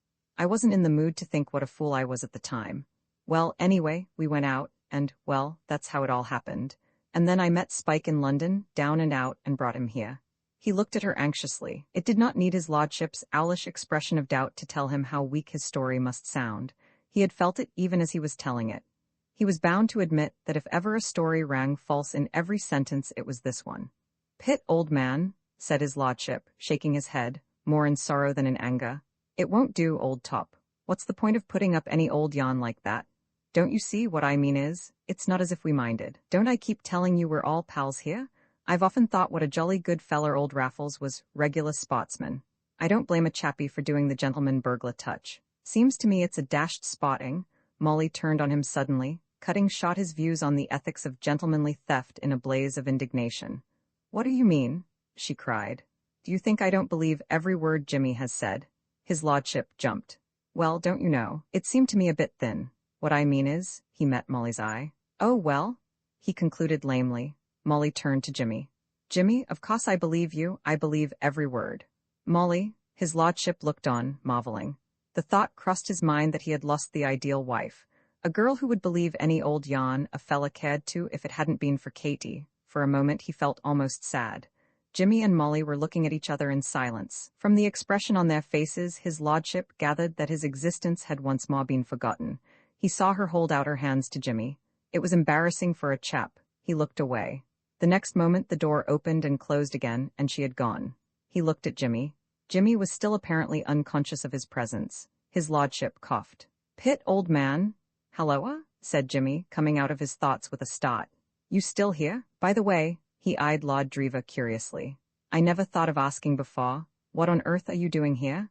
Why were you behind the curtain? Were you playing hide and seek?" His lordship was not one of those who invent circumstantial stories easily on the spur of the moment. He searched rapidly for something that would pass muster, then abandoned the hopeless struggle. After all, why not be frank? He still believed Jimmy to be of the class of the hero of Love, the Cracksman. There would be no harm in confiding in him. He was a good fellow, a kindred soul, and would sympathize. "It's like this," he said, and having prefaced his narrative with the sound remark that he had been a bit of an ass, he gave Jimmy a summary of recent events. "What?" said Jimmy. "You taught Hargate piquet? Why, my dear man, he was playing piquet like a professor when you were in short frocks. He's a wonder at it." His lordship stared. How's that? He said. You don't know him, do you? I met him in New York at the Strollers Club. A pal of mine, an actor, this fellow Mifflin I mentioned just now, put him up as a guest. He coined money at piquet, and there were some pretty useful players in the place too. I don't wonder you found him a promising pupil. Then, why dash it, then he's a bally sharper. You're a genius at crisp description, said Jimmy. You've got him summed up to Wright's first shot. I shan't pay him a bally penny. Of course not. If he makes any objection, refer him to me. His lordship's relief was extreme. The more overpowering effects of the elixir had passed away, and he saw now what he had not seen in his more exuberant frame of mind, the cloud of suspicion which must hang over him when the loss of the banknotes was discovered. He wiped his forehead. By Jove, he said. That's something off my mind. By George, I feel like a 2-year-old. I say, you're a dashed good sort, Pitt. You flatter me, said Jimmy. I strive to please. I say, Pitt, that yarn you told us just now, the bet and all that. Honestly, you don't mean to say that was true, was it? I mean, by Jove, I've got an idea. We live in stirring times. Did you say your actor pal's name was Mifflin? He broke off suddenly before Jimmy could answer. Great Scott, he whispered. What's that? Good Lord, somebody's coming? He dived behind the curtain like a rabbit. It had only just ceased to shake when the door opened, and Sir Thomas Blunt walked in. Roman 26 stirring times for Sir Thomas, for a man whose intentions towards the jewels and their owner were so innocent, and even benevolent. Jimmy was in a singularly compromising position. It would have been difficult, even under more favorable conditions, to have explained to Sir Thomas's satisfaction his presence in the dressing room. As things stood, it was even harder, for his lordship's last action, before seeking cover, had been to fling the necklace from him like a burning coal. For the second time in 10 minutes, it had fallen to the carpet, and it was just as Jimmy straightened himself after picking it up that Sir Thomas got a full view of him. The knight stood in the doorway, his face expressing the most lively astonishment. His bulging eyes were fixed upon the necklace in Jimmy's hand. Jimmy could see him struggling to find words to cope with so special a situation, and he felt rather sorry for him. Excitement of this kind was bad for a short-necked man of Sir Thomas's type. With kindly tact he endeavored to help him out. Good evening, he said pleasantly.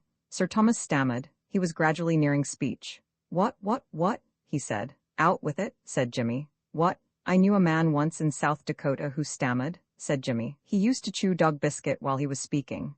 It cured him, besides being nutritious. Another good way is to count 10 while you're thinking what to say, and then get it out quick. You blackguard.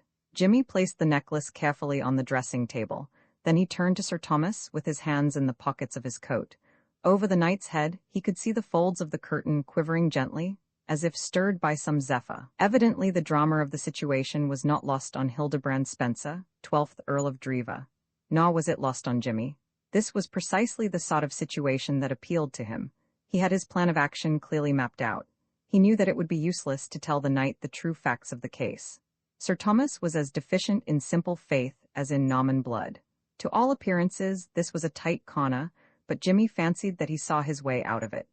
Meanwhile, the situation appealed to him. Curiously enough, it was almost identical with the big scene in Act Roman 3 of Love, the cracksman in which Arthur Mifflin had made such a hit as the debonair burglar. Jimmy proceeded to give his own idea of what the rendering of a debonair burglar should be. Arthur Mifflin had lit a cigarette and had shot out smoke rings and repartee alternately. A cigarette would have been a great help here, but Jimmy prepared to do his best without proprieties. So it's you, is it? Said Sir Thomas. Who told you? Thief, low thief? Come now, protested Jimmy. Why low? Just because you don't know me over here, why scorn me? How do you know I haven't got a big American reputation? For all you can tell, I may be Boston Willie or Sacramento Sam or someone. Let us preserve the decencies of debate. I had my suspicions of you. I had my suspicions from the first, when I heard that my idiot of a nephew had made a casual friend in London. So this was what you were? A thief, who? I don't mind personally, interrupted Jimmy, but I hope, if ever you mix with cracksmen, you won't call them thieves. They are frightfully sensitive. You see, there's a world of difference between the two branches of the profession, and a good deal of snobbish caste prejudice. Let us suppose that you were an actor manager. How would you enjoy being called a super? You see the idea, don't you?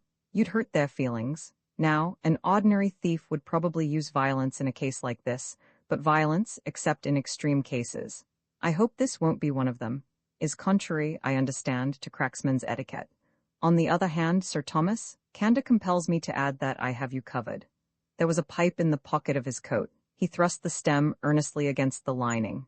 Sir Thomas eyed the protuberance apprehensively and turned a little pale. Jimmy was scowling ferociously. Arthur Mifflin's scowl in Act Roman 3 had been much admired. "My gun," said Jimmy, "is, as you see, in my pocket.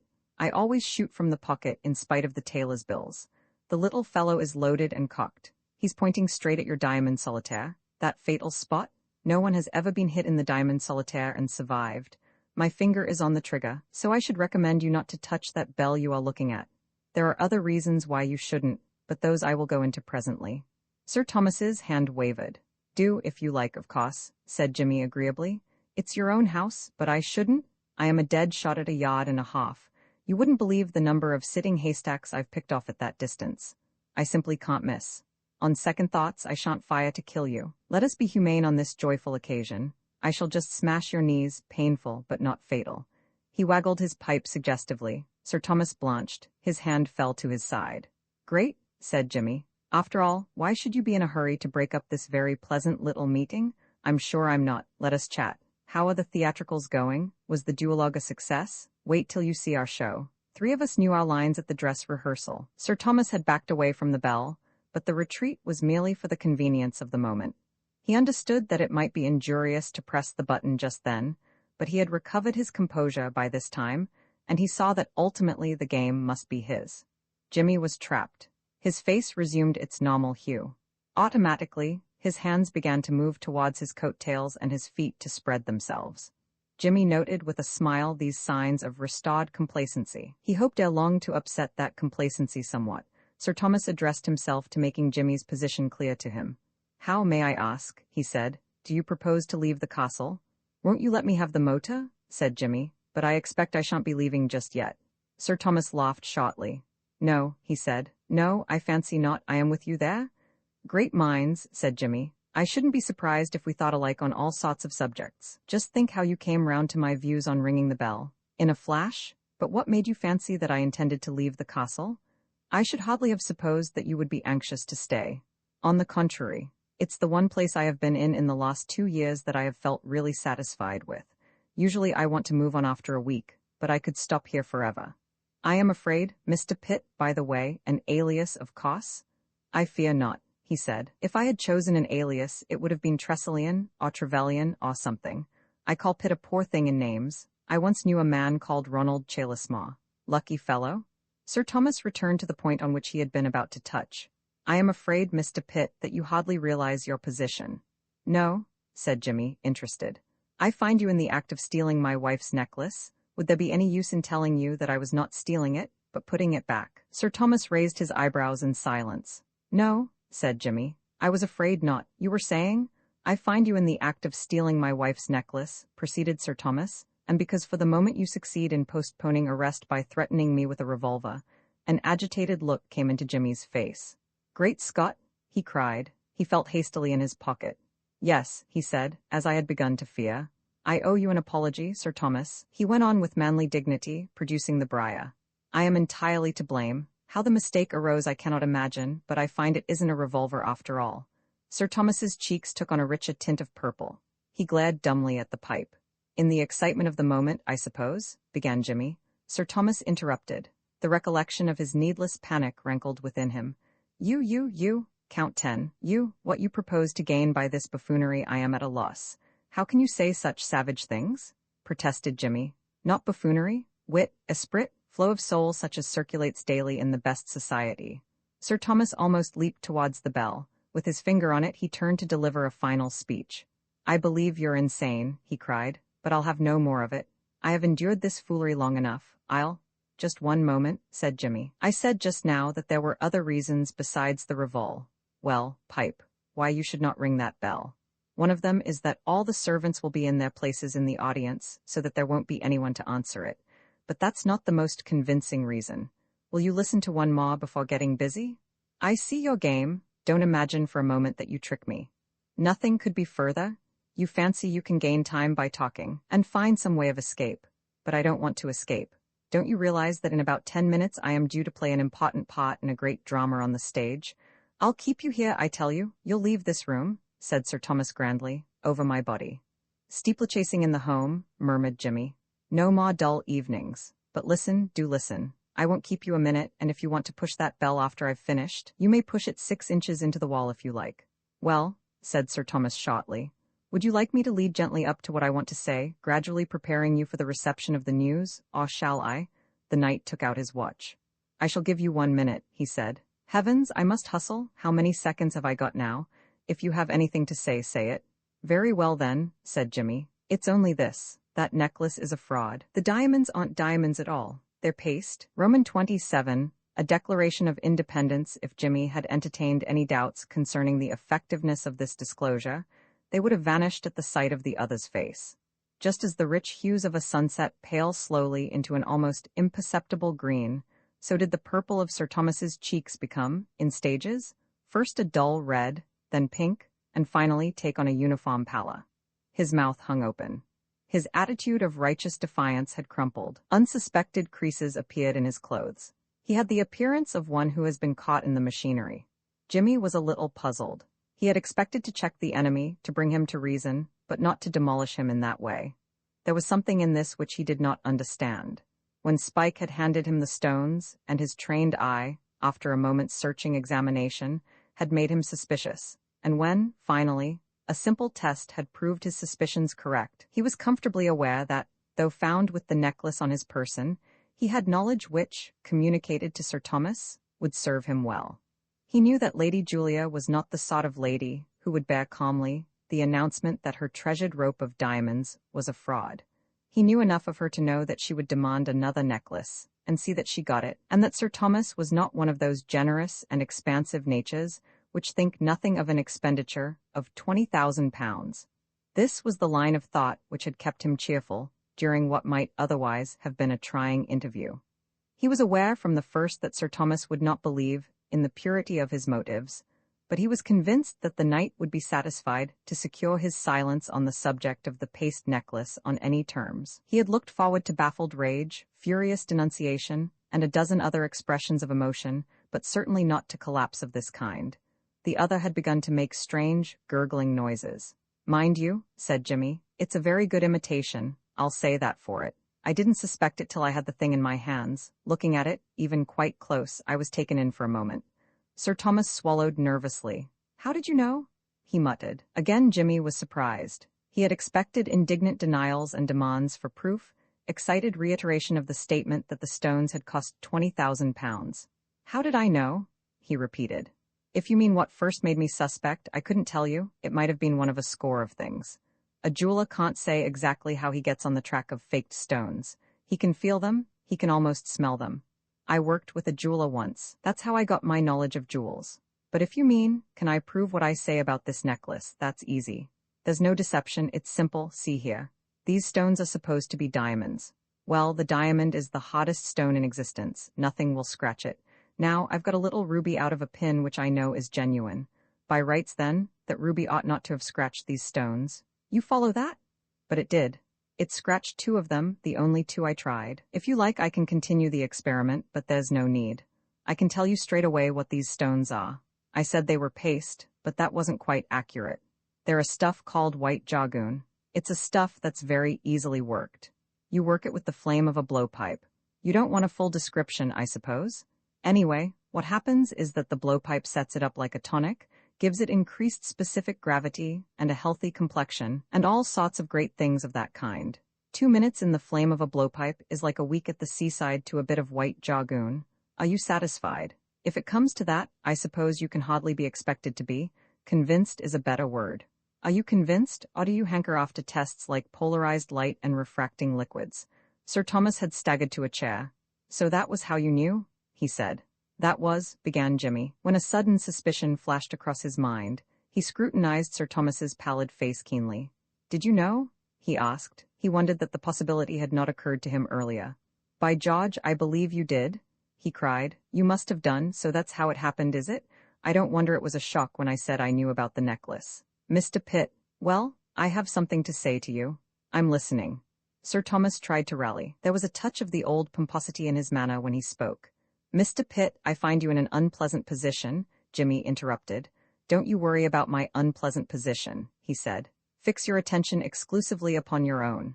Let us be frank with one another. You're in the cot. What do you propose to do about it? I do not understand you, he began. No, said Jimmy. I'll try and make my meaning clear. Correct me from time to time if I am wrong. The way I size the thing up is as follows. When you married Lady Julia, I gather that it was, so to speak, up to you to some extent.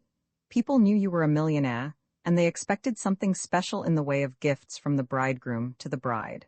Now you, being of a prudent and economical nature, began to wonder if there wasn't some way of getting a reputation for lavishness without actually cashing up to any great extent. Am I right? Sir Thomas did not answer. I am, said Jimmy. Well, it occurred to you, naturally enough, that a properly selected gift of jewelry might work the trick. It only needed a little nerve. When you give a present of diamonds to a lady, she is not likely to call for polarized light and refracting liquids and the rest of the circus. In 99 cases out of 100, she will take the thing on trust. Very well. You trotted off to a jeweler and put the thing to him confidentially. I expect you suggested paste, but being a wily person, he pointed out that paste has a habit of not wearing well. It is pretty enough when it's new, but quite a small amount of ordinary wear, and tear destroys the polish of the surface and the sharpness of the cutting. It gets scratched easily. Having heard this, and reflected that Lady Julia was not likely to keep the necklace under a glass case, you rejected paste as too risky. The genial jeweler then suggested white jargoon, mentioning, as I have done, that after an application or so of the blowpipe, its own mother wouldn't know it.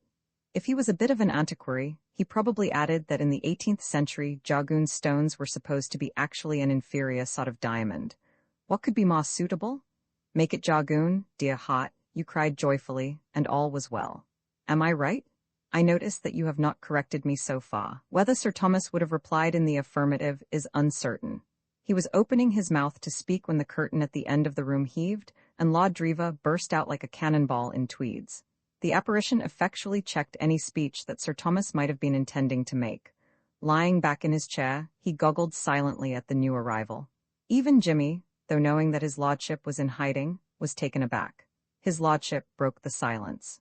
Great Scott, he cried. Neither Jimmy nor Sir Thomas seemed to consider the observation unsound or inadequate. They permitted it to pass without comment. You old scoundrel, added his lordship, addressing Sir Thomas, and you're the man who called me a Welsher. There were signs of a flicker of spirit in the knight's prominent eyes, but they died away. He made no reply. Great Scott, moaned his lordship in a fever of self-pity. Here have I been all these years letting you give me Hades in every shape and form, when all the while, my goodness, if I'd only known earlier. He turned to Jimmy. Pitt, old man, he said warmly. I dash it, I don't know what to say. If it hadn't been for you, I always did like Americans. I'm not one, said Jimmy, but his lordship went on, unchecked. I always thought it bally rot that fuss happened in wherever it was. If it hadn't been for fellows like you, he continued, addressing Sir Thomas once more, there wouldn't have been any of that frightful Declaration of Independence business. Would there, Pitt, old man? These were deep problems too spacious for casual examination. Jimmy shrugged his shoulders. Well, I should say Sir Thomas might not have got along with George Washington anyhow, he said. Of course not. Well, his lordship moved towards the door. I'm off downstairs to see what Aunt Julia has to say about it all. A shudder, as if from some electric shock, shook Sir Thomas. He leaped to his feet. Spencer, he cried, I forbid you to say a word to your aunt. Oh, said his lordship. You do you? Sir Thomas shivered. She would never let me hear the last of it. I bet she wouldn't. I'll go and see. Stop? Well, Sir Thomas dabbed at his forehead with his handkerchief. He dared not face the vision of Lady Julia in possession of the truth. At one time, the fear lest she might discover the harmless little deception he had practiced had kept him awake at night. But gradually, as the days went by, and the excellence of the imitation stones had continued to impose upon her and upon everyone else who saw them, the fear had diminished. But it had always been at the back of his mind. Even in her calmer moments, his wife was a source of mild terror to him. His imagination reeled at the thought of what depths of aristocratic scorn and indignation she would plumb in a case like this. Spencer, he said, I insist that you shall not inform your aunt of this. What, you want me to keep my mouth shut? You want me to become an accomplice in this beastly, low-down deception? I like that. The point, said Jimmy, is well taken, noblesse oblige, and all that sort of thing. The blood of the Drivas boils furiously at the idea. Listen, you can hear it sizzling. Lord Driva moved a step nearer the door. Stop, cried Sir Thomas again. Spencer? Well, Spencer, my boy, it occurs to me that perhaps I have not always treated you very well. Perhaps not always. Great Scott, I'll have a fiver each way on both those. Considering you've treated me like a frightful kid practically ever since you've known me, I call that pretty rich. Why, what about this very night when I asked you for a few pounds? It was only the thought that you had been gambling. Gambling? How about palming off fake diamonds on Aunt Julia for a gamble? A game of skill, surely, murmured Jimmy. I have been thinking the matter over, said Sir Thomas, and if you really need was it not £50? It was 20, said his lordship, and I don't need it. Keep it, you'll want all you can save for a new necklace. His fingers closed on the door handle. Spencer, stop. Well, we must talk this over. We must not be hasty. He passed the handkerchief over his forehead. In the past, perhaps, he resumed, our relations have not been quite, the fault was mine. I have always endeavored to do my duty. It is a difficult task to look after a young man of your age. His lordship's sense of his grievances made him eloquent. Dash it all, he cried. That's just what I jolly well complain of. Who the dickens wanted you to look after me? Hang it, you've kept your eye on me all these years like a frightful policeman. You cut off my allowance right in the middle of my time at the varsity, just when I needed it most, and I had to come and beg for money whenever I wanted to buy a cigarette. I looked a fearful ass, I can tell you. Men who knew me used to be dashed funny about it. I'm sick of the whole bally business. You've given me a jolly thin time all this while, and now I'm going to get a bit of my own back. Wouldn't you, Pitt, old man? Jimmy, thus suddenly appealed to, admitted that in his lordship's place he might have experienced a momentary temptation to do something of the kind. Of course, said his lordship, any fellow would. But Spencer, let me? You've soured my life, said his lordship, frowning a tense, Byronic frown. That's what you've done, soured my whole bally life. I've had a rotten time. I've had to go about touching my friends for money to keep me going. Why, I owe you a fiver, don't I, Pitt, old man? It was a tenner, to be finickingly accurate about details, but Jimmy did not say so. He concluded, rightly, that the memory of the original £5 which he had lent Lord Drever at the Savoy Hotel had faded from the other's mind. Don't mention it, he said. But I do mention it, protested his lordship shrilly. It just proves what I say. If I had had a decent allowance, it wouldn't have happened, and you wouldn't give me enough to set me going in the diplomatic service. That's another thing. Why wouldn't you do that? Sir Thomas pulled himself together. I hardly thought you qualified, my dear boy. His lordship did not actually foam at the mouth, but he looked as if he might do so at any moment. Excitement and the memory of his wrongs, lubricated, as it were, by the champagne he had consumed both at and after dinner, had produced in him a frame of mind far removed from the normal. His manners no longer had that repose which stamps the caste of Vere de Vere. He waved his hands. I know, he shouted. I know you didn't. You thought me a fearful fool. I tell you I'm sick of it. And always trying to make me marry money? Dashed humiliating? If she hadn't been a jolly sensible girl, you'd have spoiled Miss McEachin's life as well as mine. You came very near it. I tell you, I've had enough of it. I'm in love. I'm in love with the rippingest girl in England. You've seen her, Pitt, old top. Isn't she a ripper? Jimmy stamped the absent lady with the seal of his approval. I tell you, if she'll have me, I'm going to marry her. The dismay written on every inch of Sir Thomas's countenance became intensified at these terrific words. Great as had been his contempt for the actual holder of the title, considered simply as a young man, he had always been filled with a supreme respect for the Drever name. But Spencer, he almost howled, consider your position. You cannot, can't I, by Jove, if she'll have me, and dash my position. What's my position got to do with it? Katie's the daughter of a general, if it comes to that. Her brother was at the house with me. If I had a penny to call my own, I'd have asked her to marry me ages ago. Don't you worry about my position. Sir Thomas croaked feebly. Now, look here, said his lordship, with determination. Here's the whole thing in a jolly old nutshell. If you want me to forget about this little flutter in fake diamonds of yours, you've got to pull your socks up and start in to do things. You've got to get me attached to some embassy, for a beginning. It won't be difficult. There's dozens of old boys in London who knew the governor when he was alive who will jump at the chance of doing me a good turn. I know I'm a bit of an ass in some ways, but that's expected of you in the diplomatic service. They only want you to wear evening clothes as if you were used to them and be a bit of a flyer at dancing, and I can fill the bill all right as far as that goes. And you've got to give your jolly old blessing to Katie and me, if she'll have me. That's about all I can think of for the moment. Now do we go? Are you on? It's preposterous, began Sir Thomas. Lord Drever gave the door handle a rattle. He stopped. It's a hold-up all right, said Jimmy soothingly. I don't want to butt in on a family conclave, but my advice, if asked, would be to unbelt before the shooting begins. You've got something worse than a pipe pointing at you now. As regards my position in the business, don't worry. My silence is thrown in gratis. Give me one loving smile and my lips are sealed. Sir Thomas turned on him. As for you, he cried. Never mind about Pitt, said his lordship. He's a dashed good fellow. Pitt, I wish there were more like him. And he wasn't pinching the stuff either. If you had only listened when he tried to tell you, you mightn't be in such a frightful hole. He was putting the things back as he said, I know all about it. Well, what's the answer? For a moment Sir Thomas seemed on the point of refusal, but just as he was about to speak his lordship opened the door, and at the movement he collapsed again. I will, he cried. I will? Good, said his lordship, with satisfaction. That's a bargain. Coming downstairs, Pitt, old man? We shall be wanted on the stage in about half a minute. As an antidote to stage fright, said Jimmy, as they went along the corridor, little discussions of that kind may be highly recommended. I shouldn't mind betting that you feel fit for anything. I feel like a 2-year-old, assented his lordship enthusiastically. I've forgotten all my part, but I don't care. I'll just go on and talk to them. That, said Jimmy, is the right spirit. Charteris will get heart disease, but it's the right spirit. A little more of that sort of thing and amateur theatricals would be worth listening to.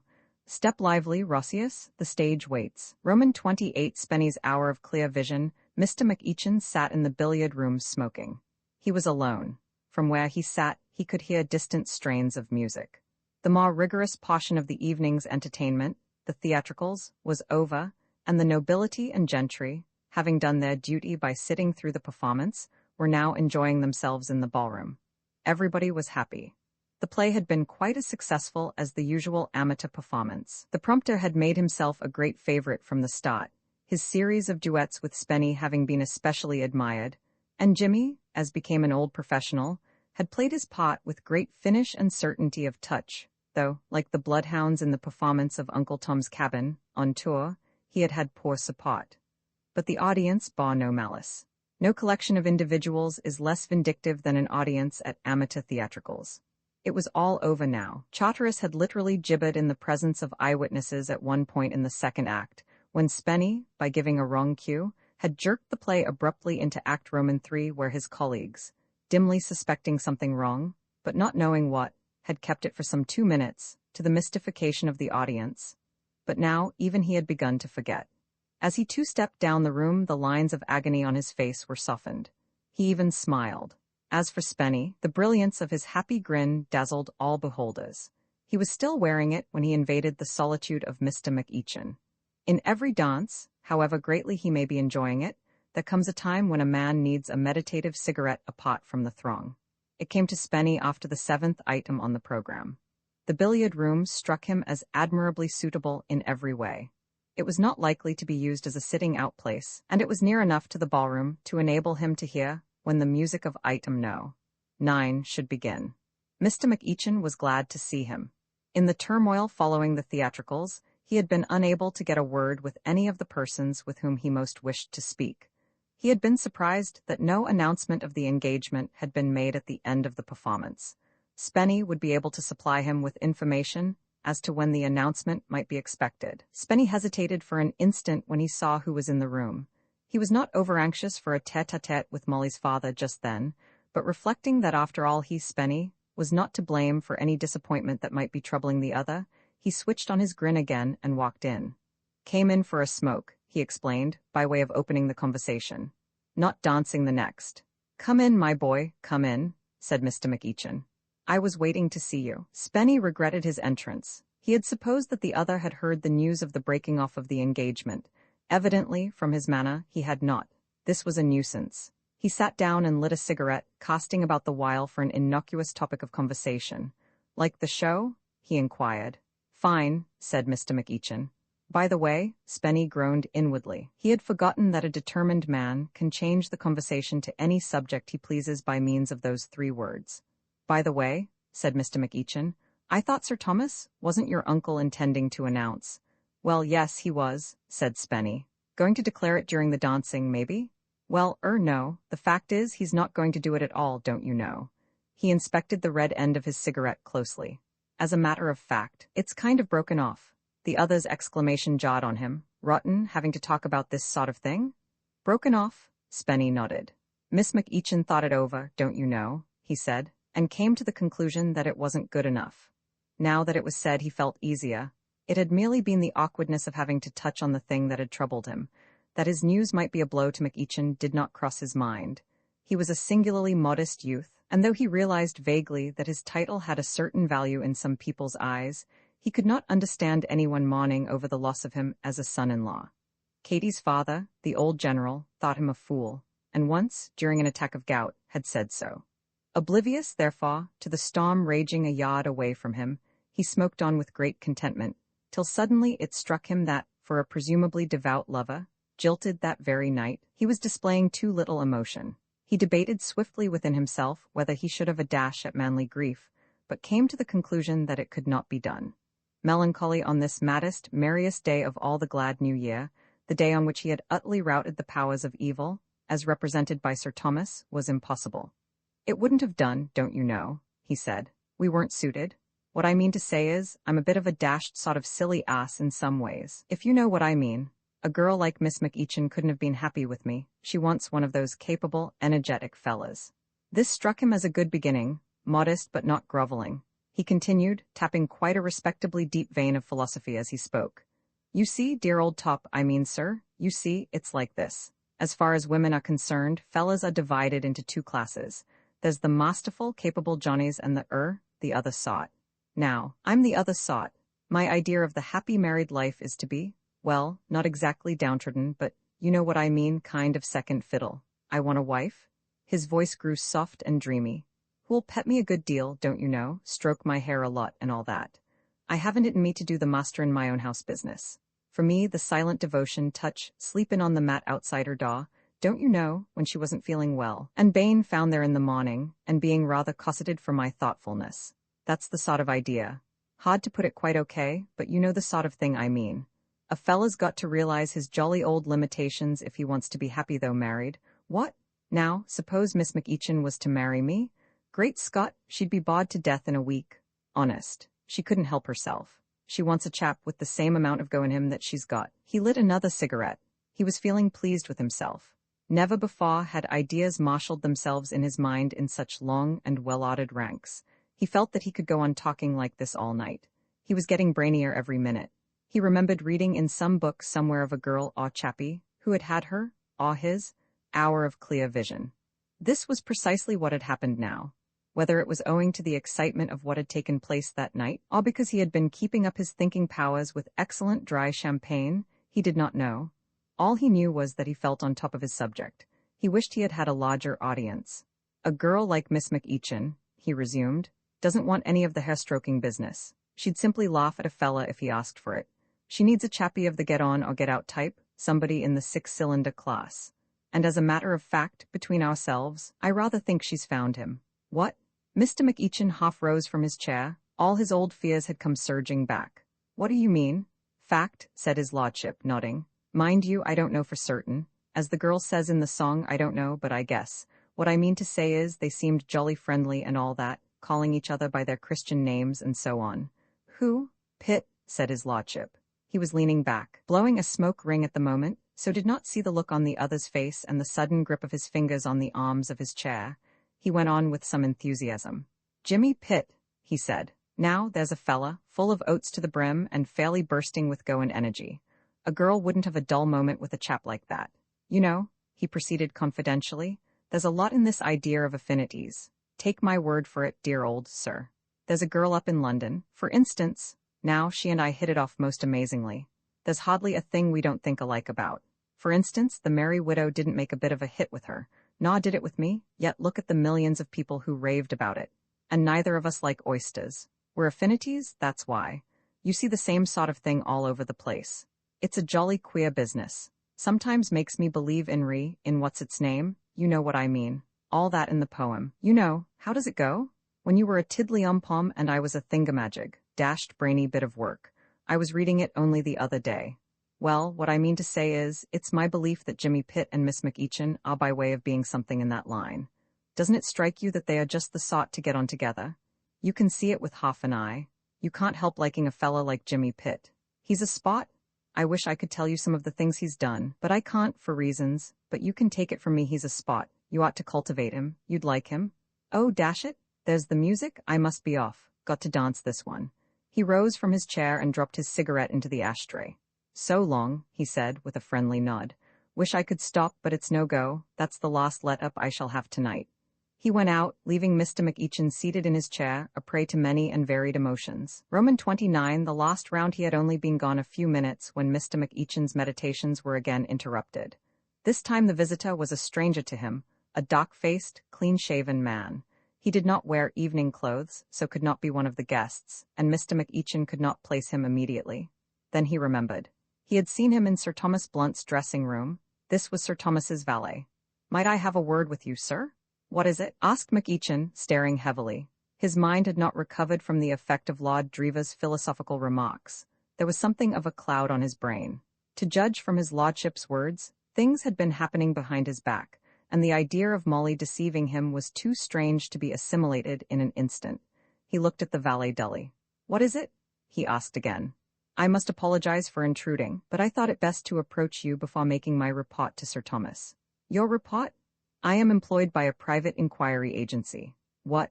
"Yes, Sir Raggers, you may have heard of us in Holborn Bars, very old established divorce speciality. You will have seen the advertisements. Sir Thomas wrote asking for a man, and the governor sent me down. I have been with the house some years. My job, I gathered, was to keep my eyes open generally.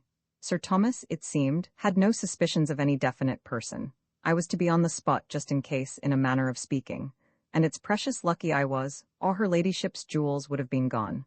I've done a fair cop this very night." He paused and eyed the ex-policeman keenly. McEachin was obviously excited. Could Jimmy have made an attempt on the jewels during the dance? Or Spike? "Say," he said, "was it a red-headed?" The detective was watching him with a curious smile. "No, he wasn't red-headed. You seem interested, sir. I thought you would be. I will tell you all about it. I had had my suspicions of this party ever since he arrived, and I may say that it struck me at the time that there was something mighty fishy about the way he got into the castle." McEachin started. So he had not been the only one to suspect Jimmy's motives in attaching himself to Lord Dreva. "Go on," he said. "I suspected that there was some game on, and it struck me that this would be the day for the attempt, the house being upside down, in a manner of speaking, on account of the theatricals. And I was right. I kept near those jewels on and off all day, and presently, just as I had thought, along comes this fellow. He'd hardly got to the door when I was on him. Good boy, you're no rube. We fought for a while, but being a bit to the good in strength and knowing something about the game, I had the irons on him pretty quick, and took him off and locked him in the cellar. That's how it was, sir." Mr. McEachin's relief was overwhelming. If Lord Dreva's statement was correct, and Jimmy had really succeeded in winning Molly's affection, this would be indeed a rescue at the 11th hour. It was with a nunc dimittis ere he felt for his cigar case, and extended it towards the detective. A cigar from his own private case was with him a mark of the supremest favor and goodwill, a sort of accolade which he bestowed only upon the really meritorious few. Usually it was received with becoming deference, but on this occasion there was a somewhat startling deviation from routine, for, just as he was opening the case, something cold and hard pressed against each of his wrists. There was a snap and a click, and looking up, dazed, he saw that the detective had sprung back, and was contemplating him with a grim smile over the barrel of an ugly-looking little revolver. Guilty or innocent, the first thing a man does, when he finds handcuffs on his wrists, is to try to get them off. The action is automatic. Mr. McEachin strained at the steel chain till the veins stood out on his forehead. His great body shook with rage. The detective eyed his efforts with some satisfaction. The picture presented by the other, as he heaved and tugged, was that of a guilty man trapped. "It's no good, my friend," he said. His voice brought McEachin back to his senses. In the first shock of the thing, the primitive man in him had led him beyond the confines of self-restraint. He had simply struggled unthinkingly. Now he came to himself again. He shook his manacled hands furiously. "What does this mean?" he shouted. "What the—" "Less noise," said the detective sharply. "Get back," he snapped as the other took a step forward. "Do you know who I am?" thundered McEachin. "No," said the detective. "And that's just why you're wearing those bracelets. Come now, don't be a fool, the game's up, can't you see that?" McEachin leaned helplessly against the billiard table. He felt weak. Everything was unreal. Had he gone mad, he wondered. "That's right," said the detective. "Stay there. You can't do any harm there. It was a pretty little game, I'll admit. You worked it well, meeting your old friend from New York and all, and having him invited to the castle. Very pretty. New York, indeed? Seen about as much of New York as I have of Timbuktu." I saw through him. Some inkling of the truth began to penetrate McEachin's consciousness. He had become so obsessed with the idea that, as the captive was not Spike, it must be Jimmy, that the possibility of Mr. Gala being the subject of discussion only dawned upon him now. "What do you mean?" he cried. "Who is it that you have arrested? Blessed if I know. You can tell me that, I should think, seeing he's an old Timbuktu friend of yours. Gala's the name he goes by here." "Gala? That's the man. And do you know what he had the impudence, the gall, to tell me? That he was in my own line of business, a detective? He said you had sent for him to come here." He laughed amusedly at the recollection. "And so he is, you fool, so I did." "Oh, you did you? And what business had you bringing detectives into other people's houses?" Mr. McEachin started to answer, but checked himself. Never before had he appreciated to the full the depth and truth of the proverb relating to the frying pan and the fire. To clear himself, he must mention his suspicions of Jimmy, and also his reasons for those suspicions, and to do that would mean revealing his past. It was Scylla and Charybdis. A drop of perspiration trickled down his temple. "What's the good?" said the detective. "Mighty ingenious idea that only you hadn't allowed for there being a real detective in the house. It was that chap pitching me that yarn that made me suspicious of you. I put two and two together. Partners, I said to myself. I'd heard all about you, scraping acquaintance with Sir Thomas and all. Mighty ingenious. You become the old family friend, and then you let in your pal. He gets the stuff and hands it over to you. Nobody dreams of suspecting you, and there you are. Honestly, now, wasn't that the game? It's all a mistake?" McEachin was beginning when the door handle turned. The detective looked over his shoulder. McEachin glared dumbly. This was the crowning blow, that there should be spectators of his predicament. Jimmy strolled into the room. "Driva told me you were in here," he said to McEachin. "Can you spare me a halloa?" The detective had pocketed his revolver at the first sound of the handle. To be discreet was one of the chief articles in the creed of the young men from Raga's detective agency, but handcuffs are not easily concealed. Jimmy stood staring in amazement at McEachin's wrists. "Some sort of a round game?" he inquired with interest. The detective became confidential. "It's this way, Mr. Pitt. There's been some pretty deep work going on here. There's a regular gang of burglars in the place. This chap here's one of them." "What, Mr. McEachin?" "That's what he calls himself." It was all Jimmy could do to keep himself from asking Mr. McEachin whether he attributed his downfall to drink. He contented himself with a sorrowful shake of the head at the fermenting captive. Then he took up the pot of counsel for the defense. "I don't believe it," he said. "What makes you think so?" "Why, this afternoon I caught this man's pal, the fellow that calls himself Gala." "I know the man," said Jimmy. "He's a detective, really. Mr. McEachin brought him down here." The sleuth's jaw dropped limply, as if he had received a blow. "What?" he said in a feeble voice. "Didn't I tell you?" began Mr. McEachin, but the sleuth was occupied with Jimmy. That sickening premonition of disaster was beginning to steal over him. Dimly he began to perceive that he had blundered. "Yes," said Jimmy. "Why, I can't say, but Mr. McEachin was afraid someone might try to steal Lady Julia Blunt's rope of diamonds, so he wrote to London for this man Gala. It was officious, perhaps, but not criminal. I doubt if legally you could handcuff a man for a thing like that. What have you done with good Mr. Gala?" "I've locked him in the coal cellar," said the detective dismally. The thought of the interview in prospect with the human bloodhound he had so mishandled was not exhilarating. "Locked him in the cellar, did you?" said Jimmy. Well, I dare say he's very happy there. He's probably busy detecting black beetles. Still, perhaps you had better go and let him out. Possibly if you were to apologize to him, just as you think, I only suggest. If you want somebody to vouch for Mr. McEachin's non-burglariousness, I can do it. He is a gentleman of private means, and we knew each other out in New York." "I never thought that," said Jimmy, with sympathetic friendliness, "if you will allow me to say so, is the cardinal mistake you detectives make. You never do think." "It never occurred to me." He took the key of the handcuffs from his pocket and toyed with it. Mr. McEachin emitted a low growl. It was enough. "If you wouldn't mind, Mr. Pitt," said the detective obsequiously. He thrust the key into Jimmy's hands and fled. Jimmy unlocked the handcuffs. Mr. McEachin rubbed his wrists. "Ingenious little things," said Jimmy. "I'm much obliged to you," growled Mr. McEachin, without looking up. "Not at all, a pleasure. This circumstantial evidence business is the devil, isn't it?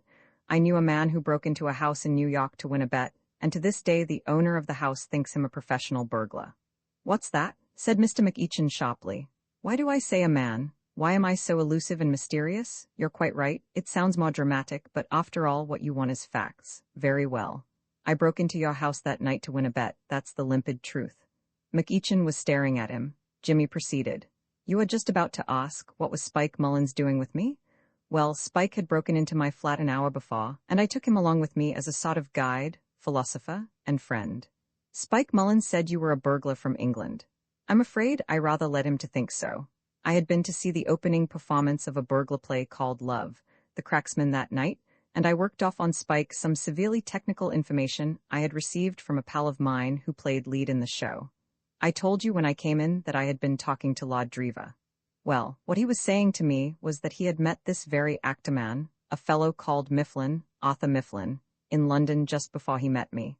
He's in London now, rehearsing for a show that's come over from America. You see the importance of this item? It means that if you doubt my story, all you need to do is to find Mifflin. I forget what theatre his play is coming on at, but you could find out in a second, and ask him to corroborate. Are you satisfied?" McEachin did not answer. An hour before he would have fought to the last ditch for his belief in Jimmy's crookedness, but the events of the last 10 minutes had shaken him. He felt something of a reaction in Jimmy's favor. "Look here, Mr. McEachin," said Jimmy. "I wish you would listen quietly to me for a minute or two. There's really no reason on earth why we should be at one another's throats in this way. We might just as well be friends. Let's shake hands and call the fight off. I suppose you know why I came here to see you?" McEachin did not speak. "You know that your daughter has broken off her engagement to Lord Drever?" "Then he was right," said McEachin half to himself. "It is you?" Jimmy nodded. McEachin drummed his fingers on the table and stared thoughtfully at him. "Is Molly?" he said at length. "Does Molly?" "Yes," said Jimmy. McEachin continued his drumming. "Don't think there's been anything underhand about this," said Jimmy. "She absolutely refused to do anything unless you gave your consent. She said you had been partners all her life, and she was going to do the square thing by you." "She did?" said McEachin eagerly. "I think you ought to do the square thing by her. I'm not much, but she wants me. Do the square thing by her." McEachin was staring straight in front of him. There was a look in his eyes which Jimmy had never seen there before, a frightened, hunted look. "It's too late," he burst out. "I'll be square with her now, but it's too late. I won't stand in her way when I can make her happy, but I'll lose her? Oh my God, I'll lose her. Did you think I had never said to myself," he went on, "the things you said to me that day when we met here? Did you think I didn't know what I was? Who should know it better than myself? But she didn't, I'd kept it from her. I'd sweat for fear she would find out someday. When I came over here, I thought I was safe, and then you came, and I saw you together. I thought you were a crook, you were with Mullins in New York. I told her you were a crook." "You told her that?" "I said I knew it. I couldn't tell her the truth why I thought so. I said I had made inquiries in New York and found out about you." Jimmy saw now. The mystery was solved, so that was why Molly had allowed them to force her into the engagement with Drever. "I see," he said slowly. McEachin gripped the table in silence. "I see," said Jimmy again. "You mean she'll want an explanation?" He thought for a moment. "You must tell her," he said quickly. "For your own sake you must tell her. Go and do it now. Wake up, man." He shook him by the shoulder. "Go and do it now. She'll forgive you. Don't be afraid of that. Go and look for her and tell her now." McEachin roused himself. "I will," he said. "It's the only way," said Jimmy. McEachin opened the door, then fell back a pace. Jimmy could hear voices in the passage outside. He recognized Lord Drever's. McEachin continued to back away from the door. Lord Drever entered with Molly on his arm. "Halloa," said his lordship, looking round. "Halloa, Pitt, here we all are, what?" "Lord Drever wanted to smoke," said Molly. She smiled, but there was anxiety in her eyes. She looked quickly at her father and at Jimmy. "Molly, my dear," said McEachin huskily, "I want to speak to you for a moment." Jimmy took his lordship by the arm. "Come along, Drever," he said. "You can come and sit out with me. We'll go and smoke on the terrace." They left the room together. "What does the old boy want?" inquired his lordship.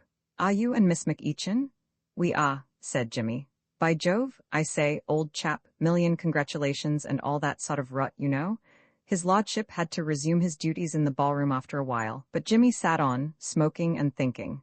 In the general stillness, the opening of the door at the top of the steps came sharply to his ears. He looked up. Two figures were silhouetted for a moment against the light, and then the door closed again. They began to move slowly down the steps. Jimmy had recognized them. He got up. He was in the shadow, they could not see him. They began to walk down the terrace. They were quite close now. Neither was speaking, but presently, when they were but a few feet away, they stopped. There was the splutter of a match, and McEachin lit a cigar. In the yellow light, his face was clearly visible. Jimmy looked and was content. Roman 3 Mr. McEachin at the time when Jimmy slept in his chair, previous to being aroused from his slumbers by the invasion of Spike. A certain Mr. John McEachin, captain of police, was seated in the parlor of his uptown villa, reading. He was a man built on a large scale. Everything about him was large: his hands, his feet, his shoulders, his chest, and particularly his jaw, which even in his moments of calm was aggressive, and which stood out when anything happened to ruffle him, like the ram of a battleship.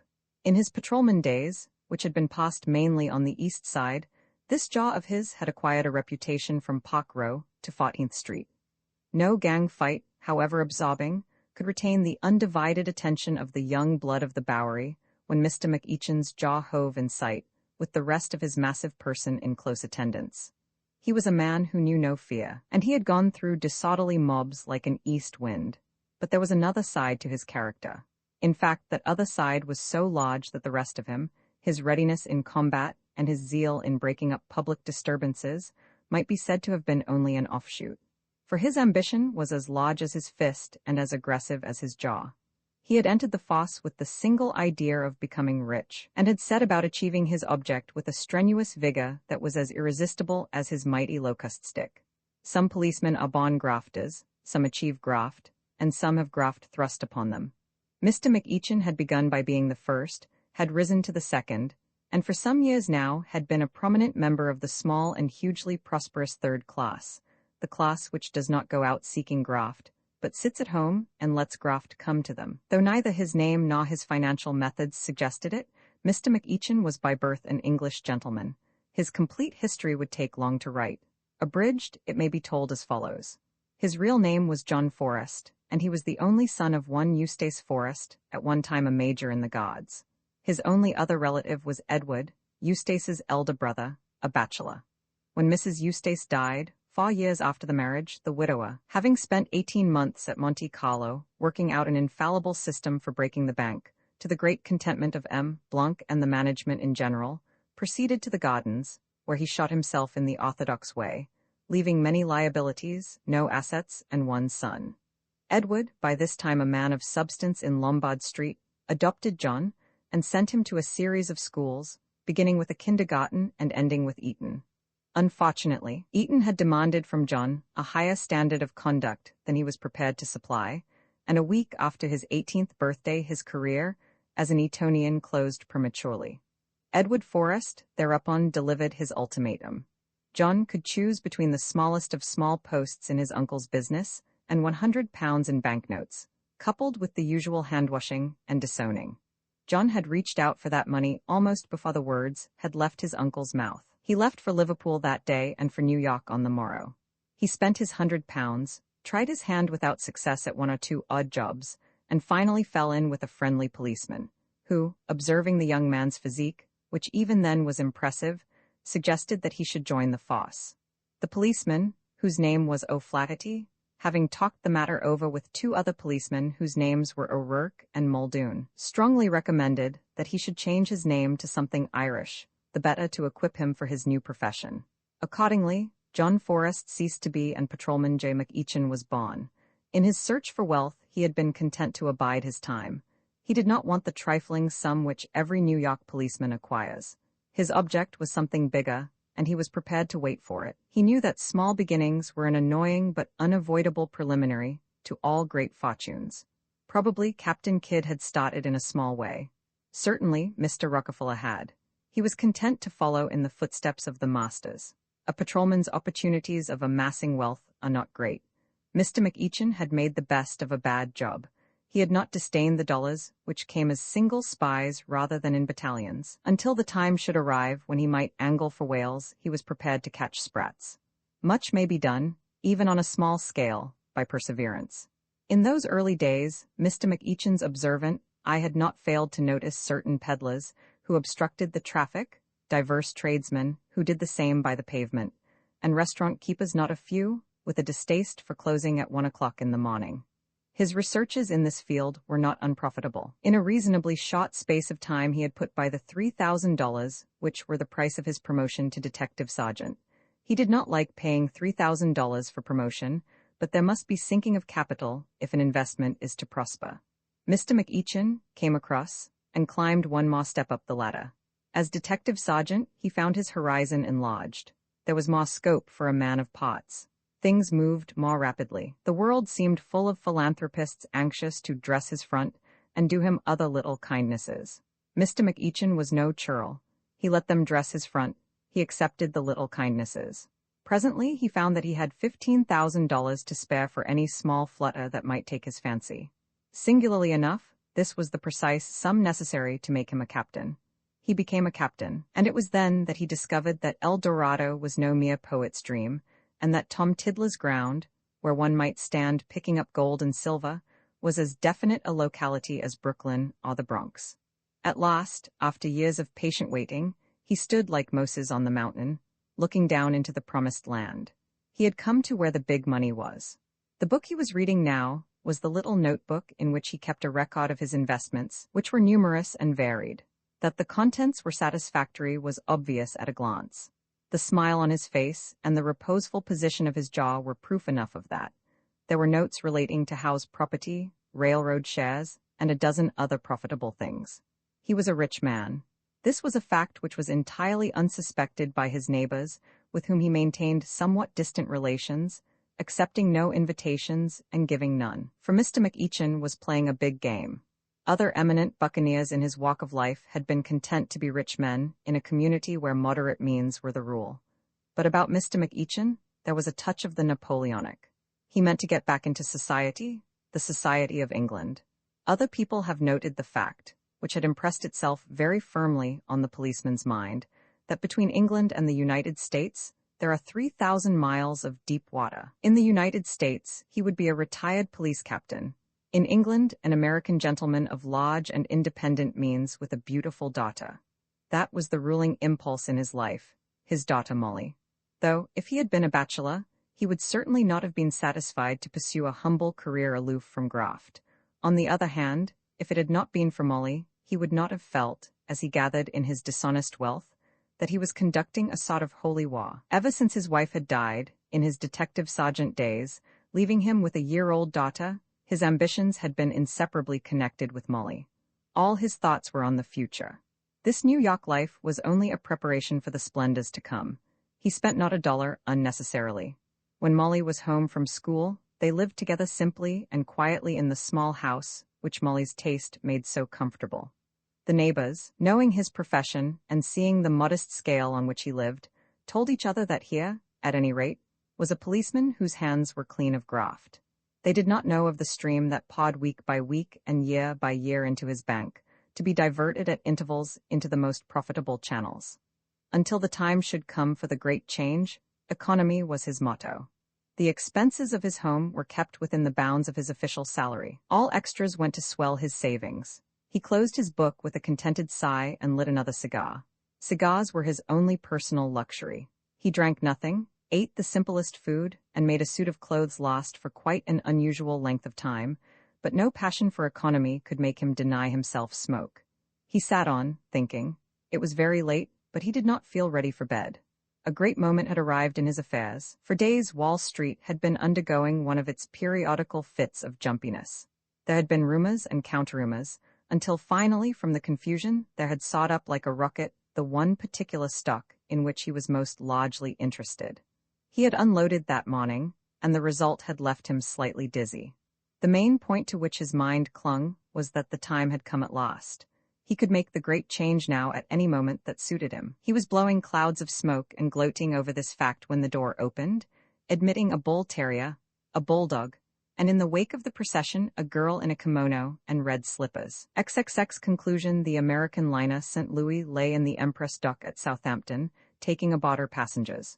All sorts and conditions of men flowed in an unceasing stream up the gangway. Leaning over the second-class railing, Jimmy Pitt and Spike Mullins watched them thoughtfully. "Well, Spike," said Jimmy, "your schooner's on the tide now, isn't it? Your vessel's at the quay.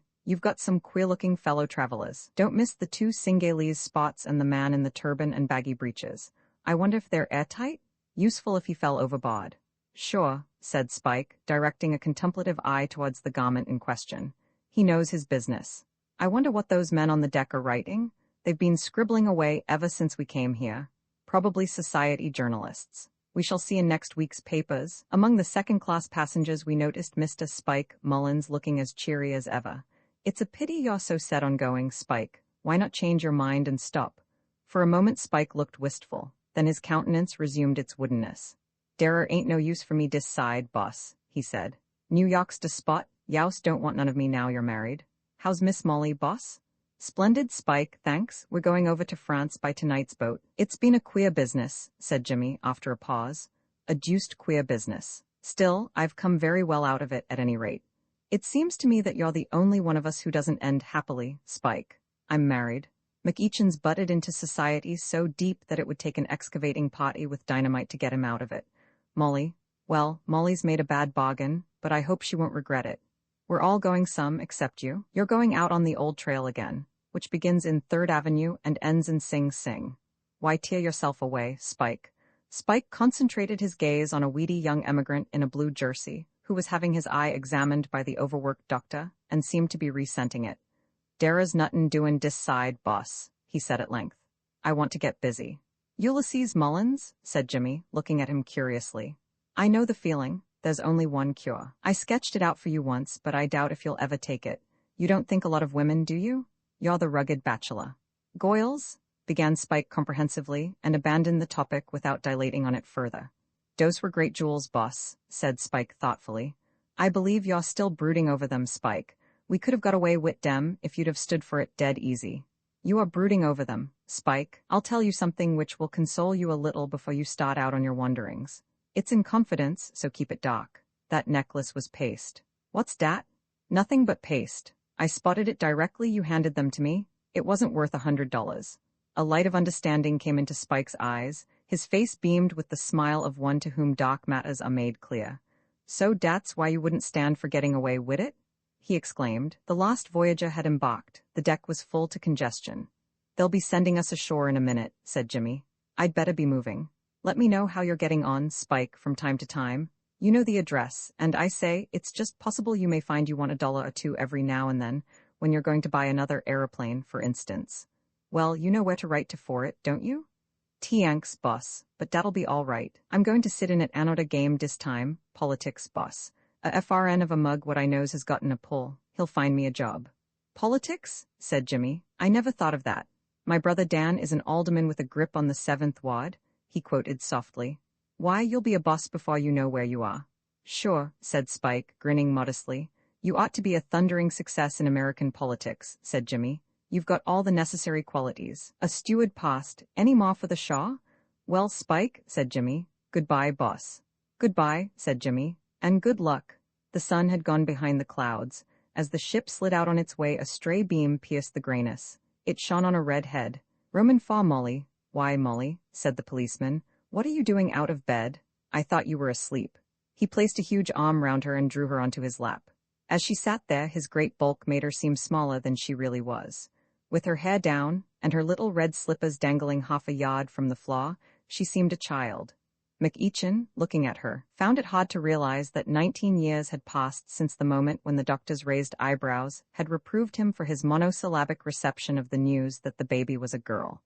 "Do you know what the time is?" he said. 2 o'clock. "Much too late for you to be sitting here smoking," said Molly severely. "How many cigars do you smoke a day? Suppose you had married someone who wouldn't let you smoke." "Never stop your husband smoking, my dear. That's a bit of advice for you when you're married." "I'm never going to marry. I'm going to stop at home and don your socks." "I wish you could," he said, drawing her closer to him. "But one of these days you're going to marry a prince, and now run back to bed. It's much too late?"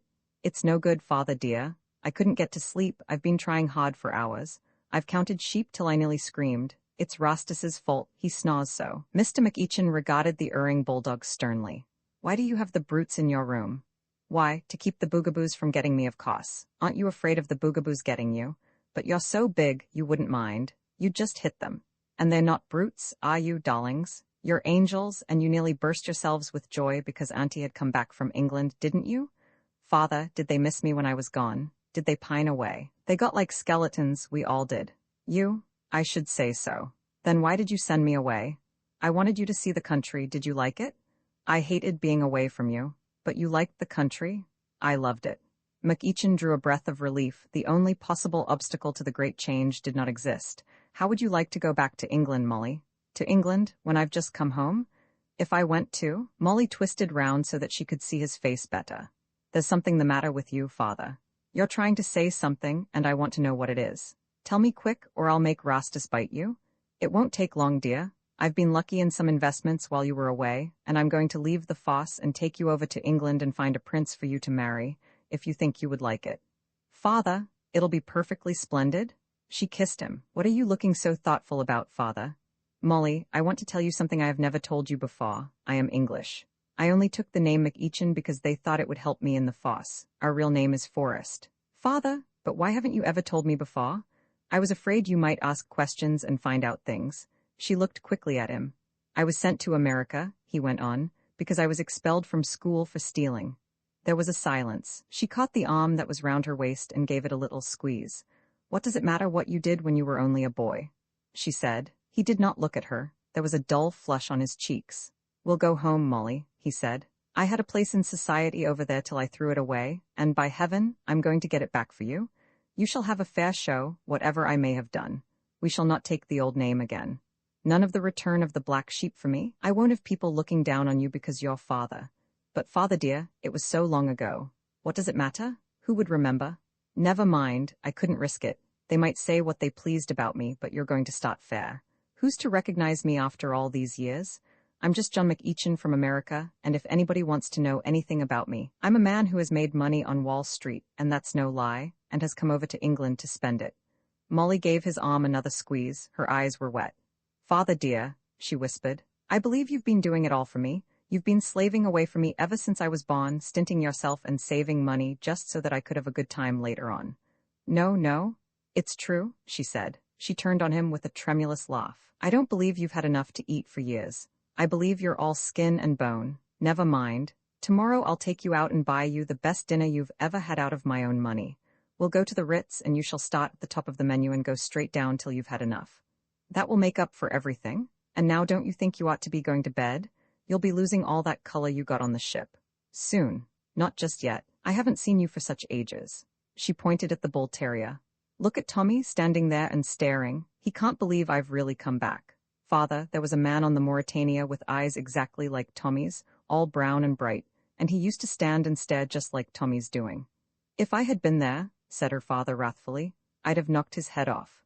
No, you wouldn't, because I'm sure he was really a very nice young man. He had a chin rather like yours. Father, besides, you couldn't have got at him to knock his head off, because he was traveling second class. Second class? Then you didn't talk with him? We couldn't. You wouldn't expect him to shout at me across the railing? Only whenever I walked round the deck he seemed to be there. Staring? He may not have been staring at me. Probably he was just looking the way the ship was going and thinking of some girl in New York. I don't think you can make much of a romance out of it. Father, I don't want to, my dear. Princes don't travel in the second cabin. He may have been a prince in disguise. More likely a commercial traveler, grunted Mr. McEachin. Commercial travelers are often quite nice. Princes are nicer. Well, I'll go to bed and dream of the nicest one I can think of. Come along, dogs. Stop biting my slipper, Tommy. Why can't you behave like Rastus? Still, you don't snore, do you? Aren't you going to bed soon, father? I believe you've been sitting up late and getting into all sorts of bad habits while I've been away. I'm sure you have been smoking too much. When you've finished that cigar, you're not even to think of another till tomorrow. Promise? Not one.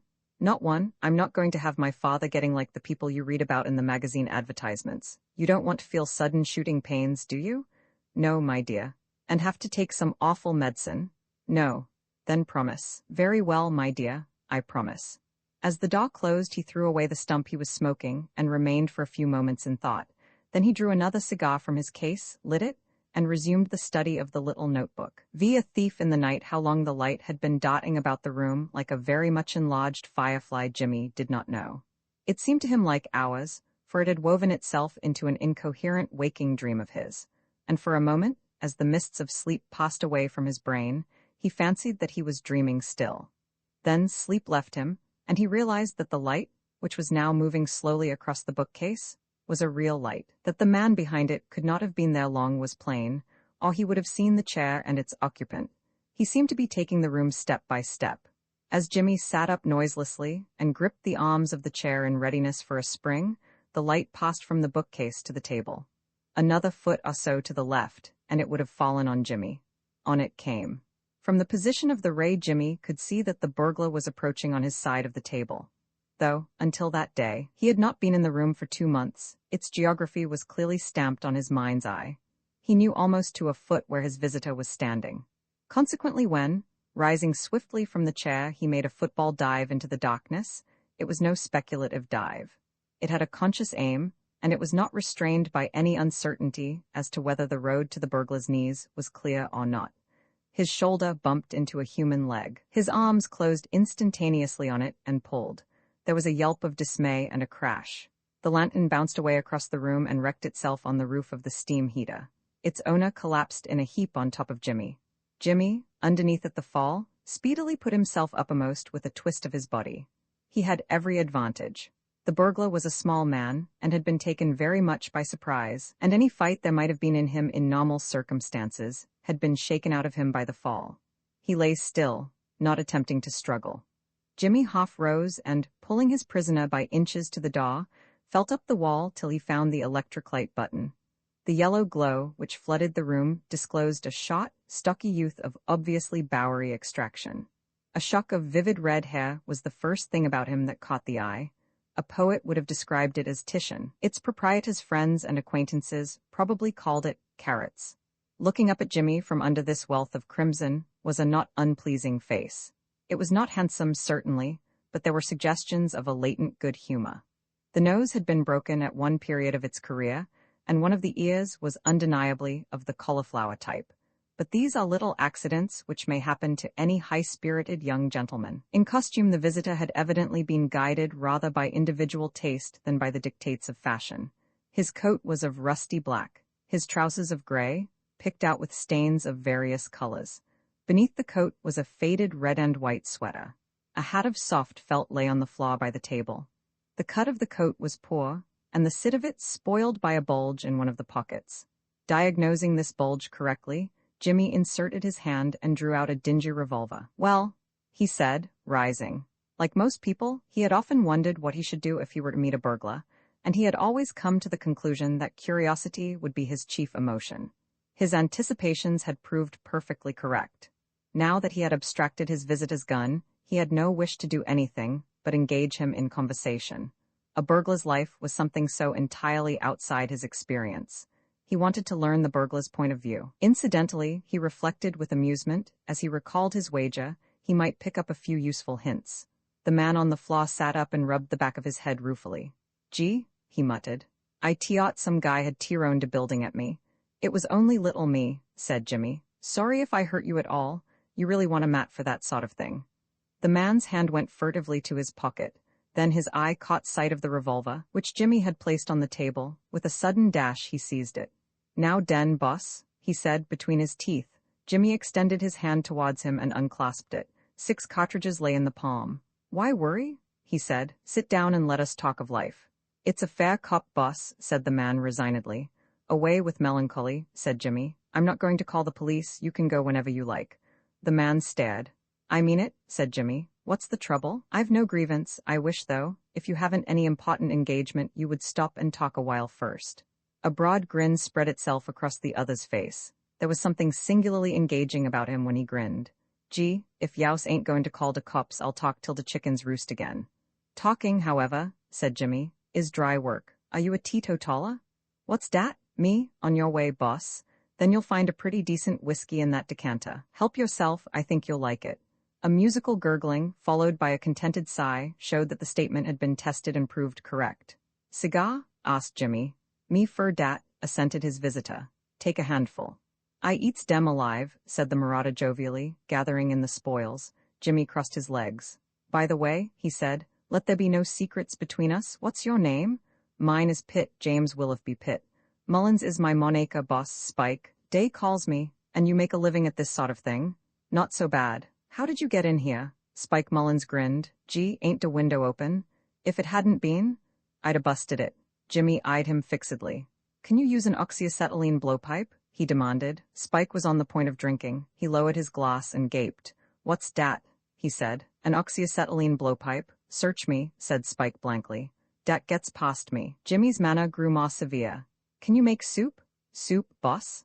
He doesn't know what soup is, said Jimmy despairingly. My good man, I'm afraid you have missed your vocation. You have no business to be trying to burgle. You don't know the first thing about the game.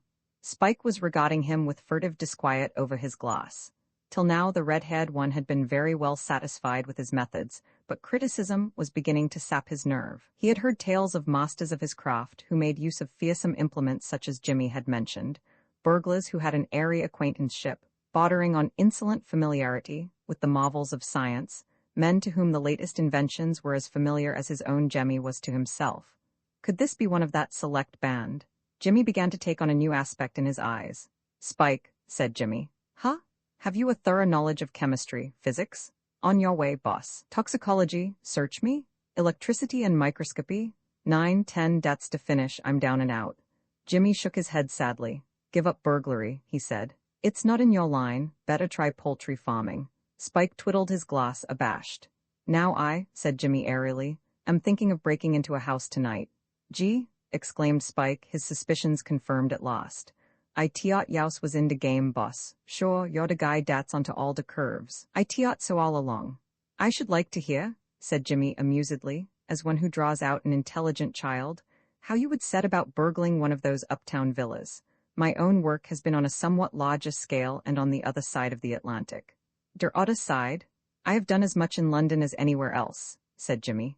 A great town, London, full of opportunities for the fine worker. Did you hear of the cracking of the new Asiatic Bank in Lombard Street? No, boss, whispered Spike. Was dat you? The police would like an answer to the same question, he said self-consciously. Perhaps you heard nothing of the disappearance of the Duchess of Havant's diamonds. Was dat? The thief, said Jimmy, flicking a speck of dust from his coat sleeve, was discovered to have used an oxyacetylene blowpipe. The rapturous intake of Spike's breath was the only sound that broke the silence. Through the smoke his eyes could be seen slowly widening. But about this villa, said Jimmy. I am always interested even in the humblest sides of the profession. Now, tell me, supposing you were going to break into a villa, what time of night would you do it? I always tinks it's best either late like dis or when de folks is in at supper, said Spike respectfully. Jimmy smiled a faint, patronizing smile and nodded. Well, and what would you do? I'd rubber around some to see isn't there a window open somewheres, said Spike diffidently. And if there wasn't? I'd climb up de potch and into one of de bedrooms, said Spike, almost blushing. He felt like a boy reading his first attempts at original poetry to an established critic. What would this master cracksman, this polished wielder of the oxyacetylene blowpipe, this expert in toxicology, microscopy, and physics think of his callow outpourings? How would you get into the bedroom? Spike hung his head. Bust to catch with me, Jemmy, he whispered shamefacedly. Burst the catch with your Jemmy? It's der only way I ever learned, pleaded Spike. The expert was silent. He seemed to be thinking. The other watched his face humbly. How would youse do it, boss? He ventured timidly at last. How would youse do it? Why, I'm not sure, said the master graciously, whether your way might not do in a case like that. It's crude, of course, but with a few changes it would do. Gee, boss, is dat right? Queried the astonished disciple. It would do, said the master, frowning thoughtfully. It would do quite well, quite well. Spike drew a deep breath of joy and astonishment that his methods should meet with approval from such a mind. Gee, he whispered, as who should say, I am Napoleon. Vi an exhibition performance cold reason may disapprove of wages, but without a doubt, there is something joyous and lovable in the type of mind which rushes at the least provocation into the making of them, something smacking of the spacious days of the Regency. Nowadays, the spirit seems to have deserted England. When Mr. Lloyd George became Premier of Great Britain, no earnest forms were to be observed rolling peanuts along the Strand with a toothpick. When Mr. George is dethroned, it is improbable that any Briton will allow his beard to remain unshaved until his pet potty returns to office. It is in the United States that the wager has found a home. It is characteristic of some minds to dash into a wager with the fearlessness of a soldier in a forlorn hope, and once in, to regard it almost as a sacred trust. Some men never grow up out of the schoolboy spirit of daring. To this class Jimmy Pitt belonged. He was of the same type as the man in the comic opera who proposed to the lady because somebody bet him he wouldn't. There had never been a time when a challenge, a dare, had not acted as a spur to him. In his newspaper days, life had been one long series of challenges. They had been the essence of the business. A story had not been worth getting unless the getting were difficult. With the conclusion of his newspaper life came a certain flatness into the scheme of things. There were times, many times, when Jimmy was bored. He hungered for excitement, and life appeared to have so little to offer. The path of the rich man was so smooth, and it seemed to lead nowhere. This task of burgling a house was like an unexpected treat to a child. With an intensity of purpose which should have touched his sense of humor, but which, as a matter of fact, did not appeal to him as ludicrous in any way, he addressed himself to the work. The truth was that Jimmy was one of those men who are charged to the brim with farce. Somehow the farce had to find an outlet. If he had undertaken to collect birds' eggs, he would have set about it with the same tense energy. Spike was sitting on the edge of his chair, dazed but happy, his head still buzzing from the unhoped-for praise. Jimmy looked at his watch. It was nearly 3 o'clock. A sudden idea struck him. The gods had provided gifts, why not take them? Spike? Huh? Would you care to come and crack a crib with me now? Gee, boss. Would you? Surest teeing you know, boss. Aw, rather, proceeded Jimmy. Would you care to crack a crib while I come along with you? Strictly speaking, I am here on vacation, but a trifle like this isn't real work. It's this way, he explained. I've taken a fancy to you, Spike, and I don't like to see you wasting your time on coursework. You have the root of the matter in you, and with a little coaching I could put a polish on you. I wouldn't do this for everyone, but I hate to see a man bungling who might do better. I want to see you at work. Come right along and we'll go uptown and you shall start in. Don't get nervous, just work as you would if I were not there. I shall not expect too much. Rome was not built in a day. When we are through I will criticize a few of your mistakes. How does that suit you? Gee, boss, great, and say, I knows just to places. A friend of mine puts me wise to it. Leastways, I didn't know he was me friend, but I falls for him now. It's a, very well then. One moment though. He went to the telephone. Before he had left New York on his travels, Arthur Mifflin had been living at an hotel near Washington Square. It was probable that he was still there. He called up the number. The night clock was an old acquaintance of his. Hello, Dixon, said Jimmy. Is that you? I'm Pitt. Yes, I'm back. How did you guess? Yes, very pleasant, thanks. Has Mr. Mifflin come in yet? Gone to bed? Never mind, ring him up, will you? Thanks. Presently the sleepy and outraged voice of Mr. Mifflin spoke at the other end of the line. What's wrong? Who the devil's that? My dear Arthur, where you pick up such expressions I can't think, not from me. Is that you, Jimmy? What in the name of heavens, what are you kicking about? The night's yet young. Arthur, touching that little arrangement we made, cracking that crib, you know. Are you listening? Have you any objection to my taking an assistant along with me? I don't want to do anything contrary to our agreement, but there's a young fellow here who's anxious that I should let him come along and pick up a few hints. He's a professional, all right. Not in our class, of course, but quite a fair, rough workman. Arthur, these are harsh words. Then am I to understand you have no objection? Very well, only don't say later on that I didn't play fair. Good night. He hung up the receiver and turned to Spike. Ready? Ain't youse going to put on your gumshoes, boss? Jimmy frowned reflectively as if there was something in what this novice suggested. He went into the bedroom and returned wearing a pair of thin patent leather shoes. Spike coughed tentatively. Won't youse need your gun? He hazarded. Jimmy gave a short laugh. I work with my brains, not guns, he said. Let us be going. There was a taxicab nearby, as there always is in New York. Jimmy pushed Spike in. The luxury of riding in a taxicab kept Spike dumb for several miles. At 150th Street, Jimmy stopped the cab and paid the driver, who took the money with that magnificently aloof air which characterizes the taxi chauffeur. A lesser man might have displayed some curiosity about the ill-matched pair. The chauffeur, having lit a cigarette, drove off without any display of interest whatsoever. It might have been part of his ordinary duties to drive gentlemen in evening clothes and shock-headed youths in party-colored sweaters about the city at 3 o'clock in the morning. We will now, said Jimmy, stroll on and prospect. It might excite comment if we drove up to the door. It is up to you, Spike. Lead me to this house you mentioned. They walked on, striking eastward out of Broadway. It caused Jimmy some surprise to find that much-enduring thoroughfare extended as far as this. It had never occurred to him before to ascertain what Broadway did with itself beyond Times Square. He had spent much of his time abroad, in cities where a street changes its name every 100 yards or so, without any apparent reason. It was Dhaka now that they had moved from the center of things, but it was still far too light for Jimmy's tastes. He was content, however, to leave matters entirely in his companion's charge. Spike probably had his method for evading publicity on these occasions. Spike, meanwhile, plodded steadily onwards. Block after block he passed, until finally the houses began to be more scattered. At length he stopped outside a fair-sized, detached house. As he did so, a single raindrop descended with a splash on the nape of Jimmy's neck. In another moment the shower had begun, jerkily at first, then, as if warming to its work, with the quiet persistence of a shower bath. "Dis is de place, boss," said Spike. From a burglar's point of view it was an admirable house. It had no porch, but there was a handy window only a few feet from the ground. Spike pulled from his pocket a small bottle and a piece of cost paper. "What's that?" inquired Jimmy. "Treacle, boss," said Spike deferentially. He poured the contents of the bottle onto the paper, which he pressed firmly against the window pane. Then, drawing out a short steel instrument, he gave the paper a sharp tap. The glass beneath broke, though the sound was almost inaudible. The paper came away with the glass attached, then Spike, inserting his hand in the opening, shot back the catch and softly pushed up the window. "Elementary," said Jimmy. "Elementary, but quite neat." There was now a shutter to be negotiated. This took longer, but in the end Spike's persuasive methods prevailed. Jimmy became quite cordial. "You have been well grounded, Spike," he said. "And after all, that is half the battle. The advice I give to every novice is learn to walk before you try to run. Master the ABC of the craft first. With a little careful coaching you will do. Just so. Pop in." Spike climbed cautiously over the sill, followed by Jimmy. The latter struck a match and found the electric light switch.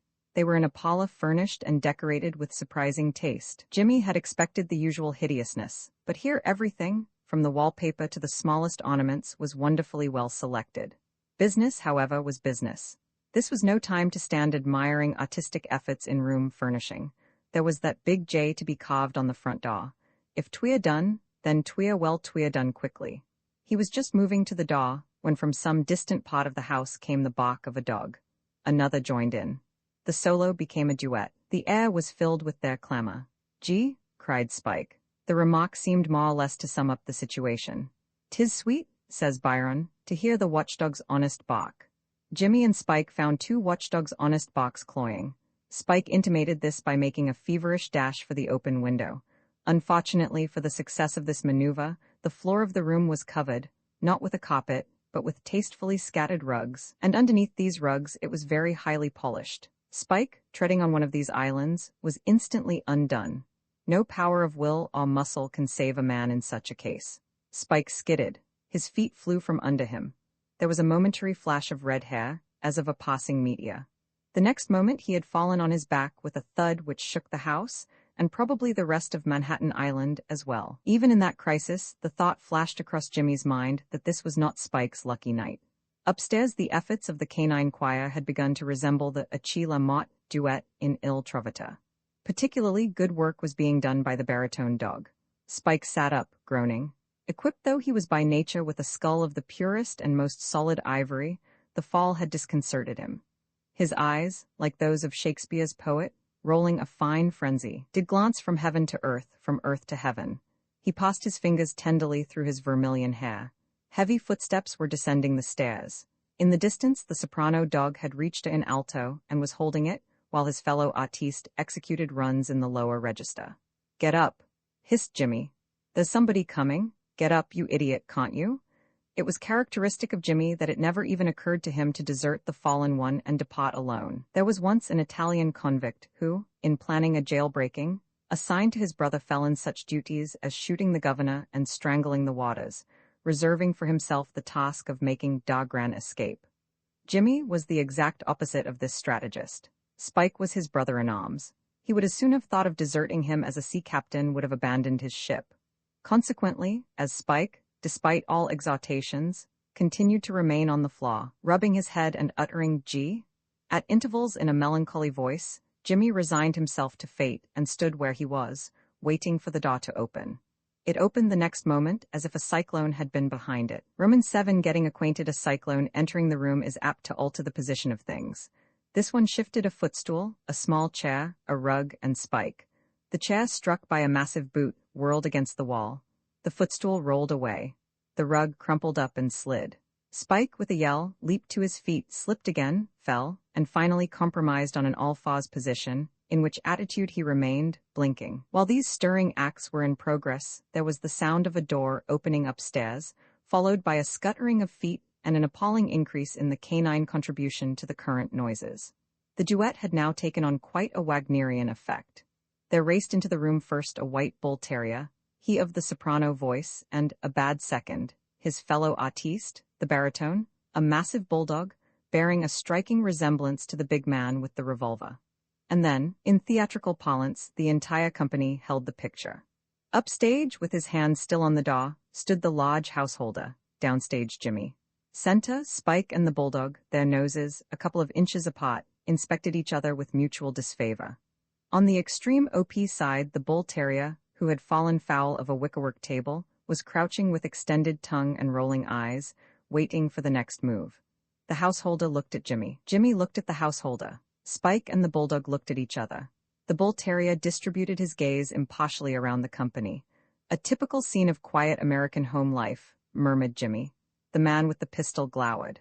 Hands up, you devils! He roared, pointing a mammoth revolver. The two marauders humored his whim. Let me explain, said Jimmy pacifically, shuffling warily round in order to face the bull terrier, who was now strolling in his direction with an ill-assumed carelessness. Keep still, you blackguard. Jimmy kept still. The bull terrier, with the same abstracted air, was beginning a casual inspection of his right trouser leg. Relations between Spike and the bulldog, meanwhile, had become more strained. The sudden flinging up of the farmer's arms had had the worst effect on the animal's nerves. Spike, the croucher on all fours, he might have tolerated, but Spike, the semaphore, inspired him with thoughts of battle. He was growling in a moody, reflective manner. His eye was full of purpose. It was probably this that caused Spike to look at the householder. Till then he had been too busy to gaze elsewhere, but now the bulldog's eye had become so unpleasant that he cast a pathetic glance up at the man by the door. "Gee," he cried as he did so. "It's de boss, say, boss, call off de dog. It's sure going to nip der old head of me." The other lowered his revolver in surprise. "So it's you, is it, you limb of Satan?" he remarked. "I thought I had seen that damned red head of yours before. What are you doing in my house?" Spike uttered a moan of self-pity. "Boss," he cried, "I've had a raw deal. Dara's been cost work going on. Listen, it's dis way. Honest, I didn't know dis was where you lived. A fat Swede, ol' Lawson his monacre is, tells me dis house belongs to a widow loidy what lives here all alone, and has all kinds of silver and all dat, and she's down sout visiting, so dat de house is empty. Gee, I'm onto his curves now. I'm wise. Listen, boss. Him and me starts a scrappin' last week over somethin', and I tinks he's got it in bad for me because I puts it all over him. But 3 days ago up he comes and says, let's be friends, and puts me wise on dis joint. I'll soak it to dat Swede. Dis was what he was woikin' for. He knows you lives here, and he tinks to put me in bad wit youse. It's a raw deal, boss." The big man listened to this sad tale of Grecian gifts in silence. Not so the bulldog, which growled ominously from start to finish. Spike glanced nervously in its direction. "De dog," he persisted uneasily. "Won't you call on de dog, boss?" The big man stooped and grasped the animal's collar, jerking him away. "The same treatment," suggested Jimmy with approval, "would also do a world of good to this playful and affectionate animal, unless he is a vegetarian, in which case don't bother." The householder glowered at him. "Who are you?" he demanded.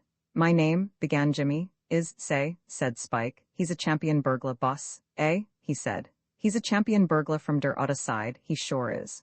From Lunnon. Gee, he's de guy. Tell him about the bank you opened, and de jewels you swiped from de Duchess, and de what-you-call-it blowpipe."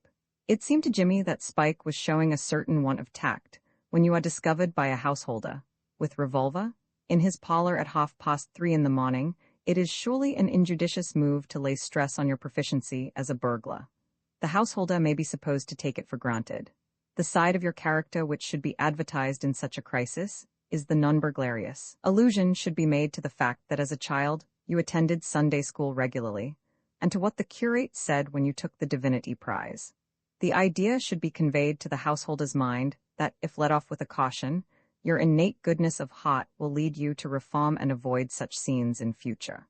With some astonishment, therefore, Jimmy found that these revelations, so far from prejudicing the man with the revolver against him, had apparently told in his favor. The man behind the gun was regarding him rather with interest than disapproval.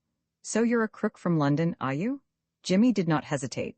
If being a crook from London was a passport into citizens' parlors in the small hours, and more particularly if it carried with it also a safe conduct out of them, Jimmy was not the man to refuse the role. He bowed. "Well, you'll have to come across now you're in New York, understand that, and come across good." "Sure he will," said Spike, charmed that the tension had been relieved and matters placed upon a pleasant and businesslike footing.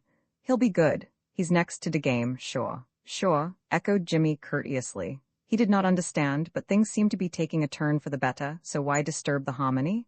"Dis gent," said Spike respectfully, "is boss of de cops." "A police captain," he corrected himself.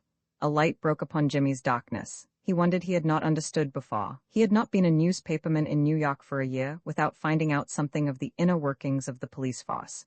He saw now why the other's manner had changed. "Pleased to meet you," he said. "We must have a talk together one of these days." "We must," said the police captain significantly. "Of course, I don't know your methods on this side, but anything that's usual? I'll see you at my office. Spike Mullins will show you where it is." "Very well. You must forgive this preliminary informal call. We came in more to shelter from the rain than anything." "You did you?" Jimmy felt that it behoved him to stand on his dignity. The situation demanded it. "Why," he said with some hauteur, "in the ordinary course of business I should hardly waste time over a small crib like. It's Banks for his," murmured Spike rapturously. "He eats dem alive, and jewels from duchesses." "I admit a partiality for jewels and duchesses," said Jimmy. "And now, as it's a little late, perhaps we had better, ready, Spike? Good night then, pleased to have met you. I'll see you at my office. I may possibly look in. I shall be doing very little work in New York, I fancy. I am here merely on a vacation." "If you do any work at all," said the policeman coldly, "you'll look in at my office, or you'll wish you had when it's too late." Of course. I shouldn't dream of omitting any formality that may be usual, but I don't fancy I shall break my vacation. By the way, one little thing. Have you any objection to my carving a J on your front door?" The policeman stared. "On the inside, it won't show. It's just a whim of mine, if you have no objection." "I don't want any of your," began the policeman. "You misunderstand me. It's only that it means paying for a dinner." "I wouldn't for the world." The policeman pointed to the window. "Out you get," he said abruptly. "I've had enough of you, and don't you forget to come to my office." Spike, still deeply mistrustful of the bulldog Rastus, jumped at the invitation. He was through the window and out of sight in the friendly darkness almost before the policeman had finished speaking. Jimmy remained. "I shall be delighted," he had begun, when he stopped. In the doorway was standing a girl whom he recognized. Her startled look told him that she too had recognized him. Now, for the first time since he had set out from his flat that night in Spike's company, Jimmy was conscious of a sense of the unreality of things. It was all so exactly as it would have happened in a dream. He had gone to sleep thinking of this girl, and here she was. But a glance at McEachin brought him back to earth. There was nothing of the dream world about the police captain. The policeman, whose back was towards the door, had not observed the addition to the company. Molly had turned the handle quietly, and her slipped feet made no sound. It was the amazed expression on Jimmy's face that caused him to look towards the door. "Molly?" She smiled, though her face was still white. Jimmy's evening clothes had reassured her. She did not understand how he came to be there, but evidently there was nothing wrong. She had interrupted a conversation, not a conflict. "I heard the noise and you going downstairs, and I sent the dogs down to help you, Father," she said. "And then, after a little while, I came down to see if you were all right." Mr. McEachin was perplexed. Molly's arrival had put him in an awkward position. To denounce him as a cracksman was impossible. Jimmy knew too much about him. The only real fear of the policeman's life was that some word of his money-making methods might come to his daughter's ears. Quite a brilliant idea came to him. "A man broke in, my dear," he said. "This gentleman was passing and saw him." "Distinctly," said Jimmy. "An ugly-looking customer, but he slipped out of the window and got away," concluded the policeman. "He was very quick," said Jimmy. "I think he may have been a professional acrobat." "He didn't hurt you, Father?" No, my dear. "Perhaps I frightened him," said Jimmy airily. Mr. McEachin scowled furtively at him. "We mustn't detain you, Mr. Pitt," said Jimmy. "My name is Pitt." He turned to Molly. "I hope you enjoyed the voyage." The policeman started. "You know my daughter?" "By sight only, I'm afraid. We were fellow passengers on the Mauretania. Unfortunately, I was in the second cabin." I used to see your daughter walking the deck sometimes. Molly smiled. I remember seeing you sometimes. McEachin burst out, then you? He stopped and looked at Molly. Molly was bending over Rastus, tickling him under the ear. Let me show you the way out, Mr. Pitt, said the policeman shortly. His manner was abrupt, but when one is speaking to a man whom one would dearly love to throw out of the window, abruptness is almost unavoidable. Perhaps I should be going, said Jimmy. Good night, Mr. Pitt, said Molly. I hope we shall meet again, said Jimmy. This way, Mr. Pitt, growled McEachin, holding the door. Please don't trouble, said Jimmy. He went to the window and, flinging his leg over the sill, dropped noiselessly to the ground. He turned and put his head in at the window again. I did that rather well, he said pleasantly. I think I must take up this sort of thing as a profession. Good night. Roman ate at Drever in the days before the Welshman began to expend his surplus energy in playing rugby football. He was accustomed, whenever the monotony of his everyday life began to oppress him, to collect a few friends and make raids across the border into England, to the huge discomfort of the dwellers on the other side. It was to cope with this habit that Drever Castle, in Shropshire, came into existence. It met a long-felt want. In time of trouble, it became a haven of refuge. From all sides people poured into it, emerging cautiously when the marauders had disappeared. In the whole history of the castle, there is but one instance recorded of a bandit attempting to take the place by storm, and the attack was an emphatic failure. On receipt of a ladleful of molten lead, aimed to a nicety by one John, the chaplain, evidently one of those spotting parsons, this warrior retired, done to a turn, to his mountain fastnesses, and is never heard of again. He would seem, however, to have passed the word round among his friends, for subsequent raiding parties studiously avoided the castle, and a peasant who had succeeded in crossing its threshold was for the future considered to be home and out of the game. Such was Drever in the olden times. Today, the Welshman having calmed down considerably, it had lost its militant character. The old walls still stood, grey, menacing, and unchanged, but they were the only link with the past. The castle was now a very comfortable country house, nominally ruled over by Hildebrand Spencer Poins de Borg John Hanneside Coomcrumby, 12th Earl of Drever, Spenny, to his relatives and intimates, but in reality, the possession of his uncle and aunt, Sir Thomas and Lady Julia Blunt. Spenny's position was one of some embarrassment. At no point in their history had the Drevers been what one might call a parsimonious family. If a chance presented itself of losing money, in a particularly wild and futile manner, the Drever of the period had invariably sprung at it with the vim of an energetic bloodhound. The South Sea bubble absorbed £200,000 of good Drever money, and the remainder of the family fortune was squandered to the ultimate frothing by the sportive gentleman who had held the title in the days of the Regency, when Wattiers and the cocoa tree were in their prime, and fortunes had a habit of disappearing in a single evening. When Spenny became Earl of Drever, there was about 18p in the old oak chest. This is the point at which Sir Thomas Blunt breaks into Drever history. Sir Thomas was a small, pink, fussy, obstinate man, with a genius for trade and the ambition of a Napoleon, probably one of the finest and most complete specimens of the came over Waterloo Bridge with half a crown in my pocket and now look at me class of millionaire in existence. He had started almost literally with nothing. By carefully excluding from his mind every thought except that of making money, he had risen in the world with a gruesome persistence which nothing could check. At the age of 51, he was chairman of Blunt's Stores, Limited, a member of Parliament, silent as a wax figure, but a great comfort to the party by virtue of liberal contributions to its funds, and a knight. This was good, but he aimed still higher, and meeting Spenny's aunt, Lady Julia Coomcrumby, just at the moment when, financially, the Drevers were at their lowest ebb, he had effected a very satisfactory deal by marrying her, thereby becoming, as one might say, the chairman of Drever, Limited.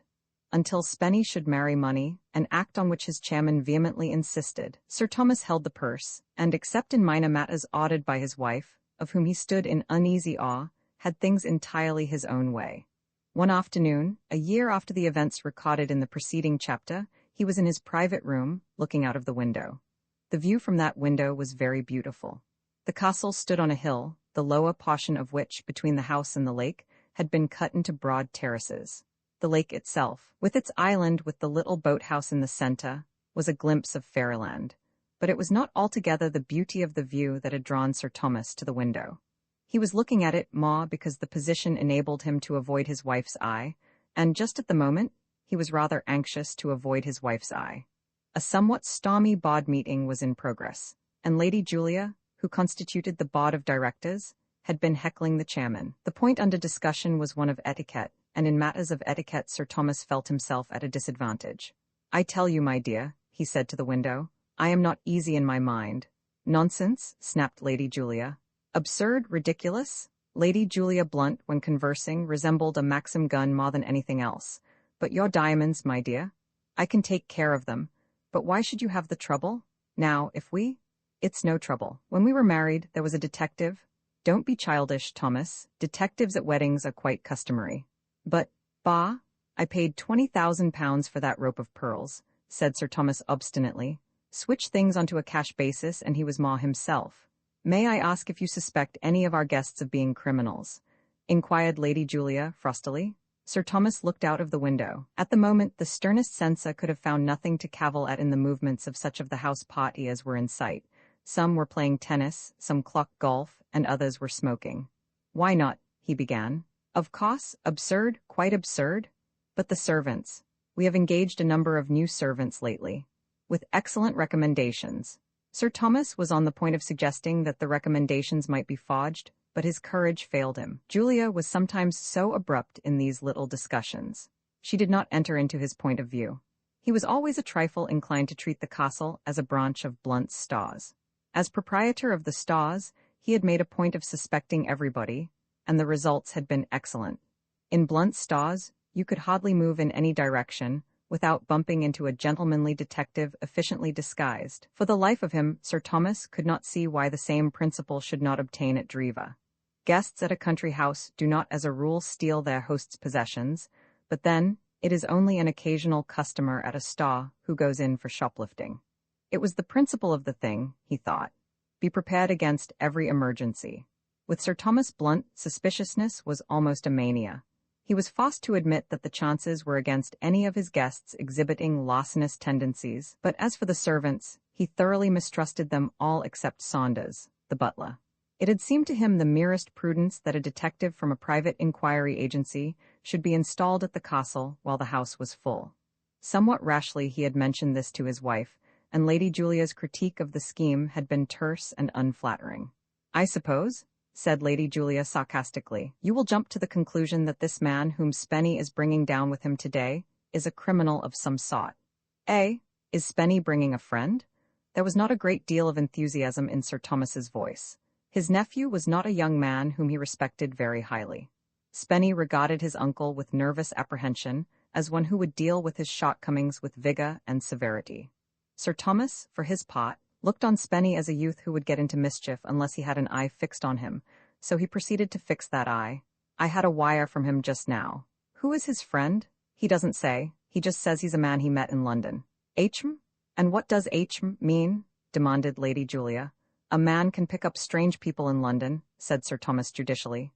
"Nonsense. Just as you say, my dear."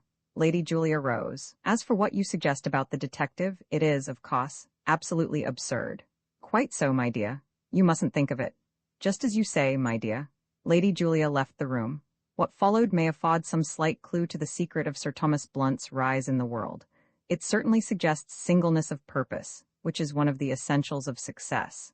No sooner had the door closed behind Lady Julia than he went to his writing table, took pen and paper, and wrote the following letter to the manager, Raggers Detective Agency, Holborn Bars, London, E.C. "Sir, with reference to my lost of the 28th ult., I should be glad if you would send down immediately one of your best men. Am making arrangements to receive him. Kindly instruct him to present himself at Driva Castle as applicant for position of valet to myself. I will see and engage him on his arrival, and further instruct him in his duties. Yours faithfully, Thos. Blunt. P.S. I shall expect him tomorrow evening. There is a good train leaving Paddington at 2:15. He read it over and put in a couple of commas, then placed it in an envelope, and lit a cigar with the air of one who can be checked.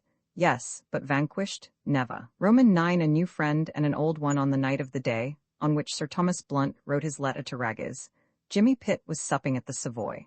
If you have the money and the clothes, and do not object to being turned out into the night just as you are beginning to enjoy yourself, There are few things pleasanter than supper at the Savoy Hotel, London. But as Jimmy sat there, eyeing the multitude through the smoke of his cigarette, he felt, despite all the brightness and glitter, that this was a flat world and that he was very much alone in it. A little over a year had passed since the merry evening at Police Captain McEachin's. During that time, he had covered a good deal of new ground. His restlessness had reasserted itself. Somebody had mentioned Morocco in his hearing, and a fortnight later he was in Fez. Of the principals in that night's drama he had seen nothing more. It was only when walking home on air, rejoicing over the strange chance which had led to his finding and having speech with the lady of the Mauritania, he had reached 59th Street, that he realized that he had also lost her. It suddenly came home to him that not only did he not know her address, but was also ignorant of her name. Spike had called the man with the revolver boss throughout. Only that, and nothing more. Except that he was a police captain, Jimmy knew as little about him as he had done before their meeting. And Spike, who held the key to the mystery, had vanished. His acquaintances of that night had passed out of his life like figures in a waking dream. As far as the big man with the pistol was concerned, this did not distress him. He had only known that massive person for about a quarter of an hour, but to his thinking that was ample. Spike he would have liked to have met again, but he bore the separation with fortitude. There remained the girl of the ship, and she had haunted him with unfailing persistence during every one of the 384 days which had passed since their meeting. It was the thought of her that had made New York seem cramped. For weeks he had patrolled the more likely streets, the Park and Riverside Drive, in the hope of meeting her. He had gone to the theaters and restaurants, but with no success. Sometimes he had wandered through the Bowery on the chance of meeting Spike. He had seen red heads in profusion, but none that belonged to his young disciple in the art of burglary. In the end, he had wearied of the search, and, to the disgust of Arthur Mifflin and his other friends of the strollers, had gone out again on his wanderings. He was greatly missed, especially by that large section of his circle which was in a perpetual state of wanting a little to see it through till Saturday. For years Jimmy had been to these unfortunates a human bank on which they could draw at will. It offended them that one of those rare natures which are always good for $2 at any hour of the day should be allowed to waste itself on places like Morocco and Spain, especially Morocco, where, by all accounts, there were brigands with almost a New York sense of touch. They argued earnestly with Jimmy. They spoke of Raciali and Clyde McLean. But Jimmy was not to be stopped. The gadfly was vexing him, and he had to move. For a year he had wondered, realizing every day the truth of Horace's philosophy for those who travel, that a man cannot change his feelings with his climate, until finally he had found himself, as every wanderer does, at Charing Cross. At this point he had tried to rally. This running away, he told himself, was futile. He would stand still and fight the fever in him. He had been fighting it now for a matter of 2 weeks, and already he was contemplating retreat. A man at lunch had been talking about Japan. Watching the crowd, Jimmy had found his attention attracted chiefly by a party of 3 a few tables away. The party consisted of a girl, rather pretty, a lady of middle age and stately demeanor, plainly her mother, and a light-haired, weedy young man in the 20s. It had been the almost incessant prattle of this youth, and the peculiarly high-pitched, gurgling laugh which shot from him at short intervals which had drawn Jimmy's notice upon them, and it was the curious cessation of both prattle and laugh which now made him look again in their direction. The young man faced Jimmy, and Jimmy, looking at him, could see that all was not well. He was pale. He talked at random. Jimmy caught his eye. There was a hunted look in it. Given the time and the place, there were only 2 things which could have caused that look. Either the light-haired young man had seen a ghost, or he had suddenly realized that he had not enough money to pay the bill. Jimmy's heart went out to the sufferer. He took a card from his case, scribbled the words, "Can I help?" on it, and gave it to a waiter to take to the young man, who was now in a state bordering on collapse. The next moment the light-haired one was at his table, talking in a feverish whisper. "I say," he said, "it's frightfully good of you, old chap. It's frightfully awkward. I've come out with too little money. I hardly like to. You've never seen me before?" "Don't rub in my misfortunes," pleaded Jimmy. "It wasn't my fault." He placed a £5 note on the table. "Say when," he said, producing another. "I say, thanks fearfully," the young man said. "I don't know what I'd have done." He grabbed at the note. "I'll let you have it back tomorrow. Here's my card. Is your address on your card? I can't remember." "Oh, by Jove, I've got it in my hand all the time." The gurgling laugh came into action again, freshened and strengthened by its rest. "Savoy Mansions, eh? I'll come round tomorrow. Thanks frightfully again, old chap. I don't know what I should have done. It's been a treat, said Jimmy deprecatingly. The young man flitted back to his table, bearing the spoil. Jimmy looked at the card he had left. Lord Driva, it read, and in the corner the name of a well-known club. The name Driva was familiar to Jimmy. Everyone knew of Driva Castle, partly because it was one of the oldest houses in England, but principally because for centuries it had been advertised by a particularly gruesome ghost story. Everyone had heard of the secret of Driva, which was known only to the Earl and the family lawyer, and confided to the heir at midnight on his 21st birthday. Jimmy had come across the story in corners of the papers all over the states, from New York to Wodehouse, Iowa. He looked with interest at the light-haired young man, the latest depository of the awful secret. It was popularly supposed that the heir, after hearing it, never smiled again, but it did not seem to have affected the present Lord Driva to any great extent. His gurgling laugh was drowning the orchestra. Probably, Jimmy thought, when the family lawyer had told the light-haired young man the secret, the latter's comment had been, "No, really? By Jove, I say." You know. Jimmy paid his bill and got up to go. It was a perfect summer night, too perfect for bed.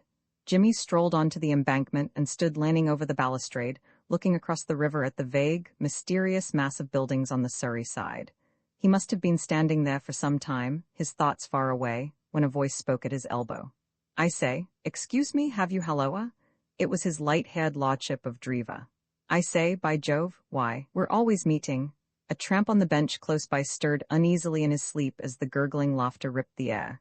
"Been looking at the water?" inquired Lord Driva.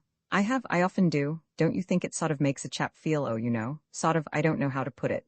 "Mushy," said Jimmy. "I was going to say poetical. Suppose there's a girl." He paused and looked down at the water. Jimmy was with him there. There was a girl.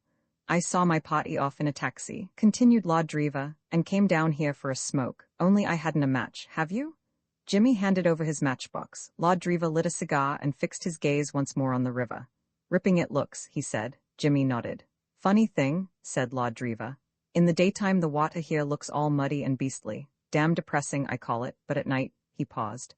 "I say," he went on after a moment, "did you see the girl I was with at the Savoy?" "Yes," said Jimmy. "She's a ripper," said Lord Driva devoutly.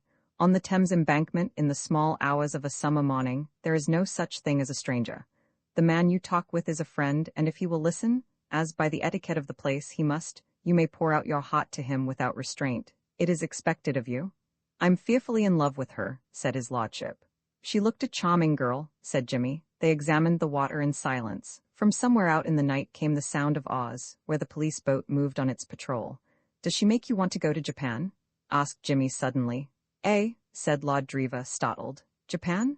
Jimmy adroitly abandoned the position of confidant and seized that of confider. "I met a girl a year ago.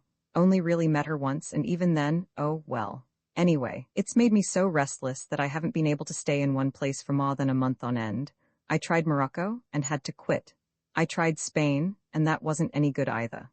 The other day I heard a fellow say that Japan was a pretty interesting sort of country. I was wondering whether I wouldn't give it a trial." Lord Driva regarded this traveled man with interest. "It beats me," he said wonderingly. "What do you want to leg it about the world like that for? What's the trouble? Why don't you stay where the girl is?" "I don't know where she is." "Don't know?" "She disappeared." "Where did you see her last?" asked his lordship as if Molly were a mislaid penknife. "New York." "But how do you mean disappeared? Don't you know her address?" "I don't even know her name." "But dash it all, I mean, have you ever spoken to her?" "Only once. It's rather a complicated story. At any rate, she's gone." Lord Driva said that it was a rum business. Jimmy conceded the point.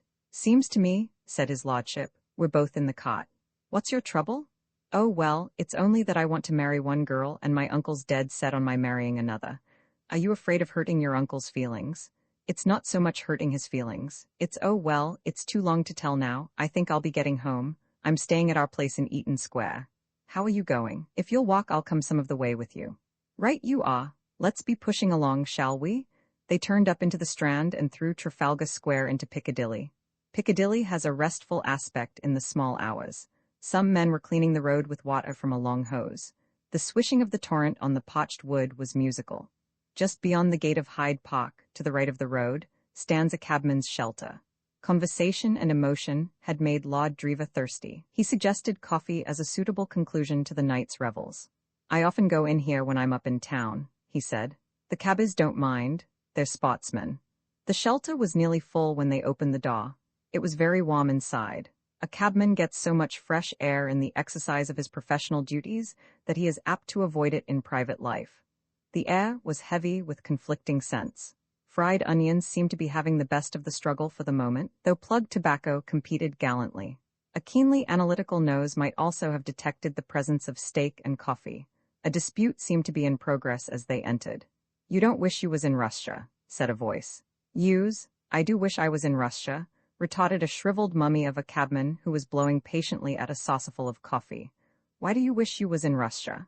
asked the interlocutor, introducing a Massa Bones and Massa Johnson touch into the dialogue. "Because you can wade over your knees in Blaraad there," said the mummy. "In what?" "In Blaraad, ruddy Blaraad, that's why I wish I was in Russia." "Cheery cove that," said Lord Driva. "I say, can you give us some coffee?" "I might try Russia off to Japan," said Jimmy meditatively. The lethal liquid was brought. Conversation began again. Other experts gave their views on the internal affairs of Russia. Jimmy would have enjoyed it more if he had been less sleepy. His back was wedged comfortably against the wall of the shelter, and the heat of the room stole into his brain.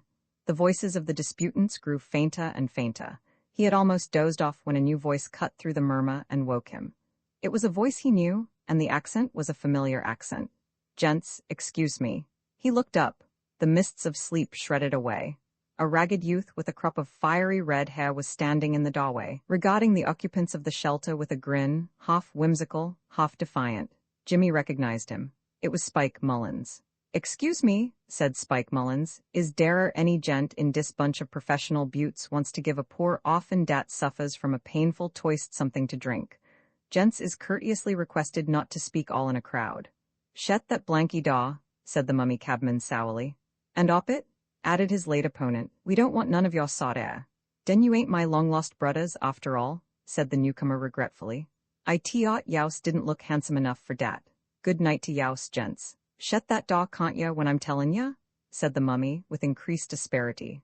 Spike was reluctantly withdrawing when Jimmy rose. "One moment," he said. Never in his life had Jimmy failed to stand by a friend in need.